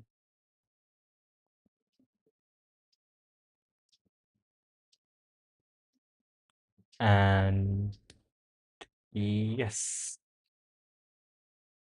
vector int char's size is 26 because there are 26 letters in English alphabet, and we'll do chars dot fill or fill chars dot begin and chars dot end fill with 0. And yes, and we are looking at chars I j into k plus I plus plus, because we just saw this character, and chars j into k, the character on the opposite side whose index is, yes, k minus 1 minus I, k minus 1 minus I, and plus plus. After we have gone through all the substrings, we will see the character which has the maximum occurrence.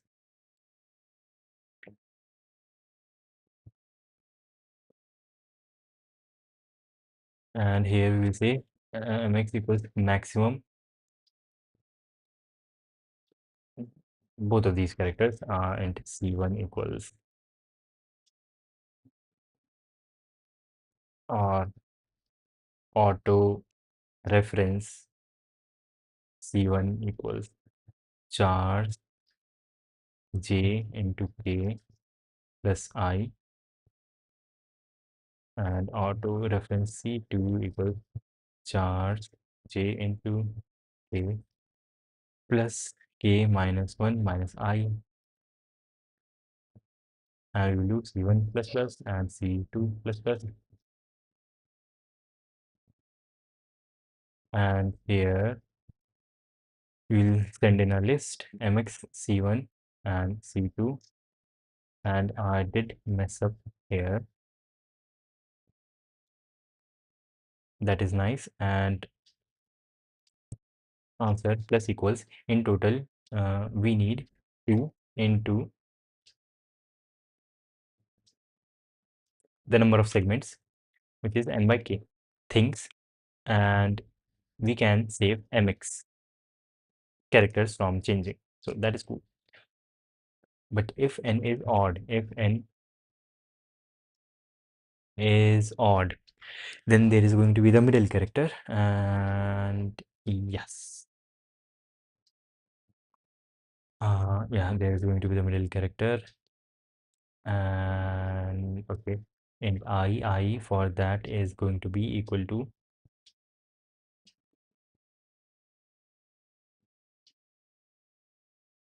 with charts dot begin begin begin and chart dot end with a 0, and for int j equals 0 and j less than n by k, j plus plus plus plus, and int I equals, I is going to be the middle index, which is just k by 2. I is less than k by 2 there. Okay, cool. And what you will do is char reference c equals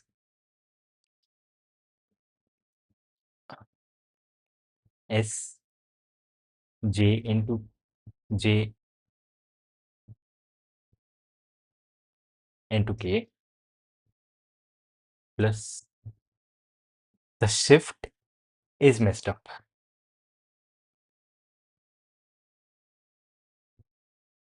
j into k plus I, that is the number, and I did mess up here. Yeah, shit, I did.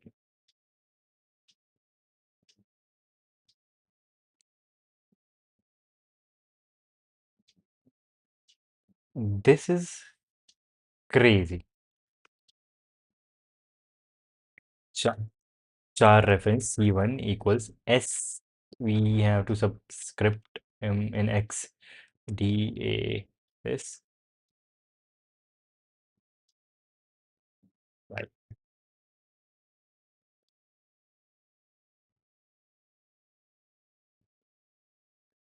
Shit, that was very stupid. And we are not incrementing c1 and c2. Why would we even do that? We don't even need a reference. We just need the character. And chars C1 minus A plus plus and chars C2 minus A plus plus, and here we have, like, yes, we have chars C1 minus A, and here we have chars C2 minus A.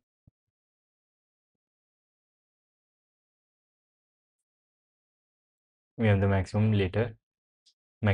occurring character, or the count of the maximum occurring character. Uh, One vote. No, shit, that is bad.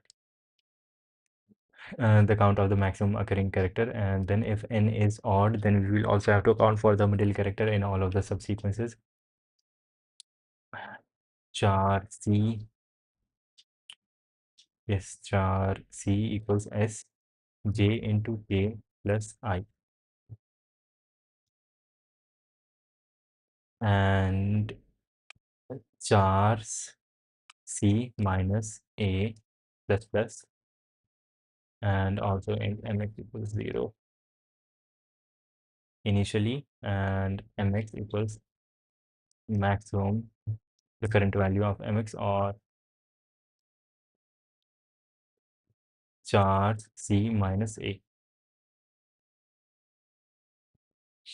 After this, among the answer is going to be increased by, in total we need j n by k things, and we can save mx number of them.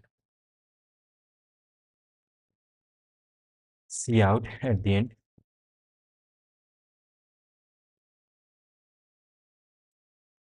Answer, and hopefully this does not give wrong answer, which it does.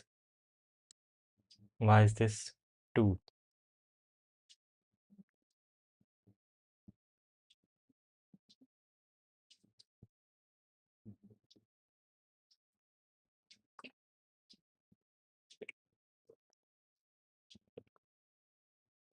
Not n odd, but k odd. Still, this one, correct answer is 0. I am saying 2. I should not say 2. Yes, I definitely should not say 2.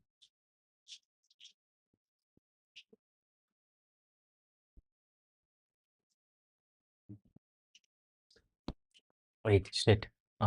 Not n by 2, but n by k. Okay, working. It is working. Hopefully, it still works after this. 15 questions. It would be 15 questions out of the targeted 31.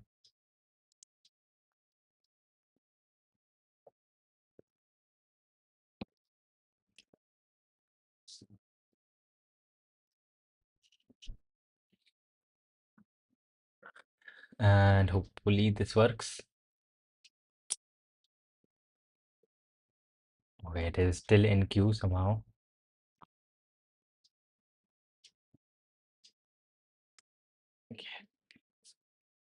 Can there be something wrong with this? I'm taking n, and s. Answer initially equal to 0. And yes, integer will work because n is an integer, and that is the maximum number of answer, maximum value that the answer can be, so that is fine. And vector n 26 chars fill chars beginning to end with zeros. Yes, yes, yes. Mhm. Okay, it is still in queue. So, is code forces under DDoS? We can actually check it if code forces is under a DDoS attack.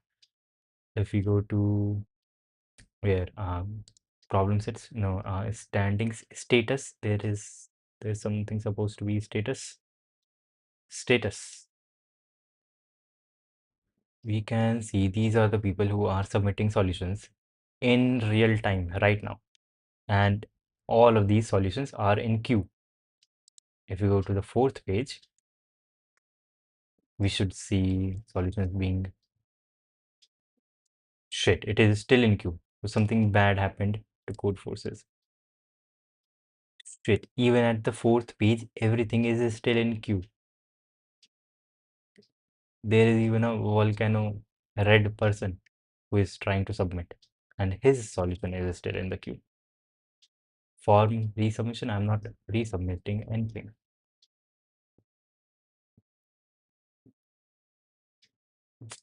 DDoS, code, yeah, code forces is down, seems to be down. None of these solutions is like, everything is in queue. That is bad.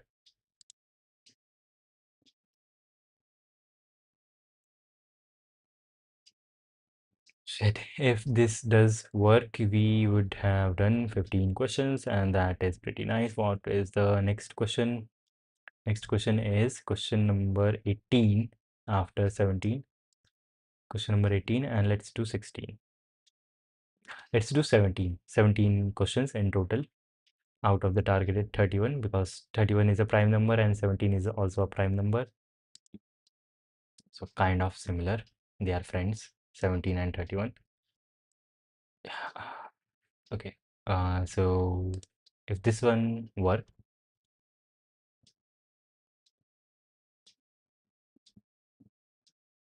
that is messed up. If this one works, there would be two questions left. Okay, let's do this one. Yep, you are given a tree consisting of n nodes. You want to write some labels on the tree's edges such that the following conditions hold. Every label is an integer between 0 and n minus 2 inclusive. Okay, and yes, the degree, yes, I do remember this one. Mhm. The largest value. All the written labels are distinct. The largest value among max uv 0 to n minus 1, that is the values that I need to put, all written values. Okay, the largest value among max uv over all the pairs is, this condition has to hold, the largest value among max uvx among all the pairs is as small as possible among all the pairs. It is as small and as possible. It output n minus 1 integers. The ith of them will be the number. Okay.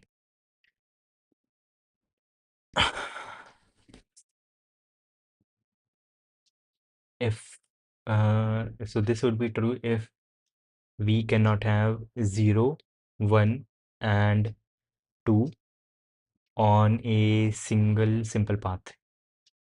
If we have 0, 1 and 2 on different simple paths, then the mix is going to be good. That is what we want. Okay, this is after all running. That is nice.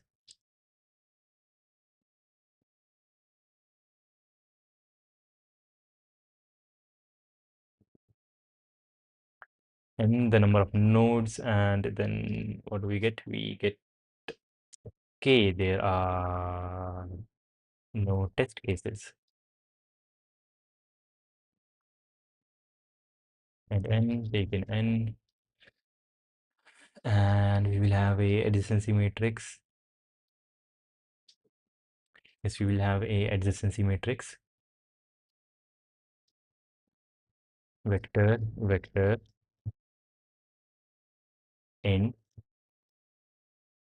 int, and adj. We will call this adj. This will have n elements, and we will initialize each column.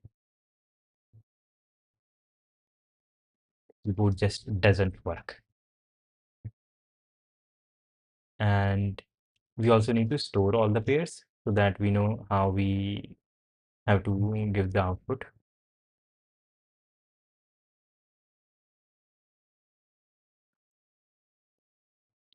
pairs. For int I equals 0, I less than n minus 1, I plus plus. L and R, two values, we will take in L and R, and we don't even need this, we just need to store their degrees. Yes, this has to be an integer, that is nice. So L, uh, oh, sorry, L minus minus and R minus minus to make L and R zero indexed, then ADJ or better would be degree. Degree of L increase that by 1 and a degree of R increase that by 1, and then store, we don't even need L and R to be honest, we just need to store them pairs. We will have n minus 1 edges and Cn, let's call this P, that is much better, P dot first and P dot second. Yes, and P dot first minus 1 and P dot second minus 1 to make both of these 0 indexed. And since we do not have L and R, so P dot first here and here P dot second. Okay, okay. If there is at least something which has a degree, so what is the find function return? Okay, this is accepted, that is good. Question was accepted. Good. Code force is back. 15 questions are done, that is pretty nice. Make this green. 17th question is done. We still have 15, question number 5 and 1 remaining. C++, find, find function, find, what does find return? Find signature, it returns iterator. Okay, it returns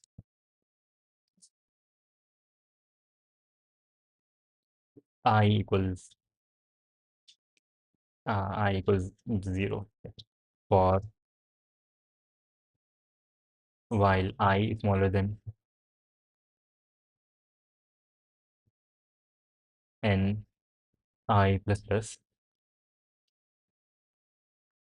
If degree of I is greater than 2, then break. Now, if I smaller, if I is smaller than n, then we do have something. If I equals n, then we can say for int, we can label them any way we want. Int I equals 0, I less than n minus 1, I plus plus.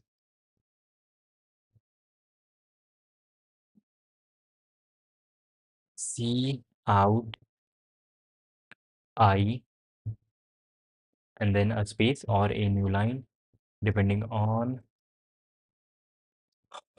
the keyboard is just not working right. I equals n minus 2.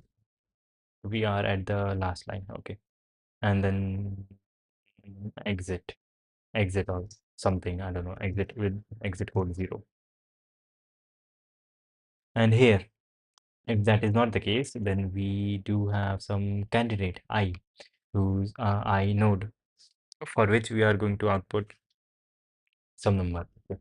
So int C, that is normal number we will start giving from C, and int D equals 0 for now we will go through the pairs of edges.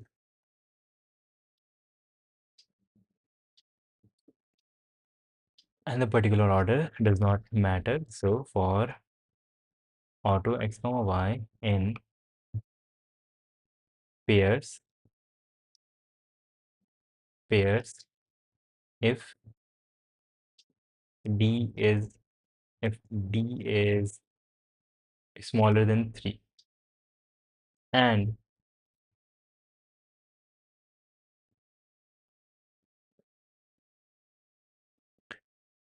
if d is smaller than 3 and if d is smaller than 3 and also one of these numbers x or y equals I. So x equals I or we have y equals I. If that is the case, then see out D on the same line or different line, see out D with a new line and D plus plus, which we can combine as so. Else, if that is not the case, then see out C plus plus with a new line.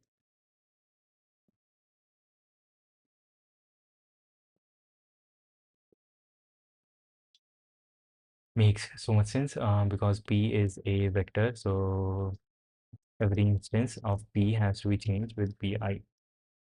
Substitute P with P bracket I.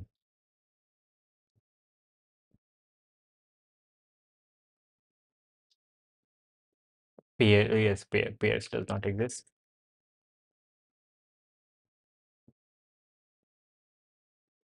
Okay, that is correct, and that is wrong. That is actually wrong. Yeah, that is fine. That is actually fine because 1 has a degree of 2. 2, 2 has a degree of 3, so that is nice. And is there anything else? 3 has a degree of 1, which is bad, and okay, 2 has a degree of 3. 1, 2, 3. This is absolutely correct. This is like absolutely correct. 0, 1, and 2. 2 is the one.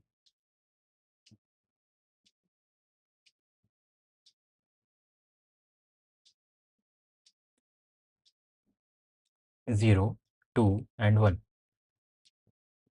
0 here, 2 here, and 1 here.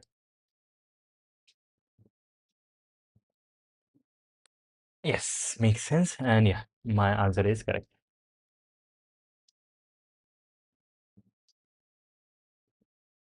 This should work. Hello. Yes, I am resolving. I thought since I have already solved these questions, I would be able to solve all of them again in a single sitting, but certainly does not feel like that. Shit, this message was 7 minutes ago. My bad. Hello. This one is still in queue. And if this one does pass, I will solve one more question. Question number 19 is the next one.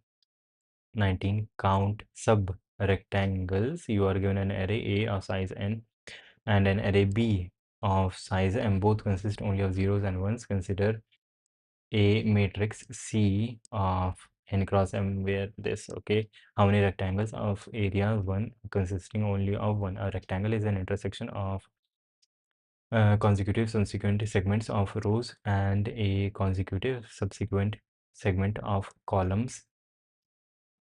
That is, consider 4 numbers. These, they can be equal. So a single one is also considered a rectangle. Okay.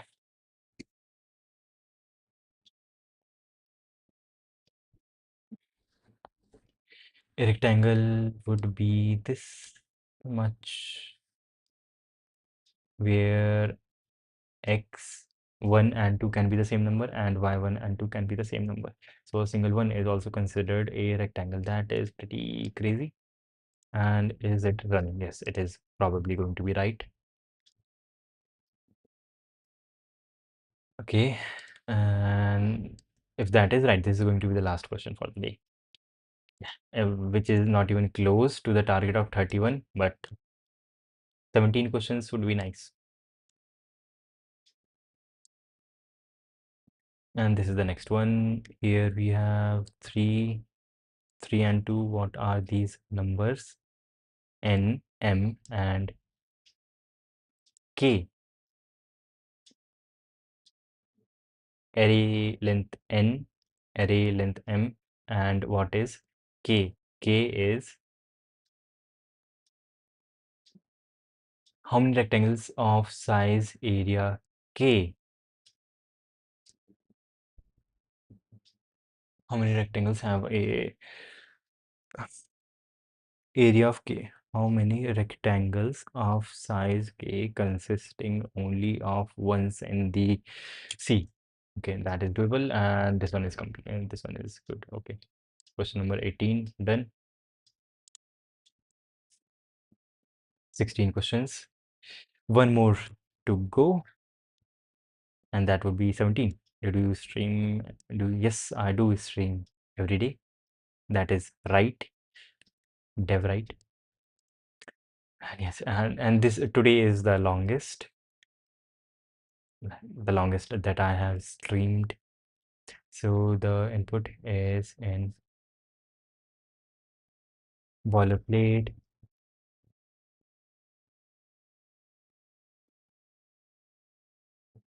in N, M, and K, CN. Something is wrong with the keyboard. I don't like using this. And now, after taking them in, I have to take in the strings, right? The numbers, okay. Uh, Vector of integers, A of size n and B of size m. And then for int reference x in A, cn to x, copy paste, find A, replace with B. Okay, go to the next line. You don't have college? I do have college, but I don't actually go there. And is there a fixed time? Yes, about 11:30 or 12 p.m. IST, Indian Standard Time.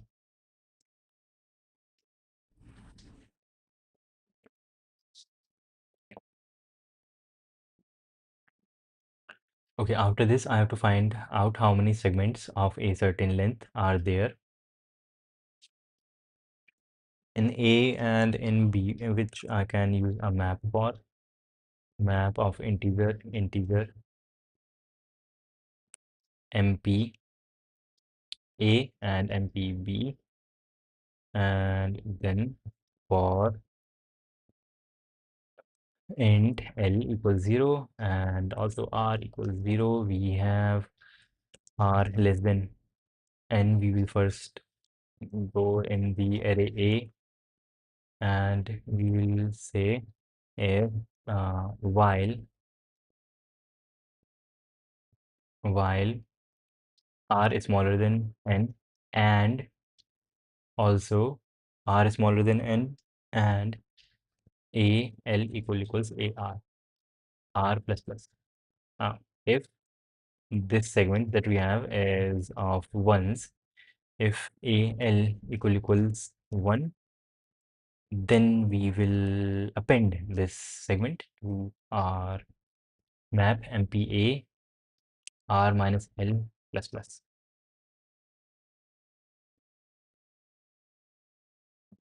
That is nice. That is nice. We will do the exact same thing for B. Instead of n, we have m here, same thing here, and ar. Instead of a, we have b, fa, replace, go back, replace, go forward, replace, cool. Now mpa and mpb are changed.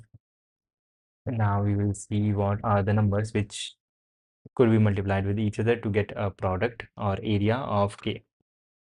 For I equals 1, while I is smaller than or equal to, huh? Yes, smaller than or equal to square root of K, and also,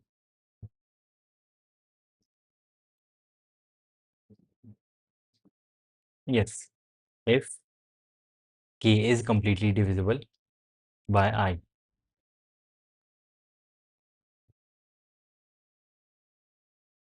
If K is completely divisible by I, then I is one number that we need.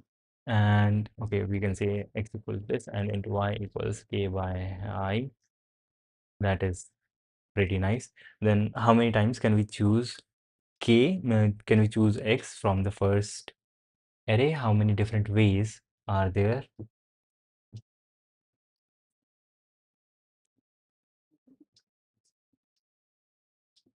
Multiplied by the count. Uh-huh. How many ways are there to choose K things?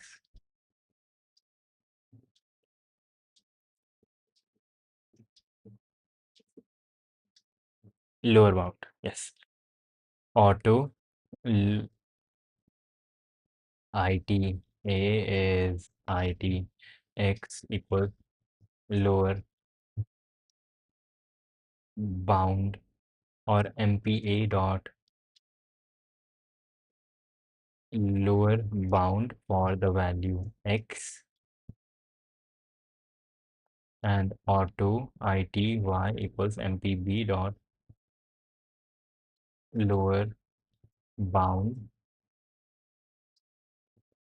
for value Y. And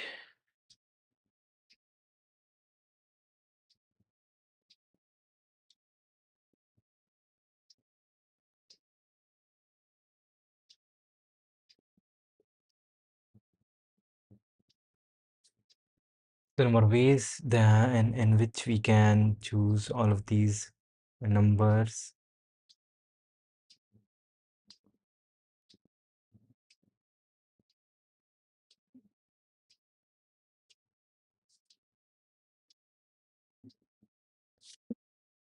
Uh,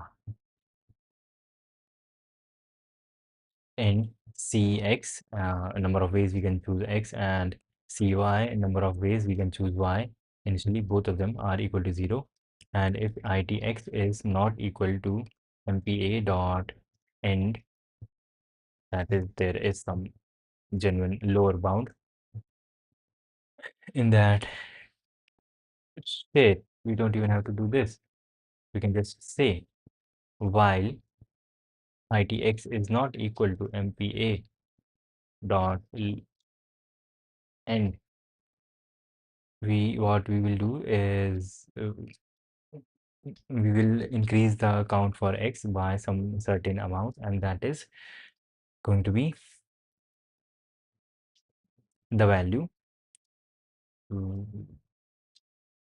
which is go to ITX, get the second element, and multiply that by go to ITX dot first element minus the number that we are looking for, X. If the length is 2, then there are two ways to choose this, which is minus X plus 1. And same with Y, ITY, MPA from B, ICY, ITY, FX, CY, count from Y, count from y, y minus 1, and answer plus, oh, okay, we do not have an answer.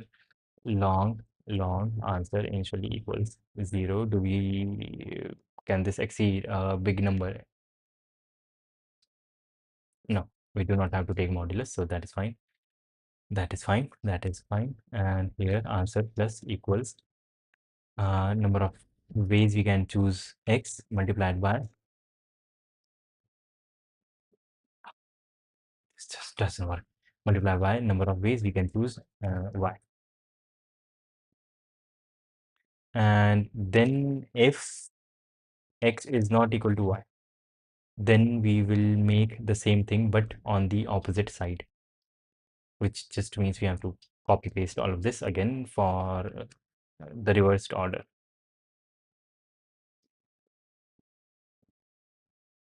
We don't have to declare again, we can just resize them.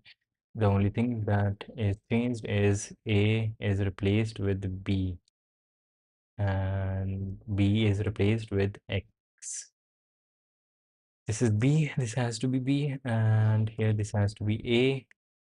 That is nice. And output answer.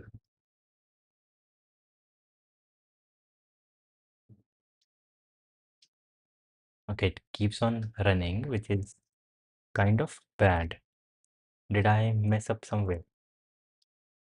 I have a while loop here. Yes, I did blunder. This has to be ITX plus plus.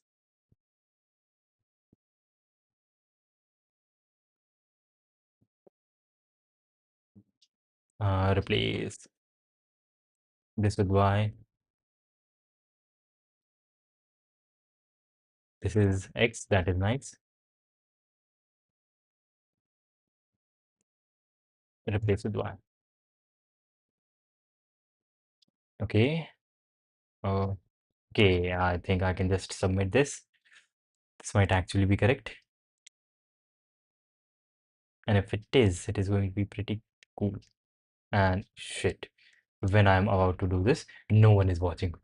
When I'm at the end of this, that is very real.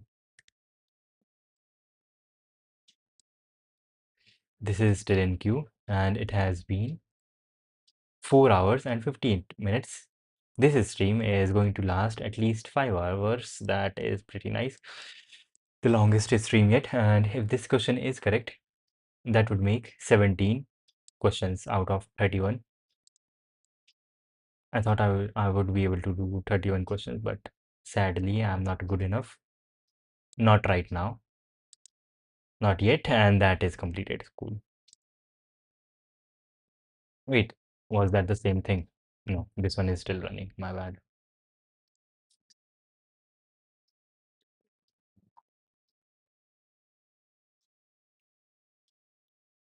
It is almost 5 o'clock. That is crazy. Running, it is running, and this is probably correct. But I do not want to like, okay, okay, okay, this is running. 25 tests, 29, 31. This is going to be cool. And yep, yes, yes, yes, this is going to be cool. Okay, 40. Okay, this is accepted. So I have done 17 questions, and this one is also completed. Yeah. So out of 31, I was only able to do 17. That is like about 50%. So I am 50% good. That is very average. Okay, and that for today, have you been stuck on a problem for a yes, yes, yes, maybe, let me show you. 16 minutes. I did this one in 19 minutes. Uh, this one is in 40 minutes, 18 minutes, 1 hour and 20 minutes. Yeah. So this question, 13th labor of Heracles, which is just Hercules. It took me 1 hour and 20 minutes to do on stream. So yeah, this is very normal. and I have done 17 out of the targeted 31 questions. Fine, it is fine. Yeah. Okay, and that would be the end of today's stream. Yes, and my camera is lagging. I can see that. And thank you for being here. Bye.